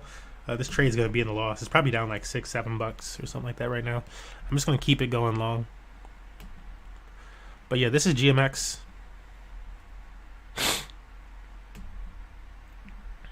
Yeah, I should have jumped in around here. Ooh-wee. So perpetual DEX exchange. Do all the fun stuff that you do on something like Binance. Drag that leverage slider up if you so please. It also just works as a DEX, so it works the same as Uniswap. You can swap between assets over here. I don't know if they have tokens like ARB, the Arbitrum token. They have. I thought they had. Was it V1? I was looking at one of these, and I'm pretty sure it had XRP in here. I was like, oh, you could leverage trade XRP over here if you want it. I done froze the page. Yeah, I'm not even trying to. Nope. What was I looking at this morning that had the leverage trading for XRP in this? I could have swore it was this one. There's Solana in there. Anyways, other than leverage trading, this is the section in the background. So this is like their staking portion of GMX. So you got two different options with GMX staking. Kind of actually like three different options, but two main options. One is to buy GMX tokens and stake those GMX tokens, and you'll earn ETH, and you'll earn GMX and escrow GMX, so that they're not just shilling out tons of GMX to you. So you earn that, and this is like the most successful whatchamacallit, perpetual exchange. And then as another option, you can also do, and the yield's not going to be crazy over here. Yeah, it's like a small yield or whatever. It was so much more when I initially got into it, but yeah, there's tons of money in this thing now. Dirty XRP. I don't know what that's down there for though. I guess that's for the GLP pools. And then they have this section called GLP. And so GLP works as kind of like the platform stablecoin. It's house money. So the exchange needs house money, right? And so this is where the house money comes from. It's different than the staking the GMX token. So this is what the collateral of the platform. And you get 5% APR on that collateral, and then it allows you to deposit all these different tokens as collateral into GLP. Let's check that out. Yeah. So this is the specific set of tokens for collateral. Ethereum, Bitcoin, Chainlink, Uniswap, USDC, Tether, DAI, and Frax, which is, if you're not familiar with Frax is another stable coin. It's like one of the top decentralized stable coins. But yeah, there's that. It's got a referral code. If you want to use it, let me know. I'll definitely send you that referral code. I've never gotten any referrals from GMX. GLP's liquidity priority token GMX markets accrue 70% of the V1 markets generated fees. Yeah, what's up with G of V2? Okay, GM is liquidity and accrues 63%. Okay, that's the difference. I'm like, what's the difference between GM and GLP? V2 of GMX has only been out for like a month, and I haven't read up on it enough yet. And yeah, this platform started on Avalanche blockchain and is now on Arbitrum. I believe it's only on those two blockchains. Yeah. But yeah, that's GMX. That's GMX.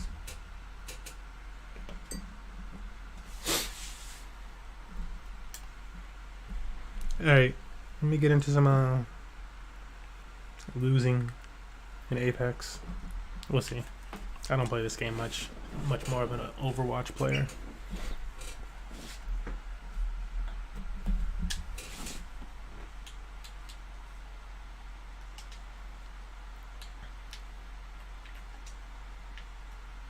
Ranked leagues, 22 days left.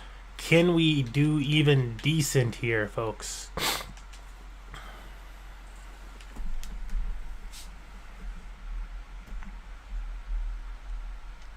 Earned 4 cents since claiming. that this is fun. Yeah, earn 4 cents over here since claiming that $9 or so a few minutes ago. I got a little bit more money over here to claim, so I'm gonna claim that too. I should start stacking it back into this so I can build up the platform. So there's not a lot of money in the platform. I might actually do that.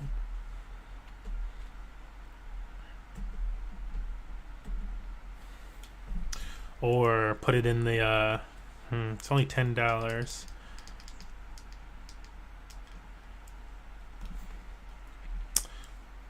It would be stuck for multiple days if I put it in the boardroom.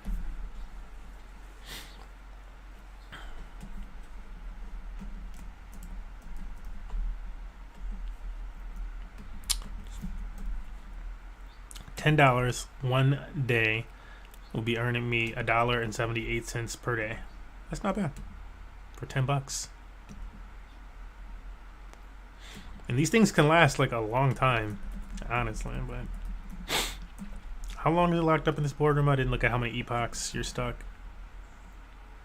Stake B share every 4 hours. Okay, so it's only one day. You can claim once a day and you're stuck for a day. It's not bad. It's actually not bad.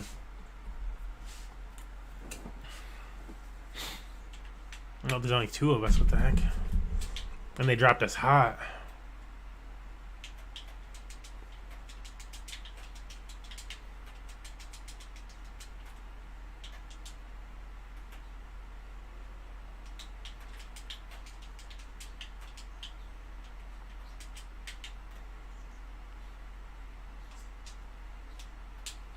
Dang.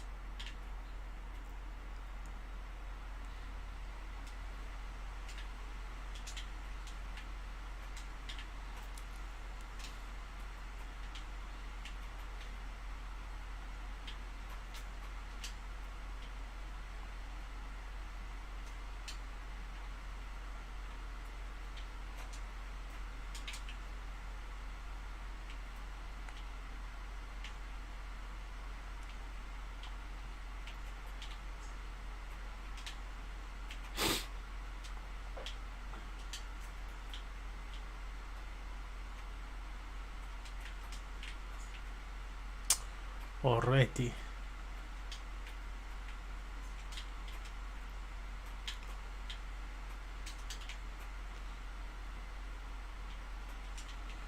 Maybe get another throwable. I'm pretty sure I saw a grenade. Yeah, these grenades. Take both for now. I don't know what that thing is in the middle. What is that?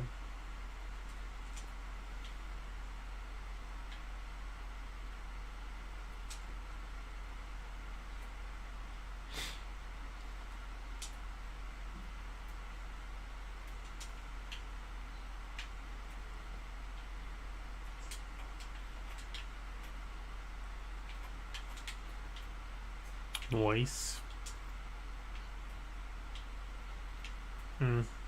It's health pack.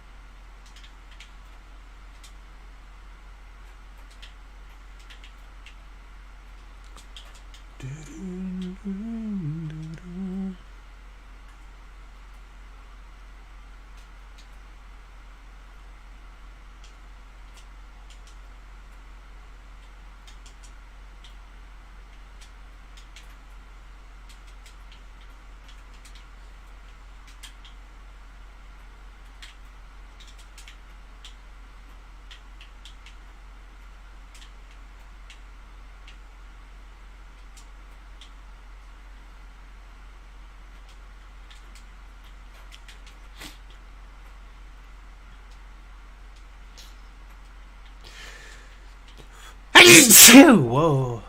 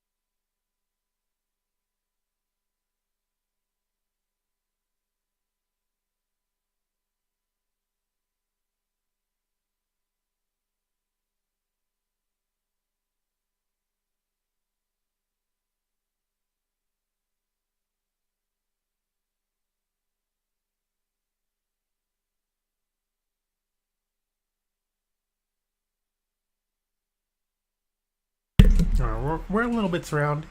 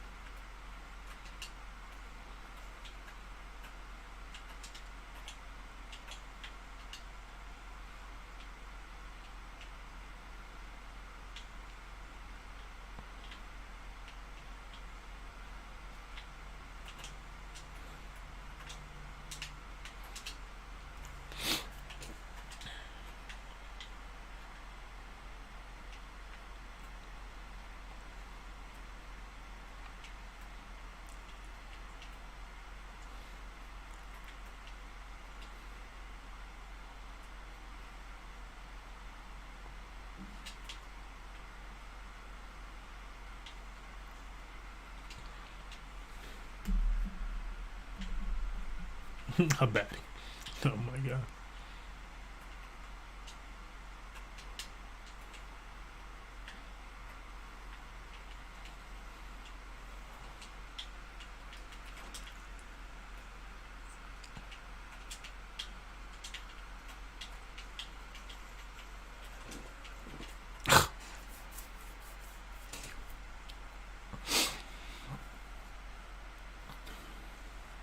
Dang.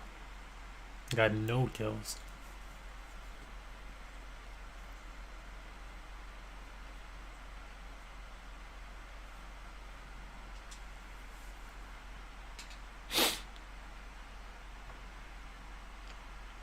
I mean, how are we supposed to get a kill? You have to be like all up on them to kill somebody.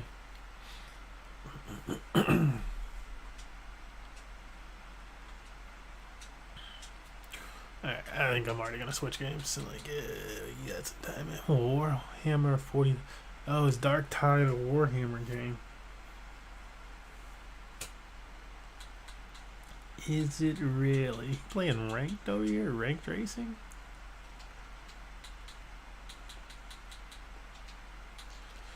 Really? I think that rookie leads into bronze, I believe.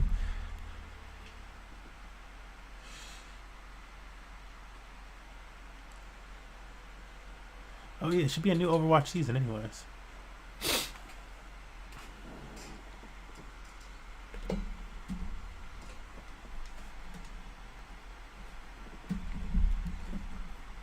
Let me I think I put it on Overwatch and just didn't play Overwatch. Accidentally. It was an accident.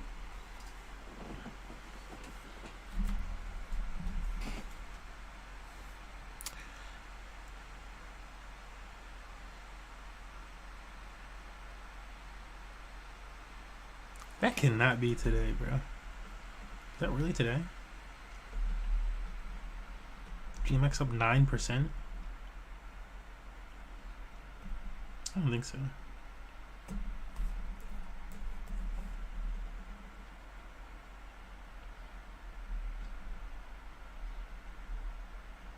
Yeah, it's like behind.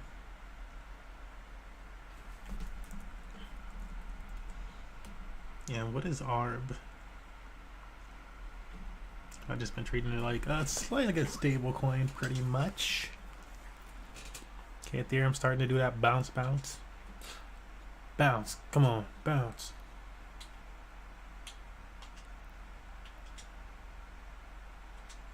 One day, oh my goodness. It's actually not a new season yet, it's still one day.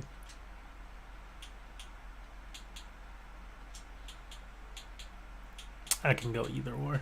I just feel like my DPS games be getting too stressful. I could do everything, I guess. Man, people would be really butt on DPS.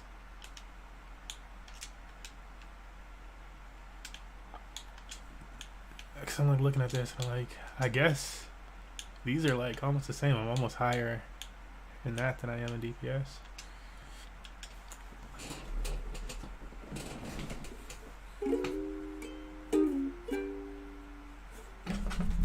Refresh this, or not refresh this. Tune the ukulele. You gotta wanna tune the uk.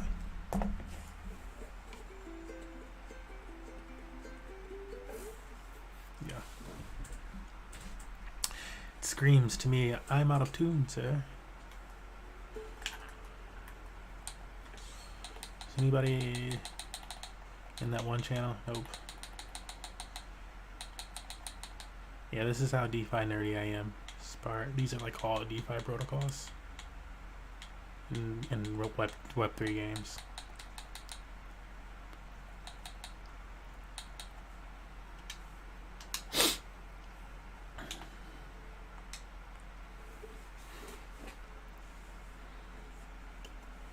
I'm here to heal you. Get healed.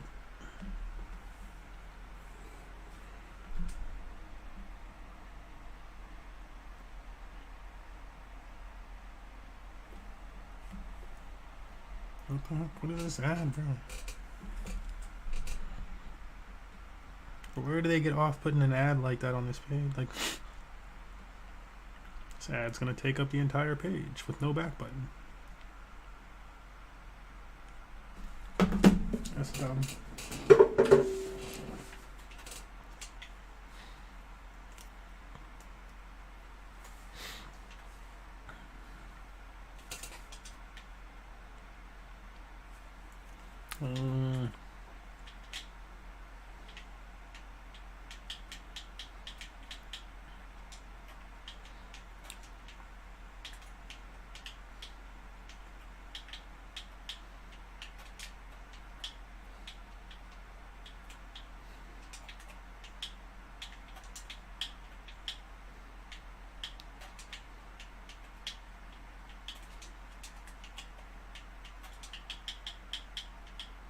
She just one healer up right now, so try to keep it chill, guys.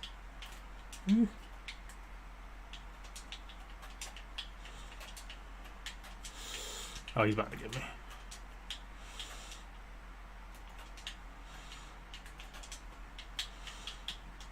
I don't know where. Oh, you died. Okay. It's like you kind of just evaporated. We got to get to safeties in. Is Hog the best tank to fight against a Dune? Maybe? I don't know.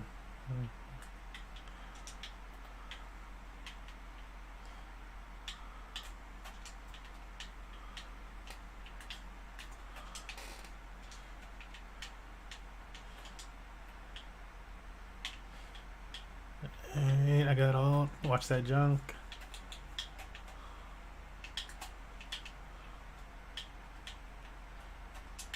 Stay alive, Genji.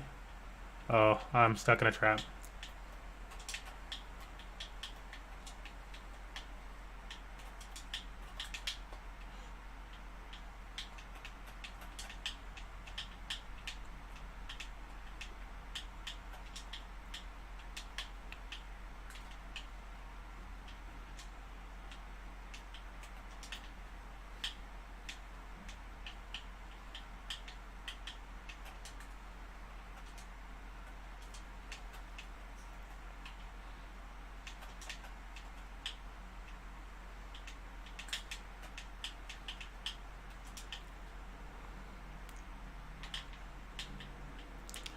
Keep that bob up. Ooh.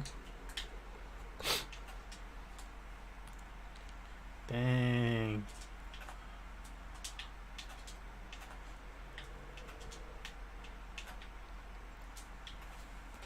Yo, what's happening, Zen?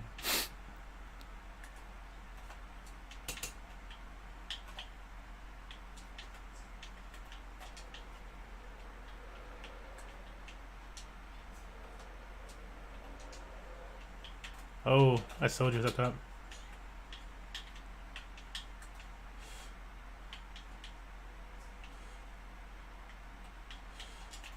I'm trying to get to you. Oh, you're gonna die here. Yep.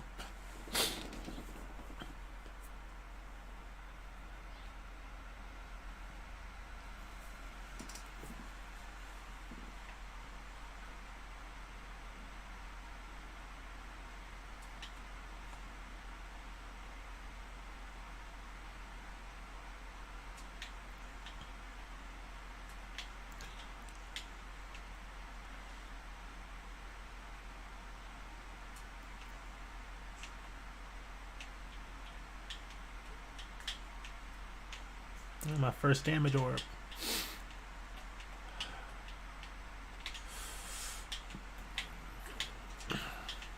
Don't die, don't die. Get this health back.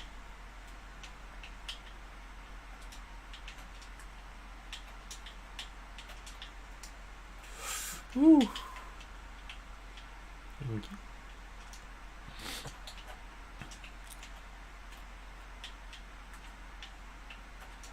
Oh yeah, you guys, I don't know about being split up like that. Yeah, might as well leave the point, Zarya. They just died by themselves.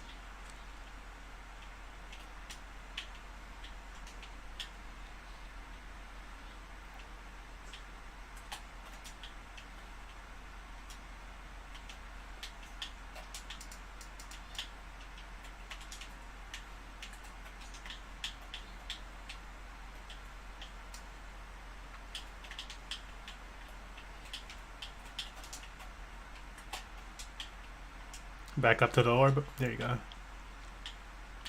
Too far extended, Genji. Dude, just stay with team. What? What's the point of that?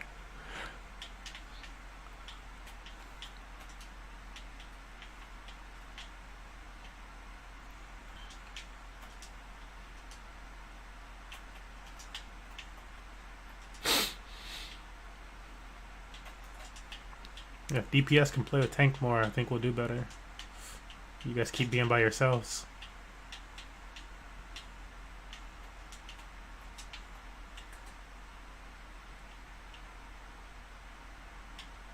Yeah.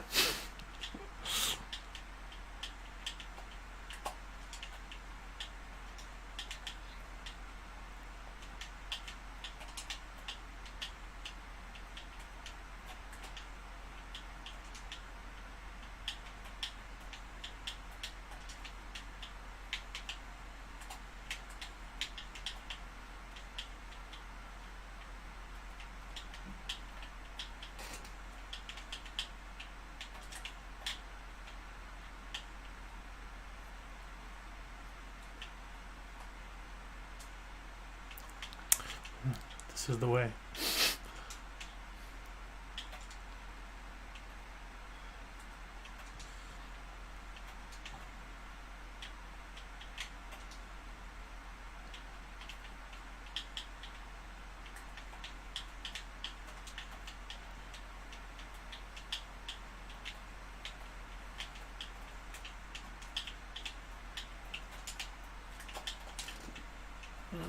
Wrong one.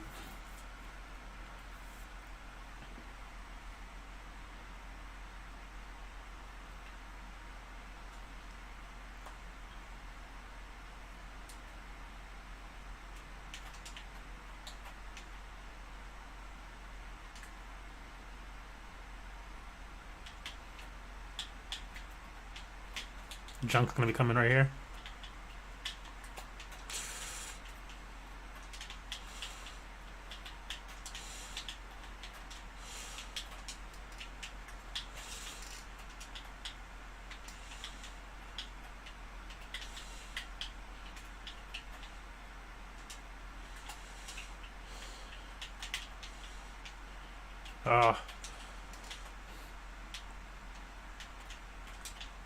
They got a Zen behind us, Zarya.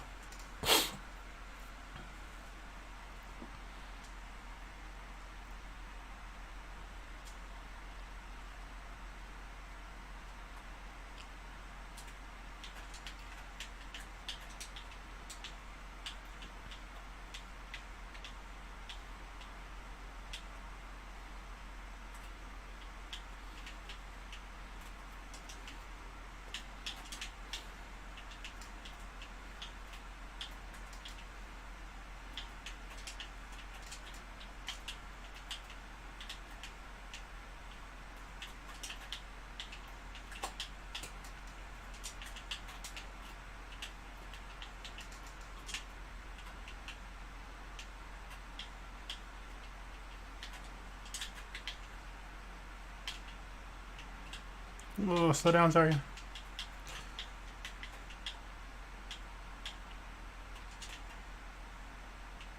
Let's stay together.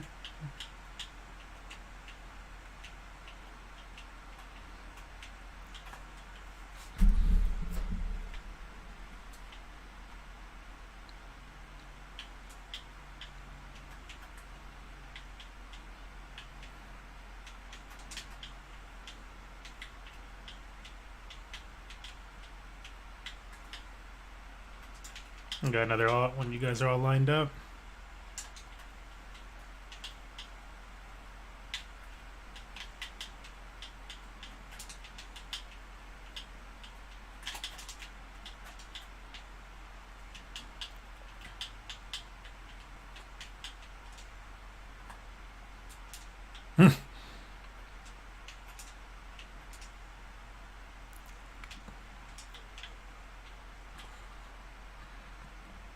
Yeah.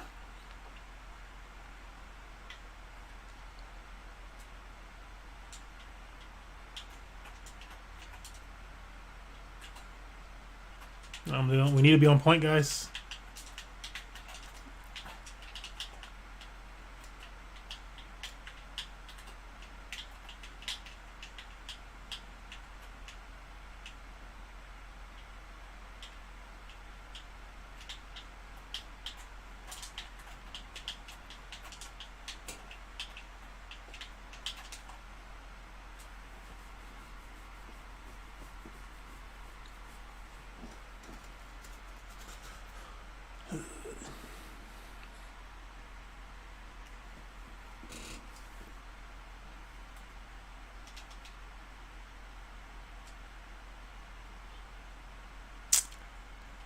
Man.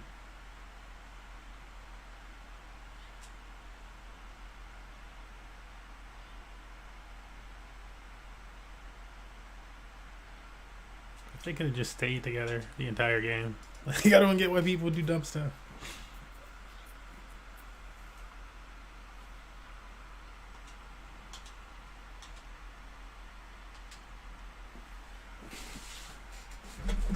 When I play DPS, I am always with the tank. Most of the time. Most of the time. I try to be really close to the tank. mostly because my friends play tank, and it's like, you know, they say things, you know, yo, I play tank too. So, but yeah, you know, your friends are playing tank. They're like, yo, I'm struggling. Or somebody put in this damage. It's like, oh, what about if you were right there with the tank to do that? Also, it just makes sense.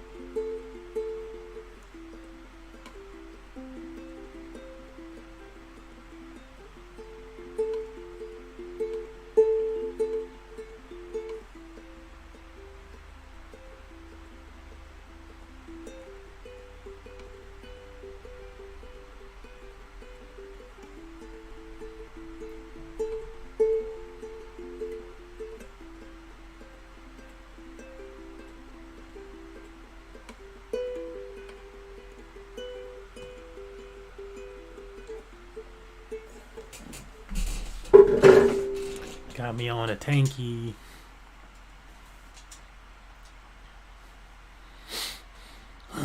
Let us move together as a force. 1 second. Somebody's walking around us or something. I don't know what that was about.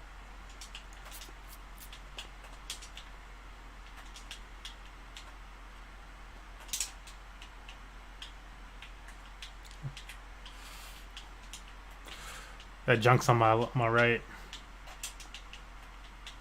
Oh, I do need help. There we go. Thank you, Mercy. Oh.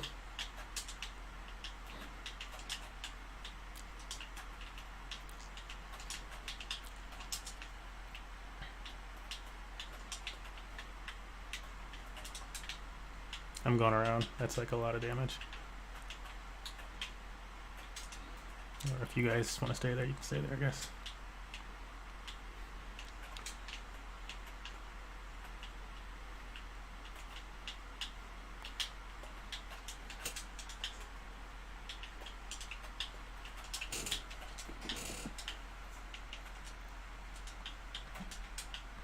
Oh, come on.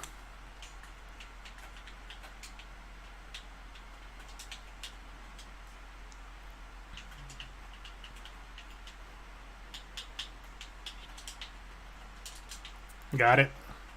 I killed it.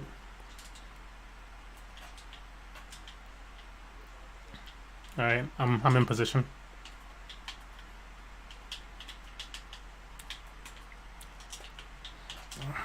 Oh, somebody needs to move up.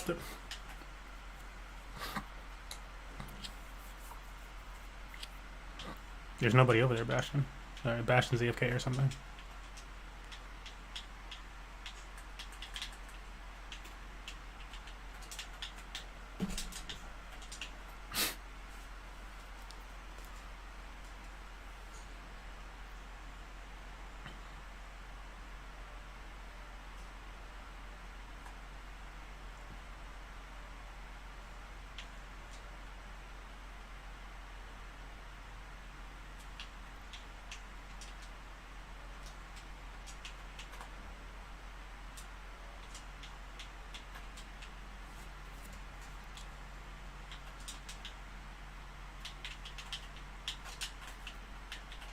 Oh.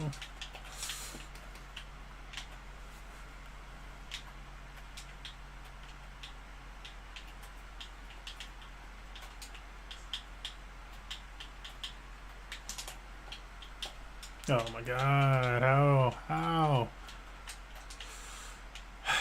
The DPS dies behind too much.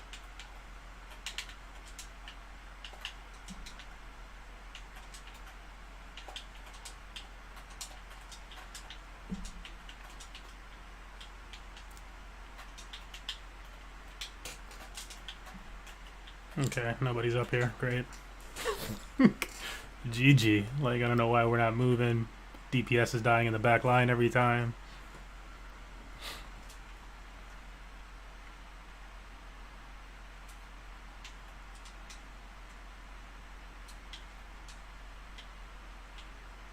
Like, bruh. Nah, we can't win with the DPS dead every time.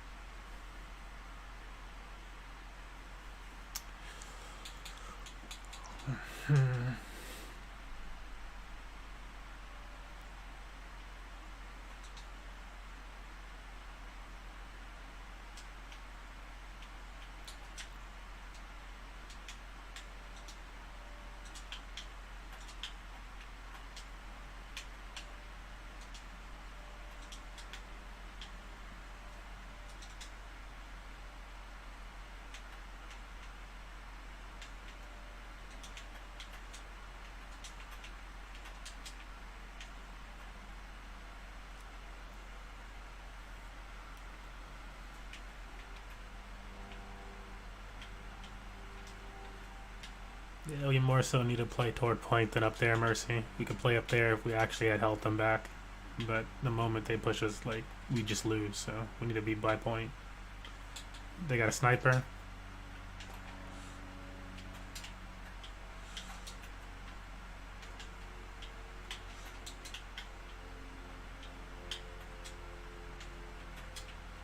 Just play corners.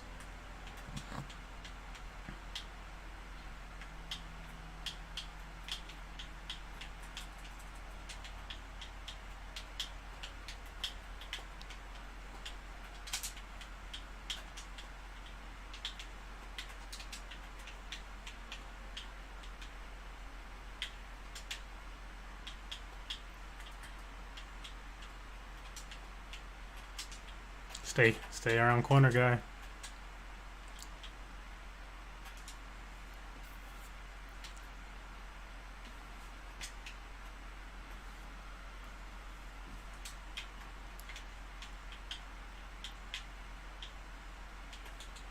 They're gonna try to take up top.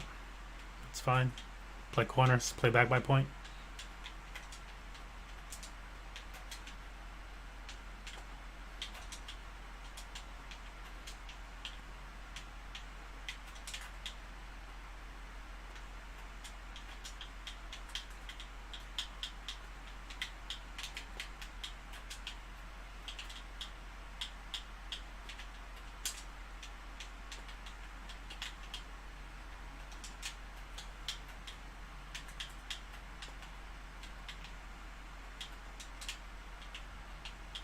Sombra's capping.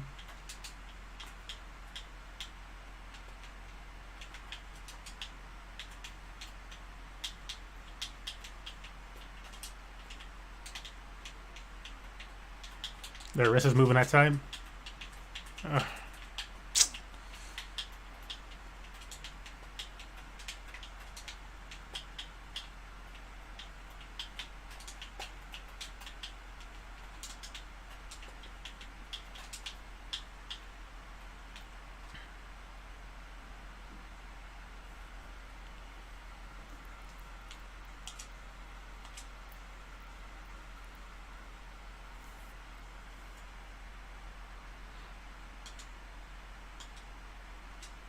Man, horrible DPS. This is the thing with this game. Like, what's wrong with these DPS players, bro? What is wrong with them? Just be decent. At least be able to support so the game is competitive.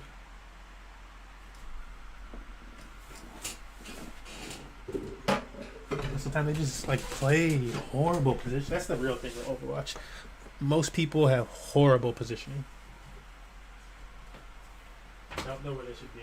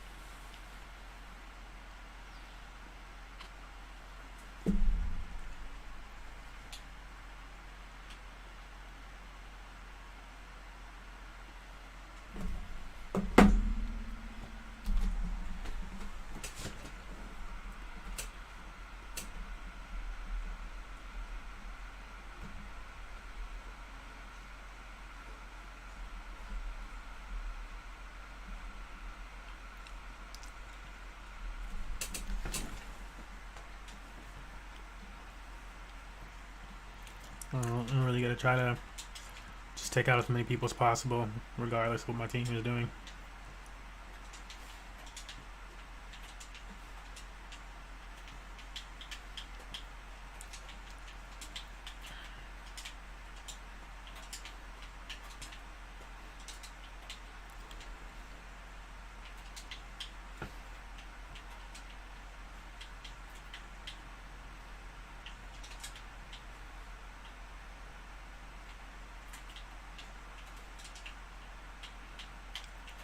I got max charge.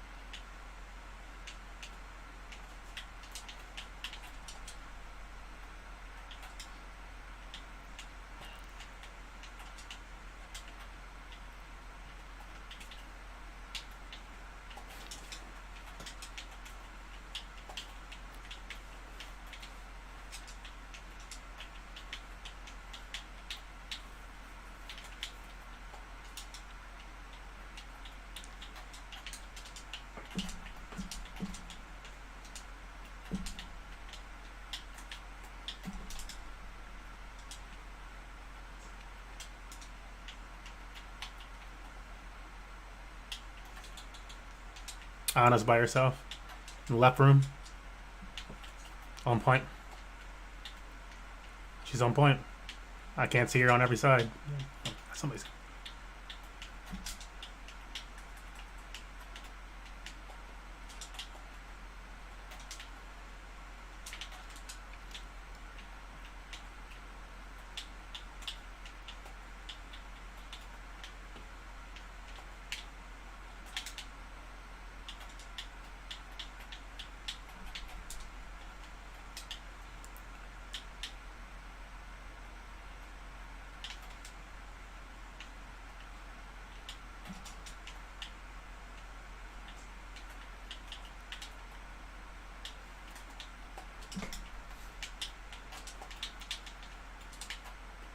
Thank you, Moira.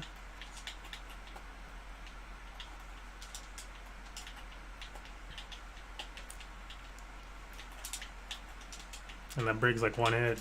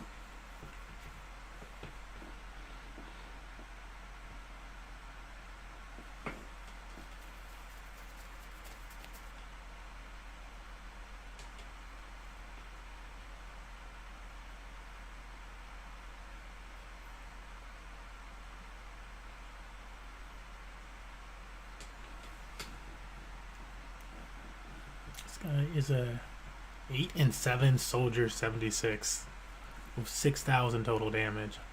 Bro, my May is gonna get that much damage at least. Because it's not hard. It's like a low amount of damage.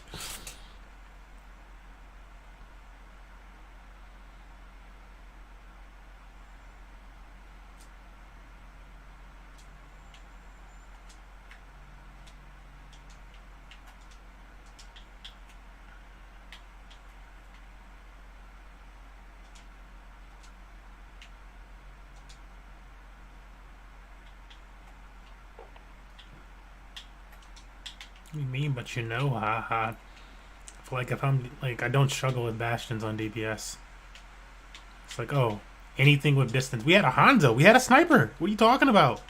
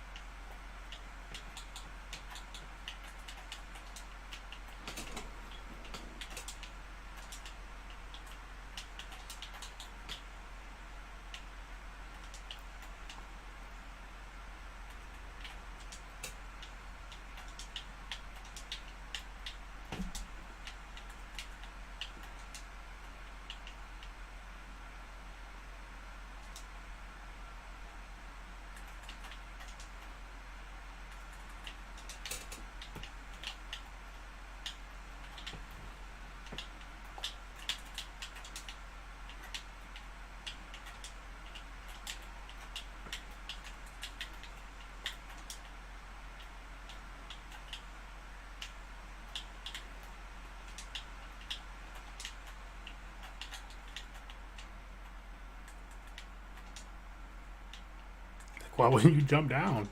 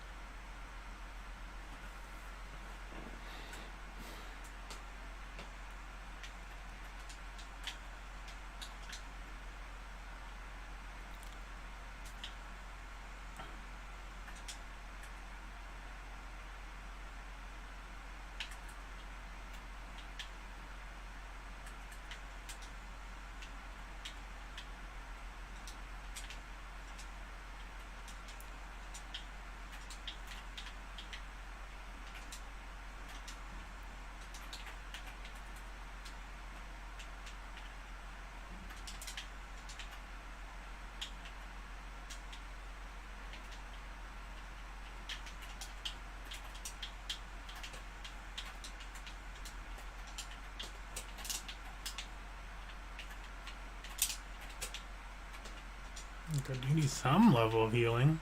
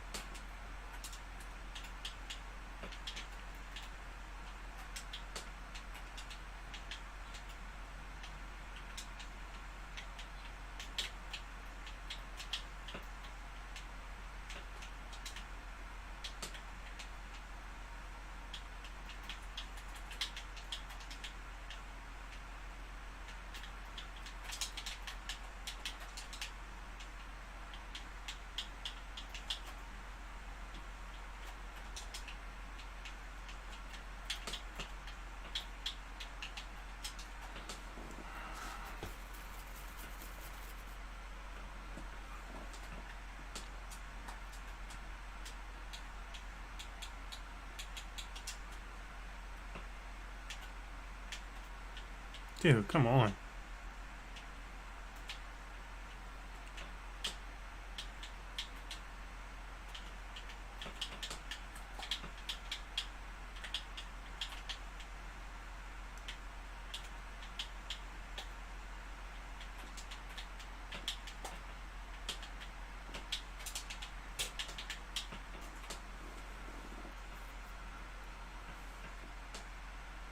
Like 13 and 14 deaths, bro.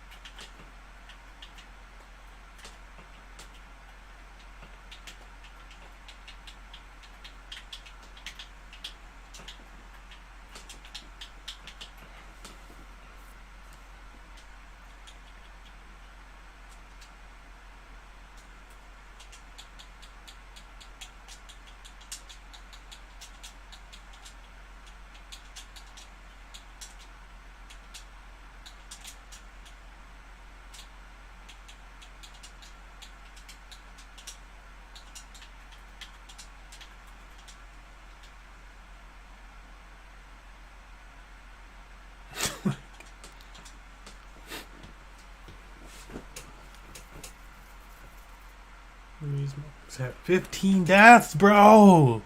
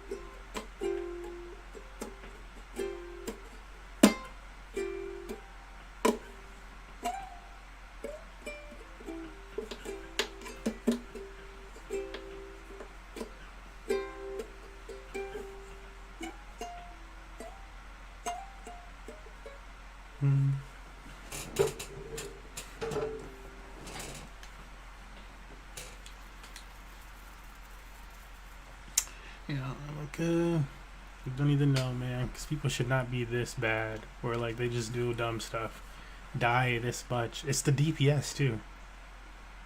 Like, the DPS is just so bad.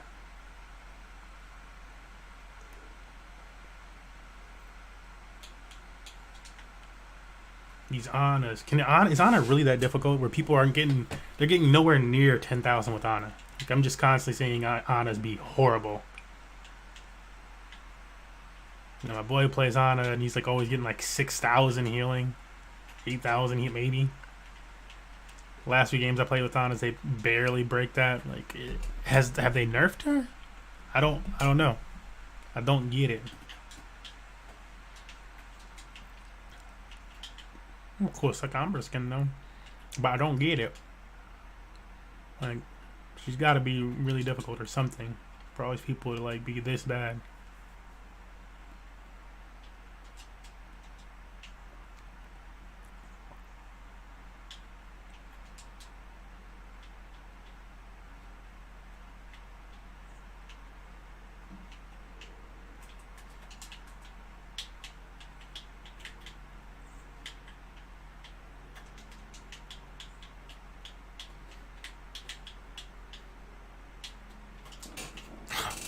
Okay, well, now I can get jumped by the Sombra and that.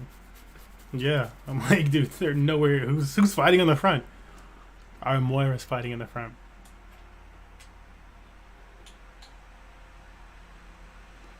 Oh, one for this.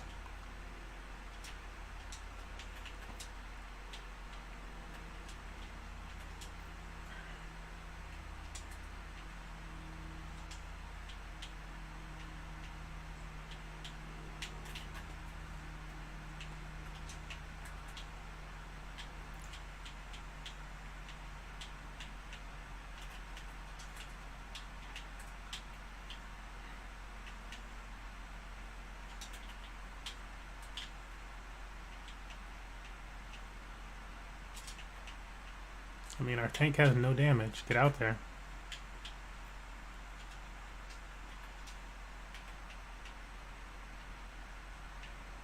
Bruh.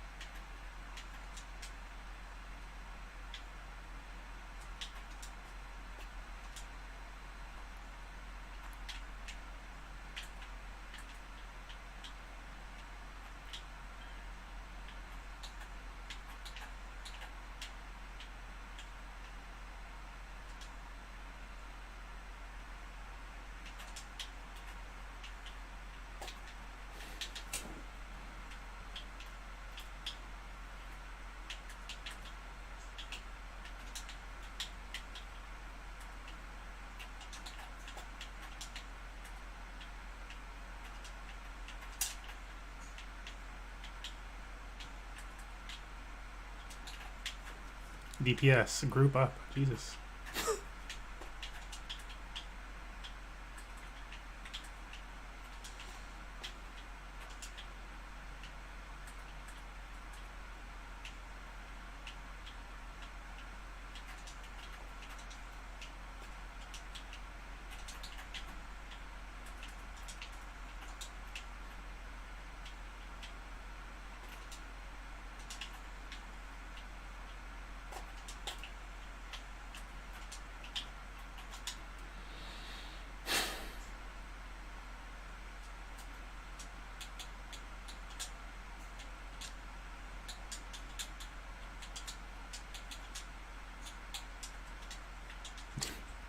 Like, what is wrong with you, bro?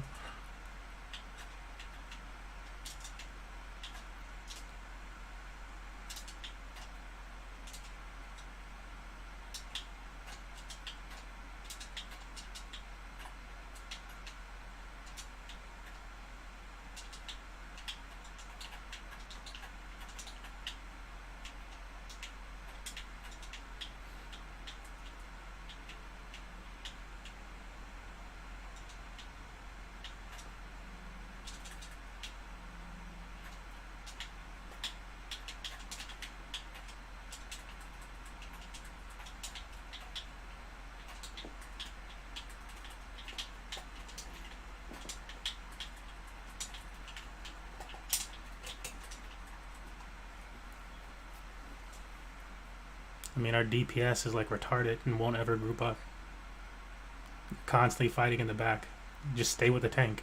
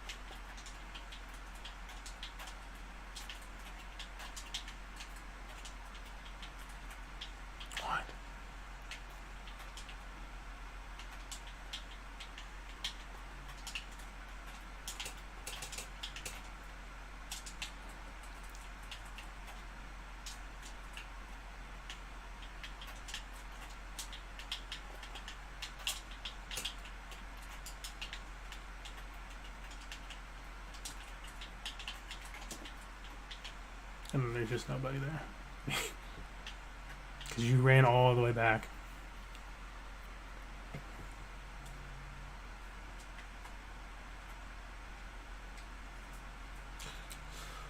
Ooh, what's gonna work? Because nothing's gonna work with them being this way.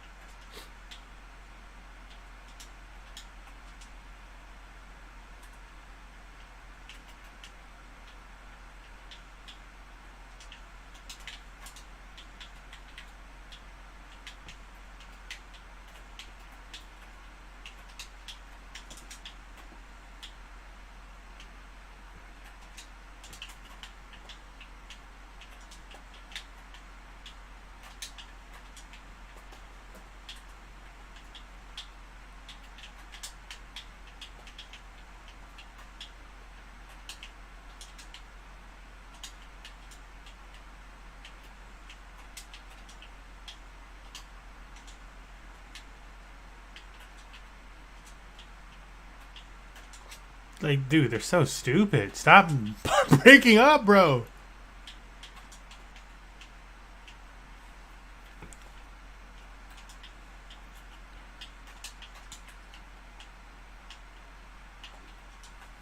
Dude, Tank, why is Tank chasing a tracer up top?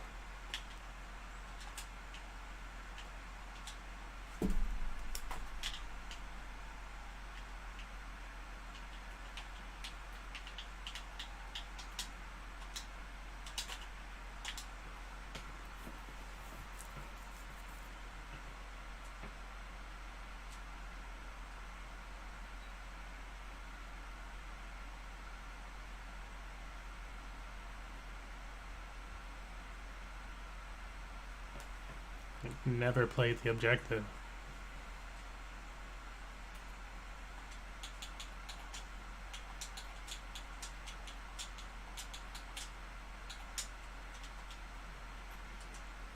Look. There's nothing. There's no other way of describing that. Like, play the point. What are you doing?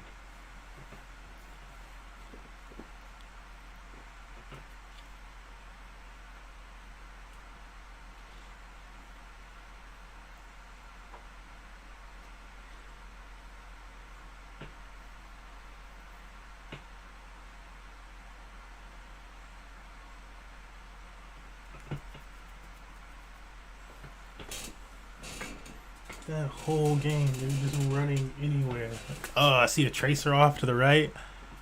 I'm just gonna run over there. But like, why? What for? What for?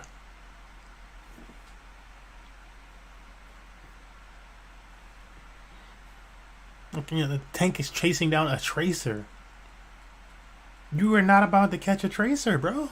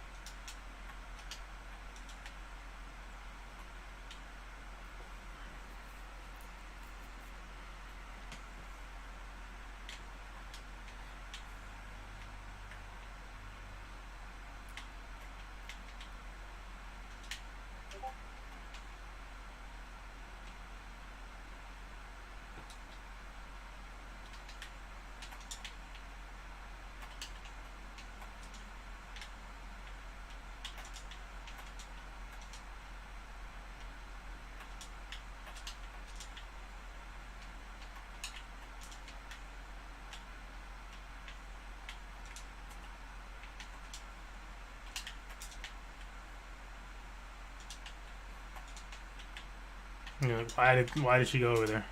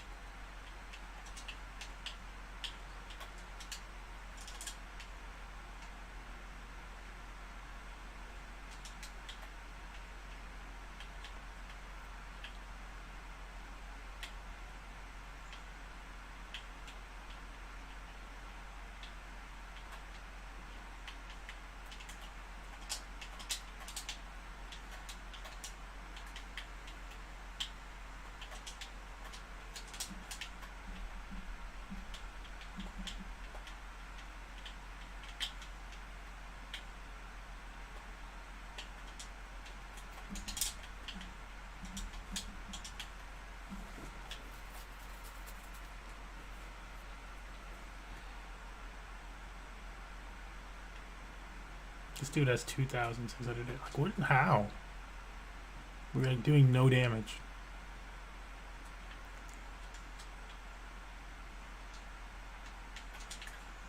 Ah.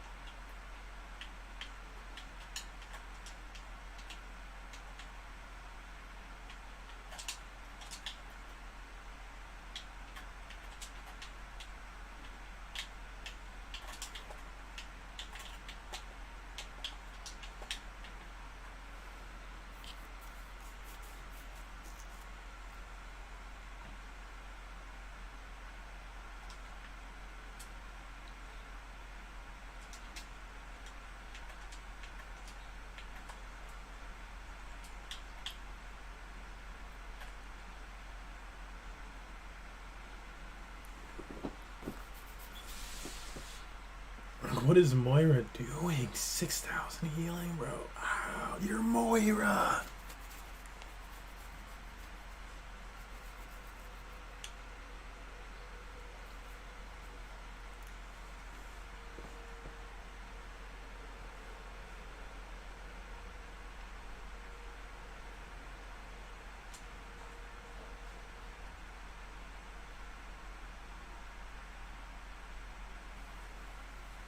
Low DPS or something.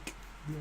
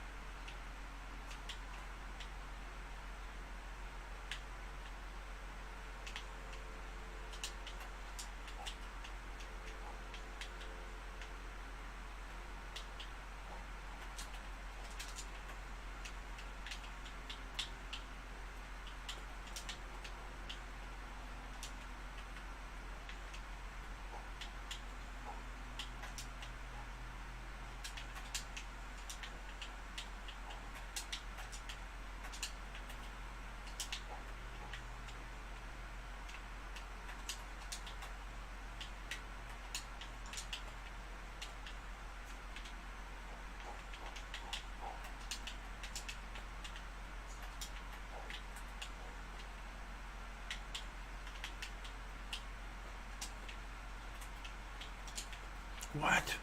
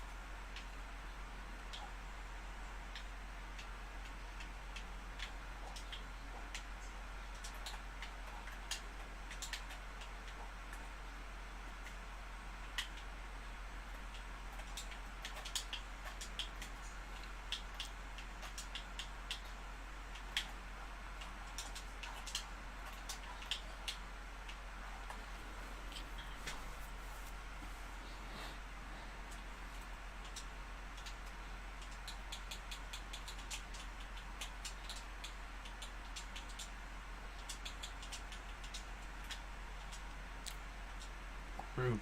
Oh, Jesus.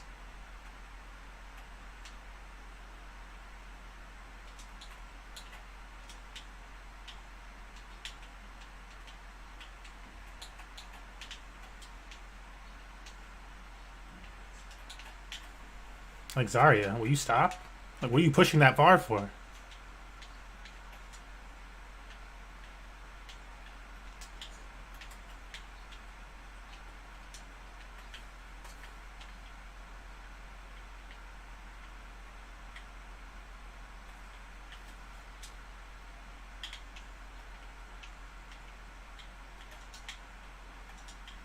You need to stop pushing without a team. Like, you're ruining the game.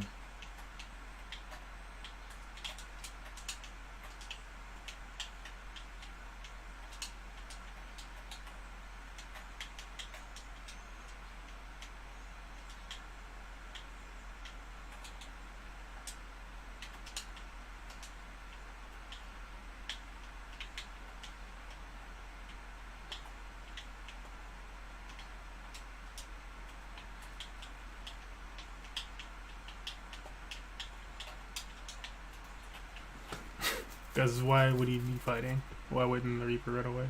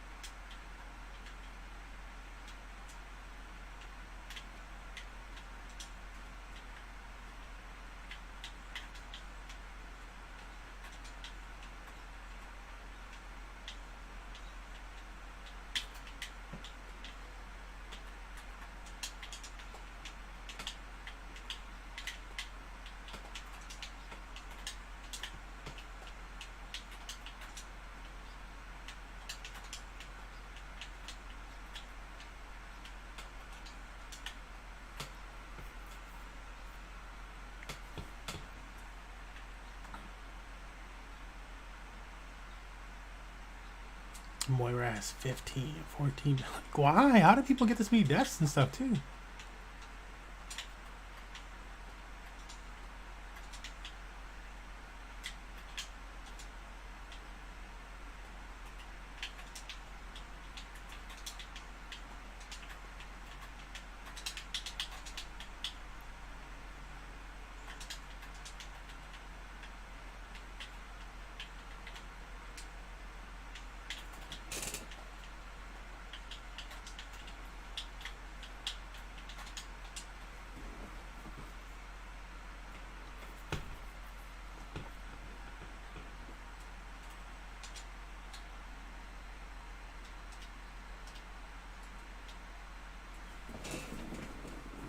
You are 17 and 15, you.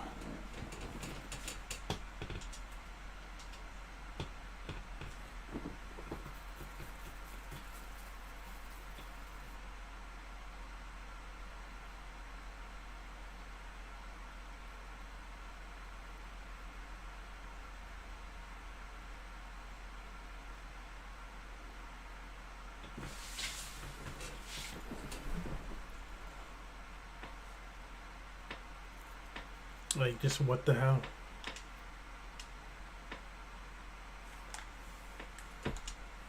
I don't even know, man. I don't know if I can keep going with that. That's just so... My teams are so bad.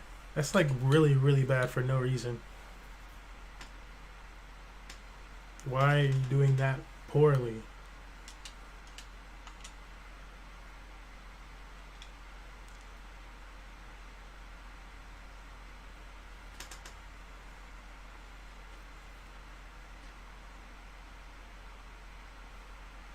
$15 deaths. You're dead so much the game to get 15 deaths.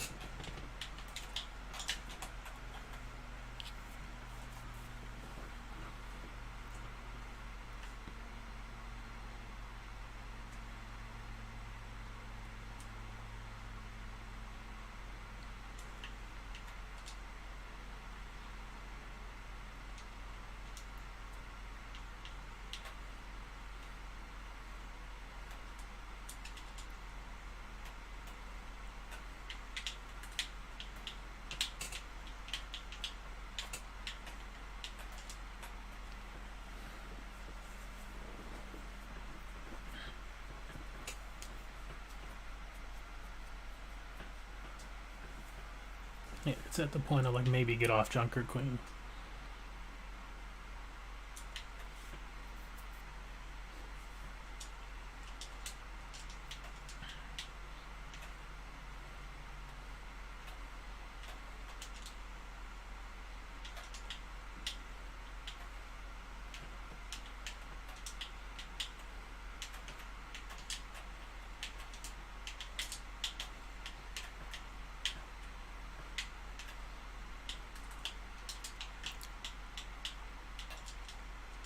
Oh my god.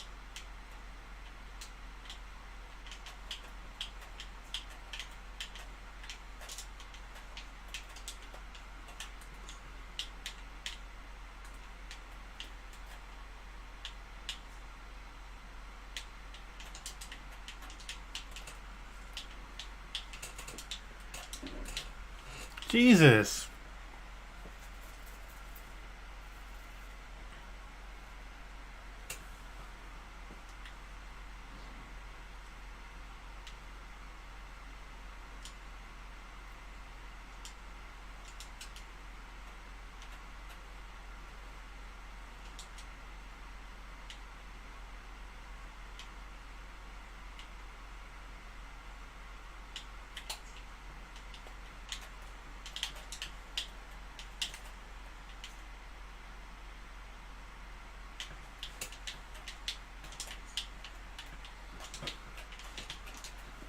God, nobody's ever alive, bro.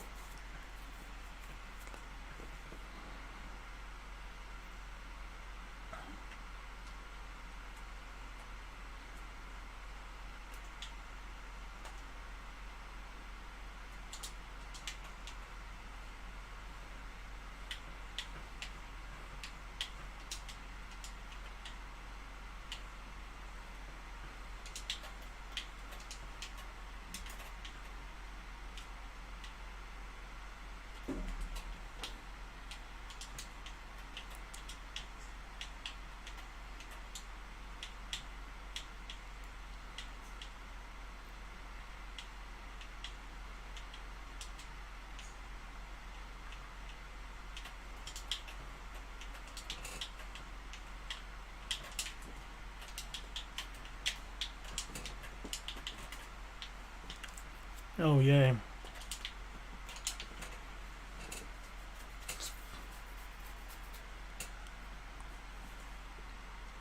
Like, why aren't they grouped up, bro?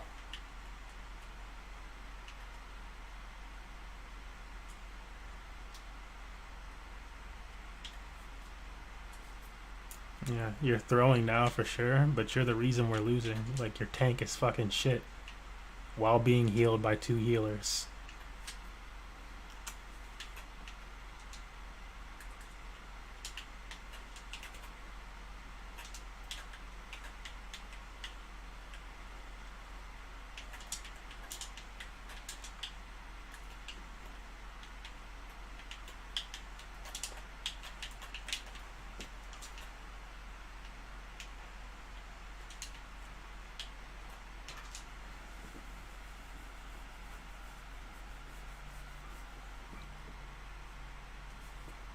Like, yeah, notice how I have more mitigation than you.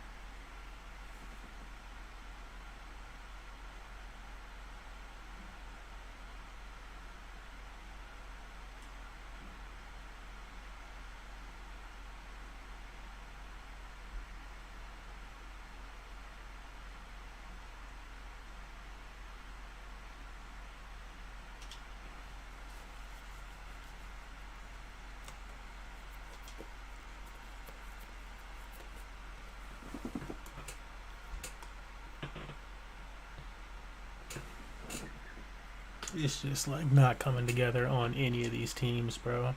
Like you need solid play. So I'm like, I feel like maybe most important actually is like the tank actually being somewhat decent. These tanks are fucking stupid. DPS being weak is one thing.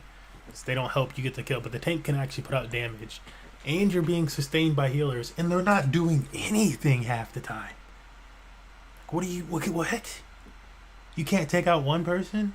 Or like, push nothing. You're not doing anything that like is of substance or useful to the team. It's crazy to me, bro. You said Whelp. Like, Whelp is you coming out as Junker Queen, not getting your ult. Switching to Zarya, not getting your ult, and then switching to whatchamacallit. Like, what are you doing?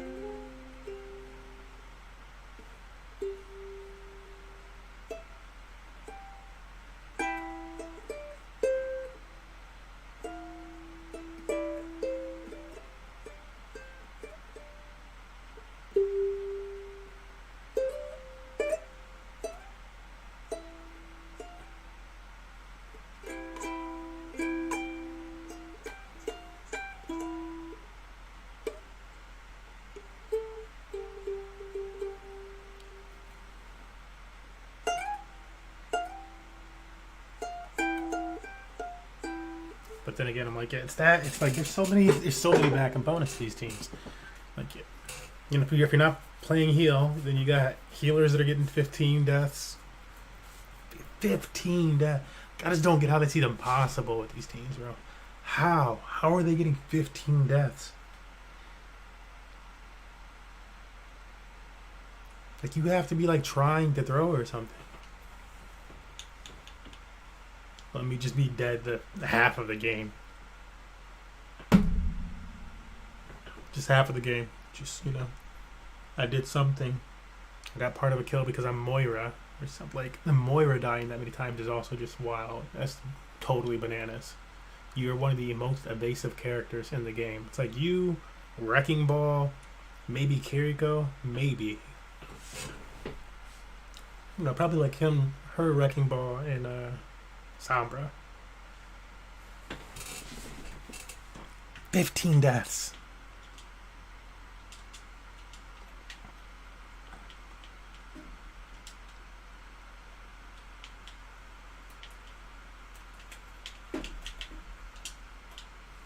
Oh my god. What is he doing?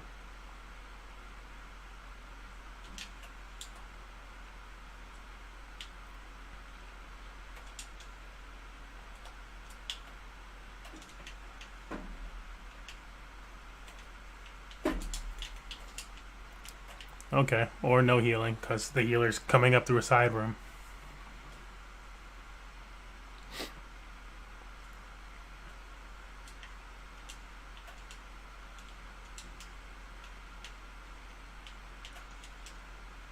And the other one is an Ana, which never works that well. Like, come on, bro.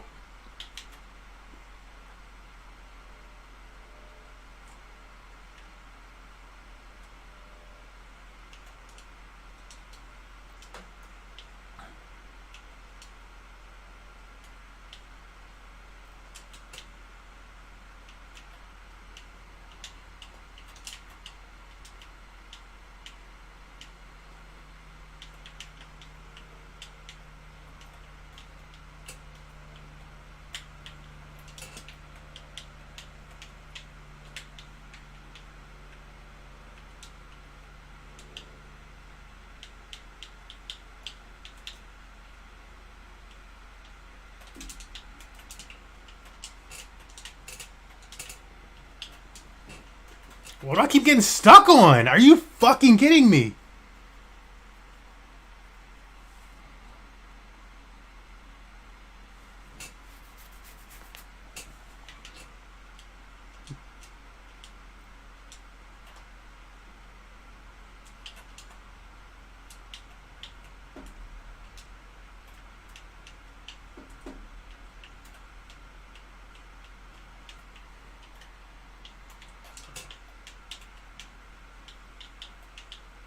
And I'm dead again. Yeah, something. Gotta change something.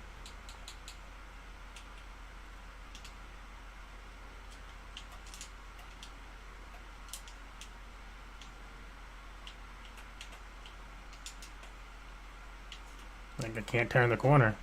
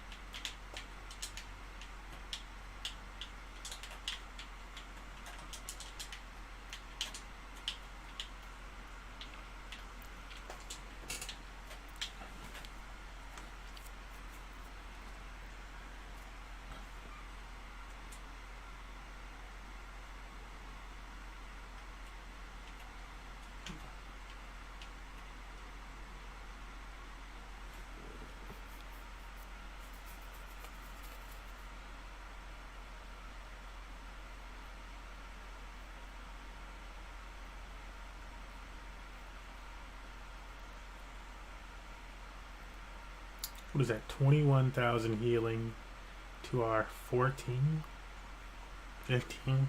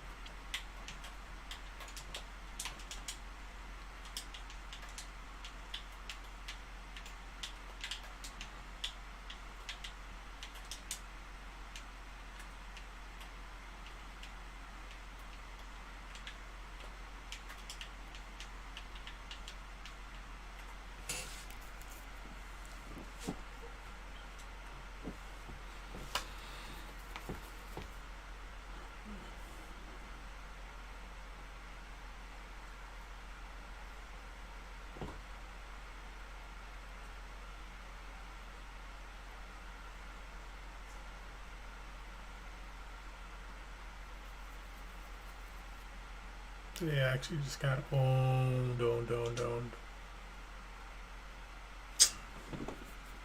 I'm not done playing this shit today.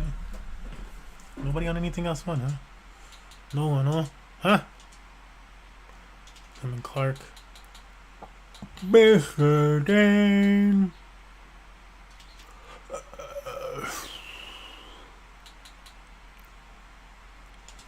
I'm gonna do some of this real quick. Go back to the Apex. Follow the live. Zarya players. Snore. Oh, your content used to be so good. What happened? Which content?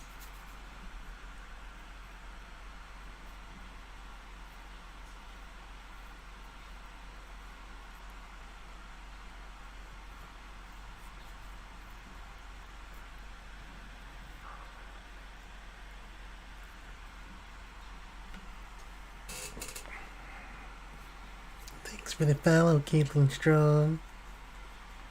Ugh.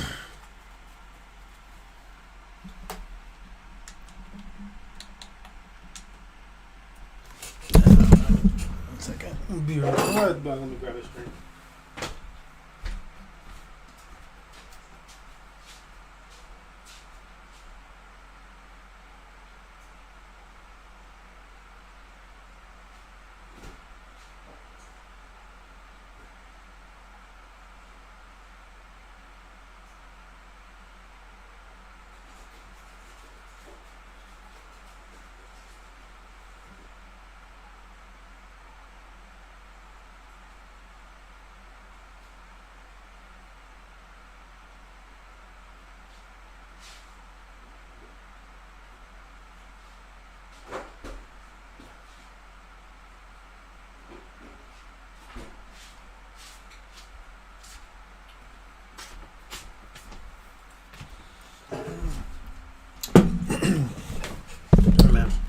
Yeah, if we're talking about Smash content, I just got tired of playing Smash all the time. And the Smash community is just extra fucking toxic. I don't know what's wrong with those people. Probably wouldn't feel that way if, like, I mean, we give away a lot of money. Like, so we like hold events where people can play games and earn money. And when you're, like, giving people money and they're being toxic to you, it's just a bad feel. You're like, what am I doing this for? For what? Like, we would be giving away tons of money, nobody to follow, like tons of people show up. Like if you host an event, 60, 80 people show up, they follow because they have to for the event, and then they immediately unfollow you or something, and like follow somebody else that's like whatever the heck. Like, okay, whatever, bro. Type of stuff like that. Just like that's why we stopped making certain type of content. To me, it's more interesting to like focus on like financial freedom and like actually making content around finance, DeFi specifically with finance, but new accounts and stuff like that. But that's what happened in that ballpark.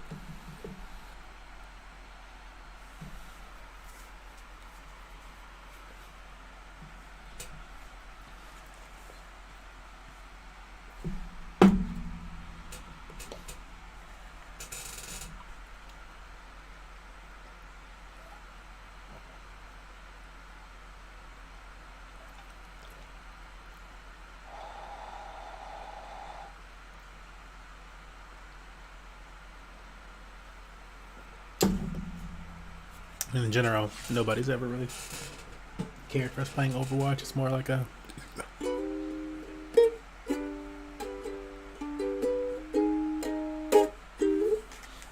it's always been more of a I like playing Overwatch, so I'll play Overwatch type of thing.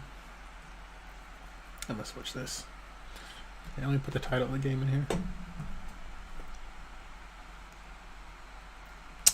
At some point, you just have to make yourself happy more so than any individuals, because nobody's going to be there for you but you.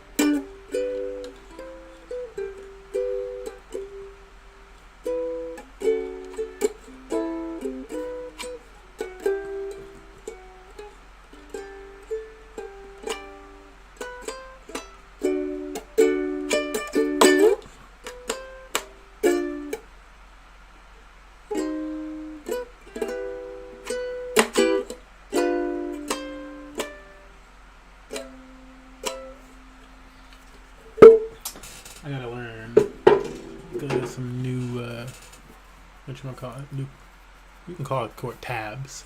Tabs. New tabs for that. So I'd like to. That was like the first one that I learned. It was like really basic, more toward beginners. I'd like to learn something a little bit more complex.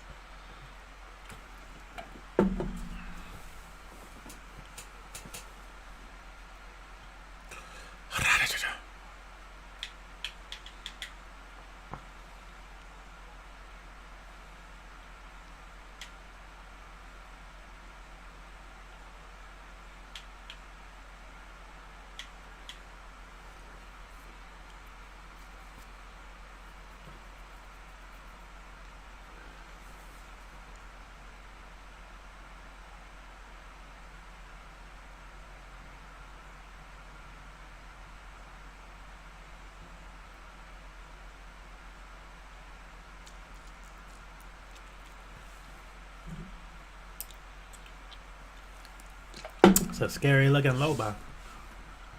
Oh.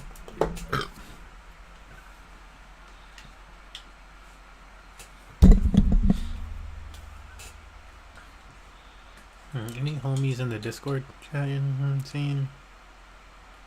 Should start chilling out in our Discord.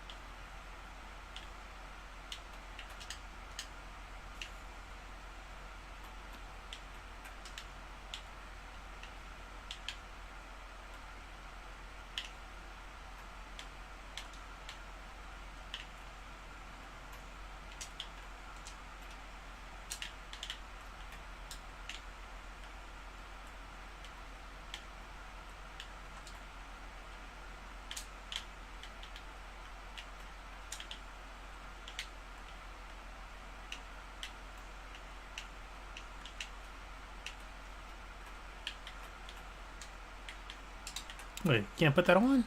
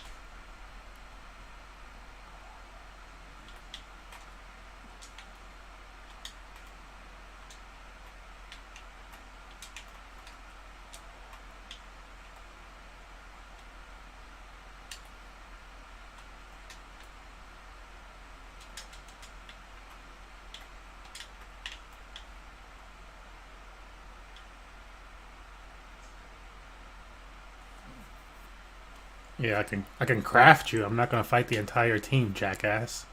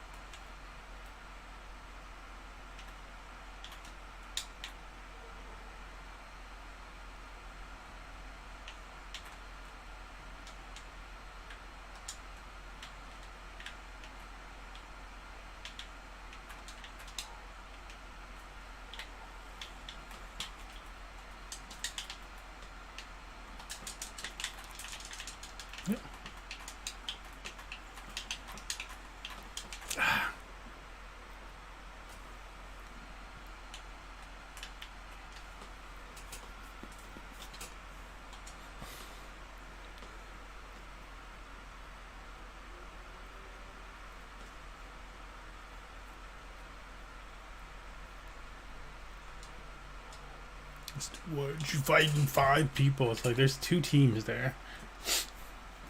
I fought that team as long as I could, and as they started to make their way up top, 2-on-1, with another team at my back, yeah, I definitely ran.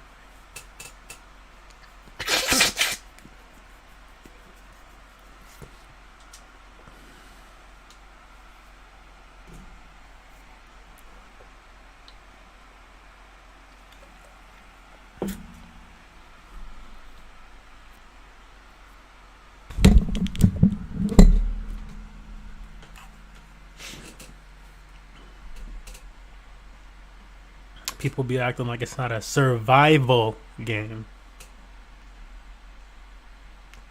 Point being to survive longer than the other team.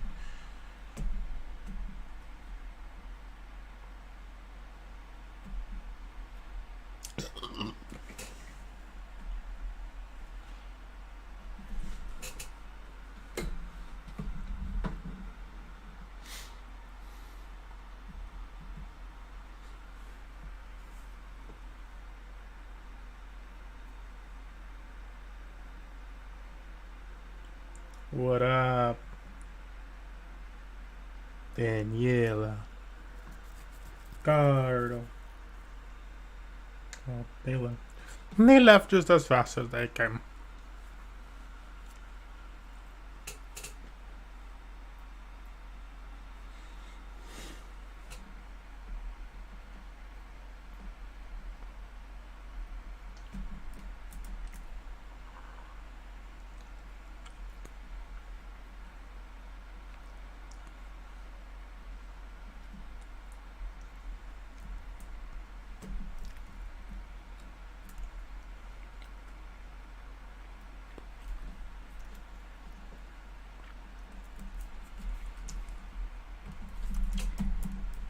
See if we can find any gems on deck screener.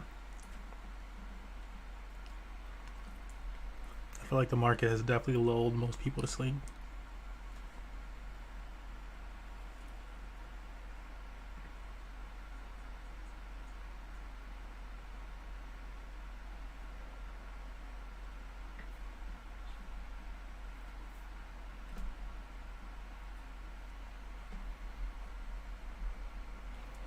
Oh yeah, how is Pancake on base looking?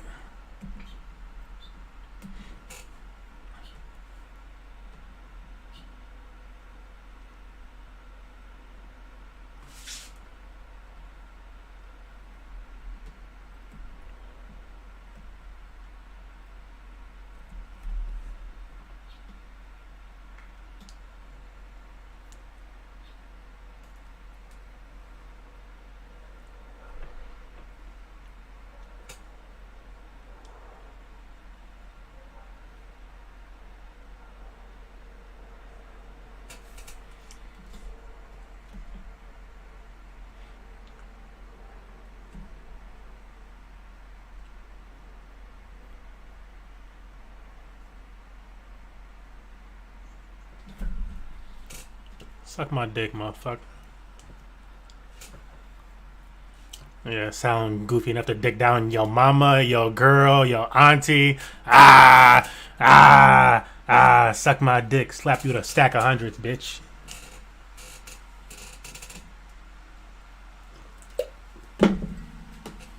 And nigga talking about obviously I got more than you if I'm saying shit like that and you don't know what the fuck I'm talking about, broke bitch. Broke bitch. Nigga said, what's $100? What's a stack of that?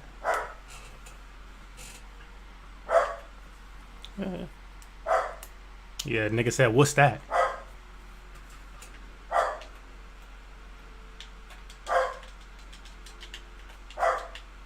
That's what I pay your mom for ring, motherfucker. Better get something nice. Suck my dick in style. Said your mom, yeah, motherfucker, I don't play this game. No shit. Yeah, I make money, bitch. I play this game all day. What the fuck? You sound stupid as fuck. Yeah. Uh-huh. Oh, I'm making money while I'm playing it. It's called passive income, bitch. Like, you obviously don't make money because you don't know what the fuck you doing. Motherfucker, I gotta work more hours at McDonald's. That's how I get more money. Oh, I gotta make more money. Yeah, go get some more hours at McDonald's, bitch. Put that cap back on. Put that cap back on. Put that cap on, bro. Put that cap on. Put that cap on. Put that cap on. Put that cap on. Little bitch.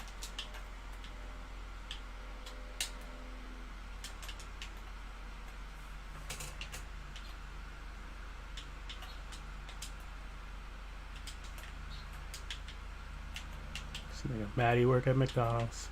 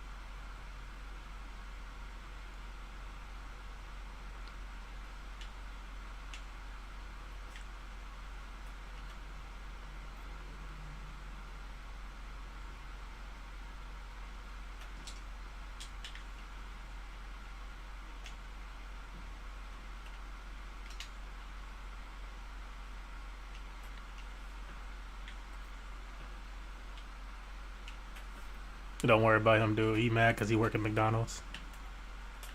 That's the best he ever gonna get out of life. Nigga, my mic's been unmuted, dumb fuck. Oh, okay.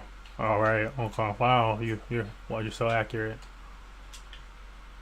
The motherfucker that don't know what passive income is.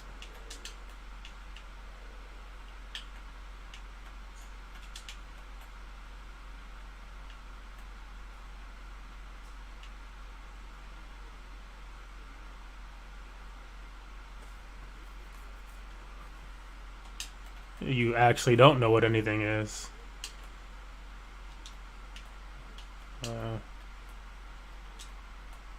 Yeah, my mom's alive. Your mom be dead after I digged her down. His parents probably do ignore him. Honestly. They probably do. Motherfucker, you probably live with your grandparents. Your parents don't want you. Your parents don't want you. Motherfucker, I've worked at home for over a decade. Just doing whatever the fuck I want. Yeah.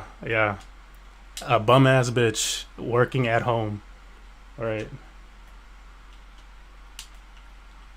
Bet you enjoy getting up, going to work to be somebody's bitch.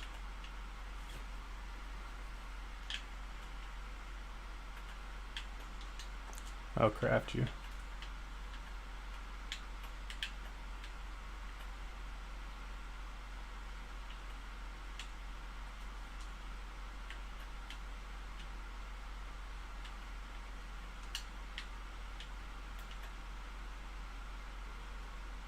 Isn't he? Bro, I've never been muted, dumb fuck. You keep saying that. You keep saying that like you're not listening. I'm not surprised you work at McDonald's because you haven't denied that either.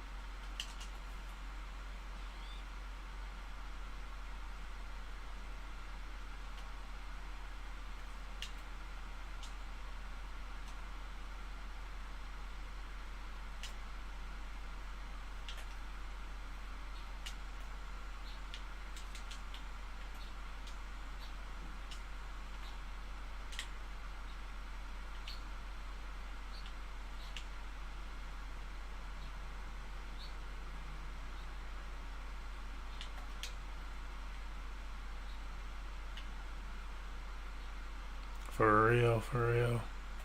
This dude got super worked up on some what? Stuck in a low rank motherfucker. I don't even play this game.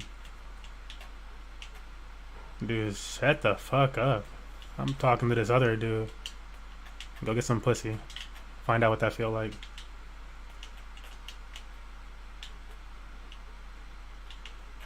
Right. This nigga don't got no ears either.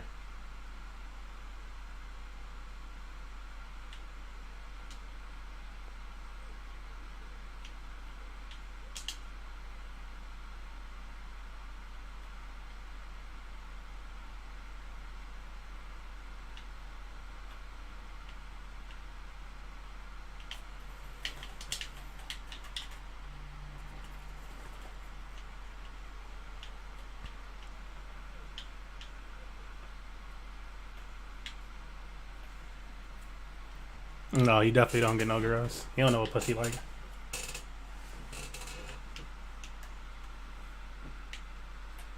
Notice there's 2 times when he shut the fuck up. When you figured out he work at McDonald's, he live with his grandparents because his parents don't want him, and he ain't never had pussy.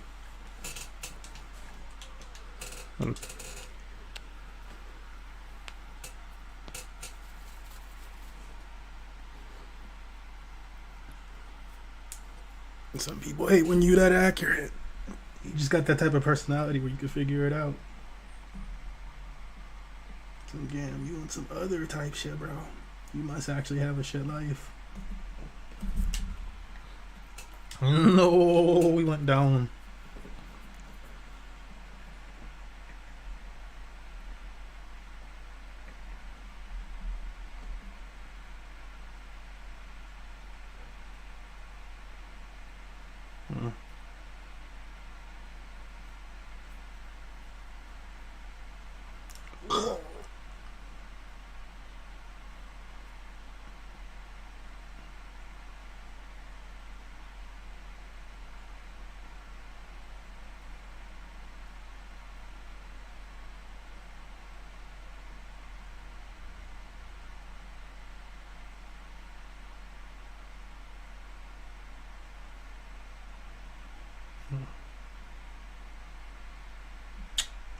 Not the top one was tuner. 100K.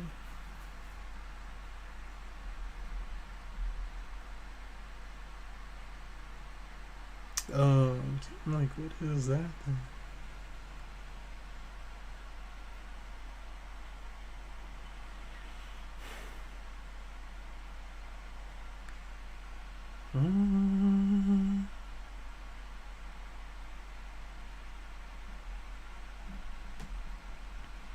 One second. Oh, you guys didn't get to see that match, my bad. I'm over here looking at this. What is popping on Moonbeam? That's interesting. They do have this up. I'm like, yo, what happens over here? Pad swap. Dusty Dunes.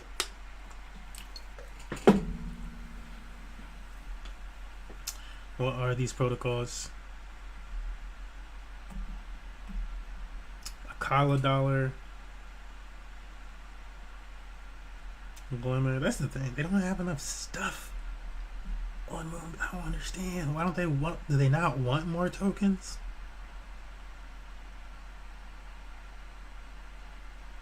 Like, why is it so limited? This Dusty Dunes has B&B Glimmer. The Dusty Dunes token. With like no liquidity. Like what? No liquidity there. Sushi swap. The most liquidity is 2,000. What is happening here? 4,000. Solar flare. You can get to 50,000. But there's like I don't get it. What's happening? Like why?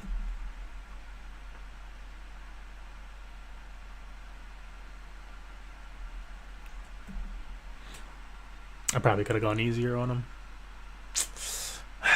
But I want to throw a few punches at him. A few punches where you shut the fuck up.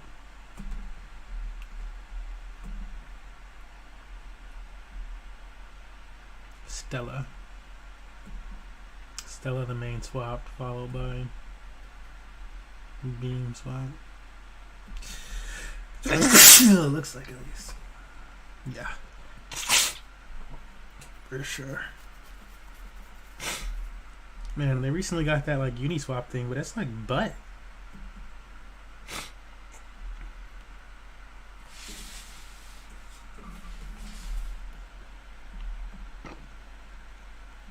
He's gonna check it out, use the network. I'm like, bro, there is nothing over there.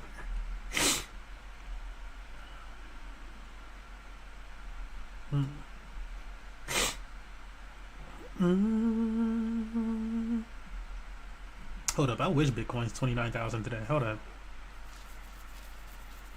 Nah, okay, it's not. What to say? What to say?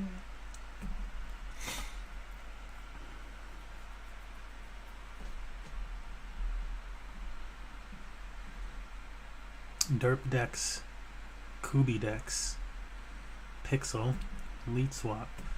Are they ever gonna get anything like better than these over here? Like, what's up? Has the market just been all fixed out? Like we know what the dope dexes and projects are? Is that where we're at? I thought this would like form and there would be like better liquidity pairs.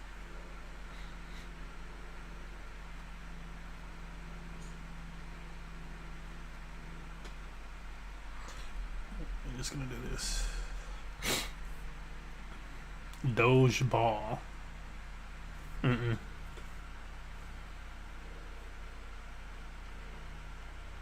Kubi has the most.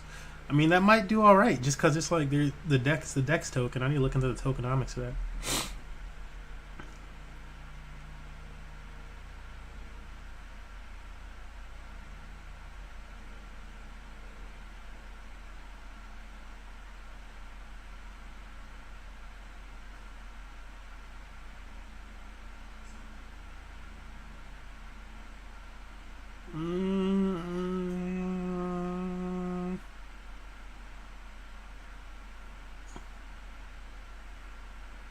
Whoa, I didn't realize it already went down to like a few $100s for each one of these pairs. When are they gonna do something over here? I imagine Tune Chains may be better than that. Yeah, it is. How are you getting beaten by Tune Chain?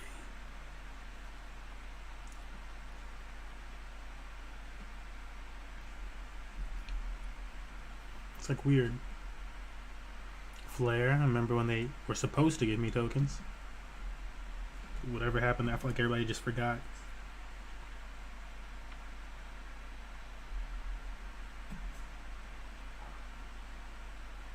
Always like one of the worst done. Like hopefully their network's not even doing well because like I feel like they like intentionally screw people or something. Bunny Pangolian.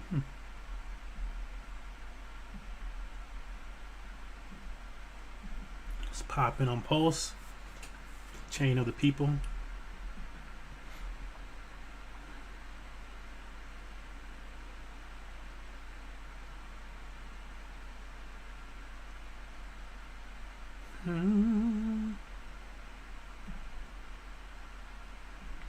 Man, it's like actually ugly around these places. Ramses. Larb swap. You know, stuff like this. Let me see what's up over here.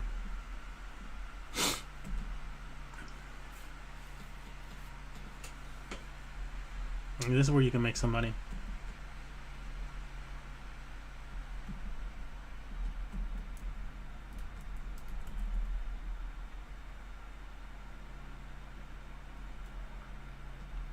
Ooh, Frax USDC. What's the APR though? Is it actually like nothing?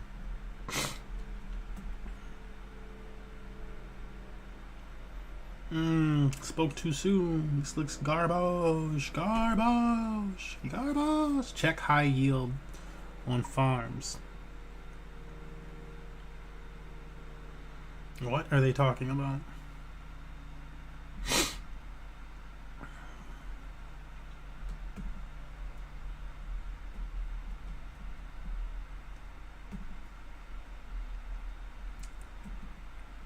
But yeah, that's garbage. Solid lizards. I just imagine that anything underneath that then is that much more garbage. Like solid lizards probably not doing well then.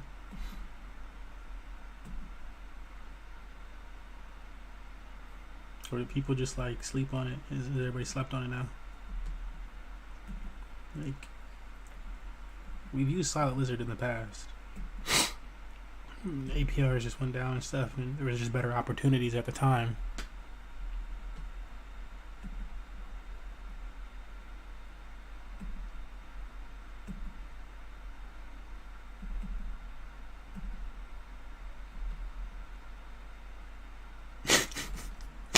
Sorry, I laughed. I was like, I told that his parents didn't want him. Oh my god. Oh my god. You need to chill. Cause you just stopped talking a few times, like, what you mean I work at McDonald's and my parents told me? Oh my god. Why do people gotta be so toxic?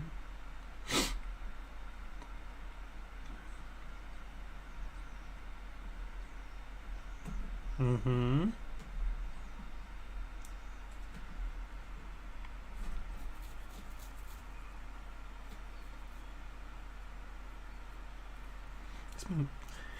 Rand from Crypto Banter mentioned in the last thing that I watched that neutral farming, what does that even mean? Mentioned that he, oh my god, the token is at like nothing. Like, so what's the APRs then?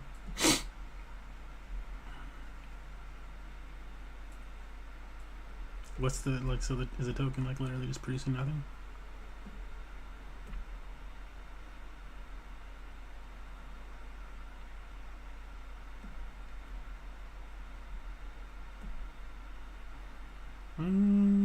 Looks like it. ETH USDT 29% APR. That's actually decent. TBL is only 4,000 though, so entering that pool would immediately cut this down to like 20% or something.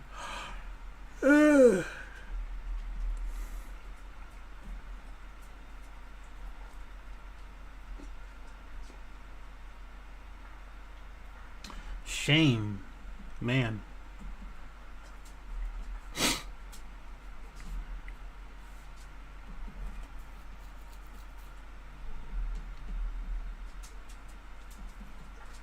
Kyber swap. Zyber swap. What do they got on the Zyber? Maybe Zyber has some good yields. I don't know about Sparta. Finance actually treated me right.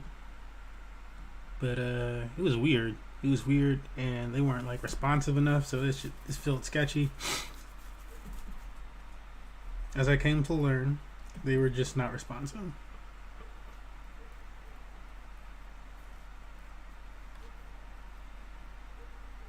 But it was working.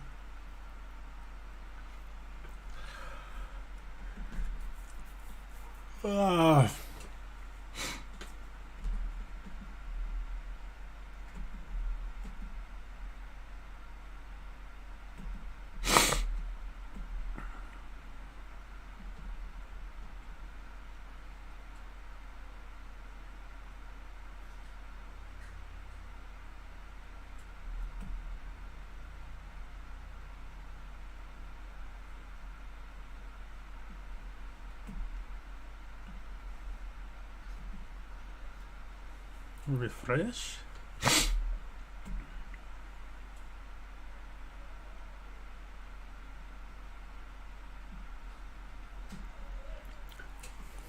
Oh, so I gotta stop telling motherfuckers I slap my stack of hundreds.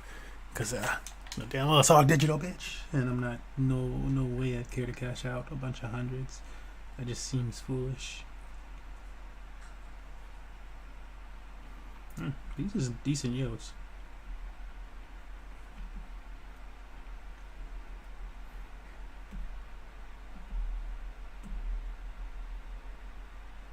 Do something like that.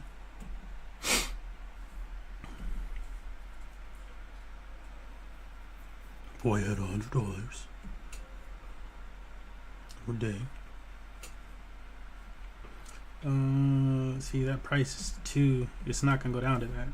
I'm like 1,590, 85, and then this one would be like 16. I guess it could be 17, but then it's like still way too wide. I guess that's 29 cents a day from $100. We could make it even smaller though. It could be like this.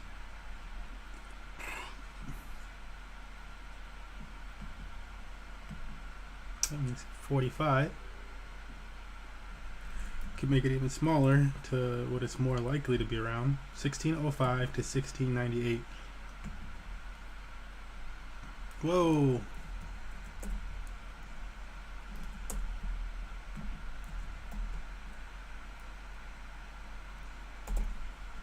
Why? Why is it doing that? Where is the thing at, bro?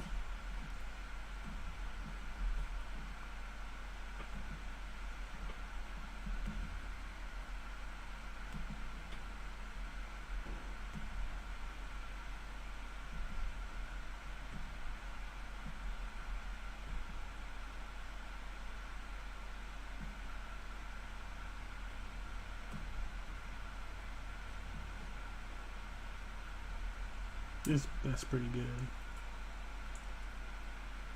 That's for a year though.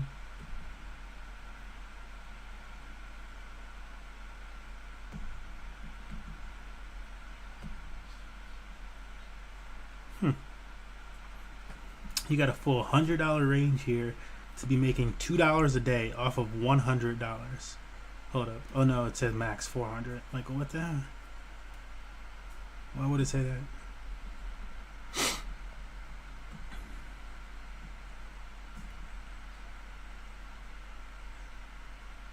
48 cents a day. That's not bad for $100. It's 1% every 2 days.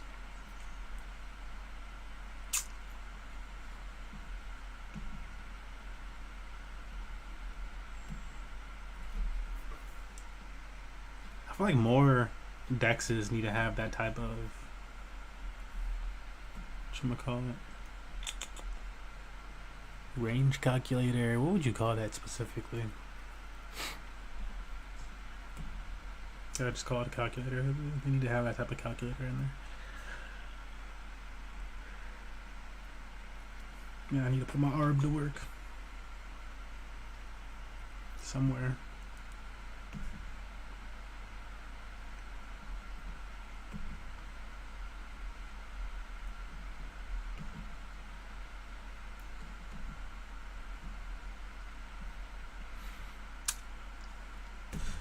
Does Kyber have any good yields?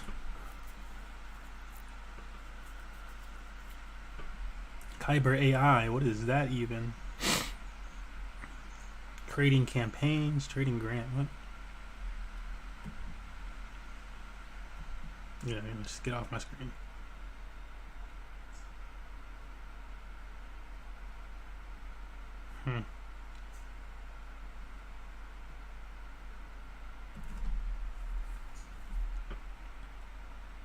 Ooh. What?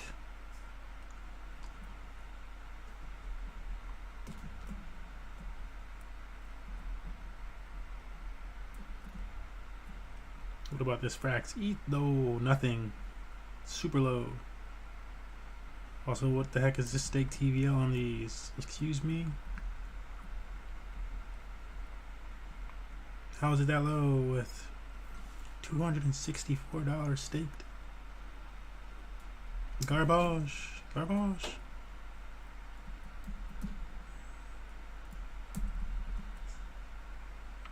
Like, is it already that time? Man, I'm feeling like it might already be that time because I do want to just kick it and make some content. I think it's that time. I think it's that time. I think it's that time.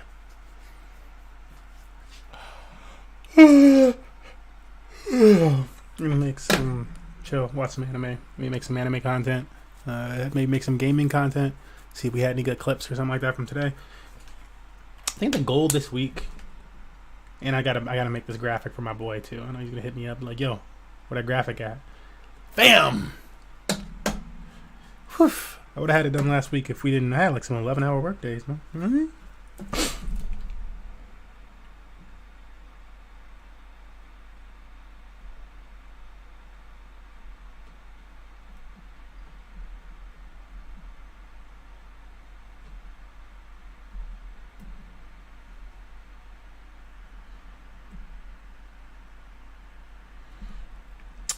Oreo swap. I don't remember you.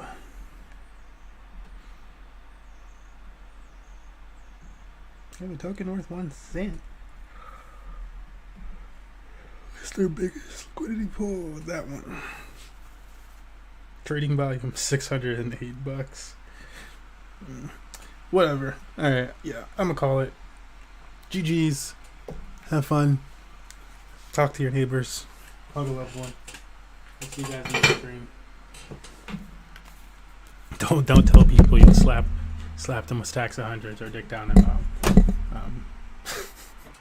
Jeebus. Gaming culture. Alright, see you guys next time.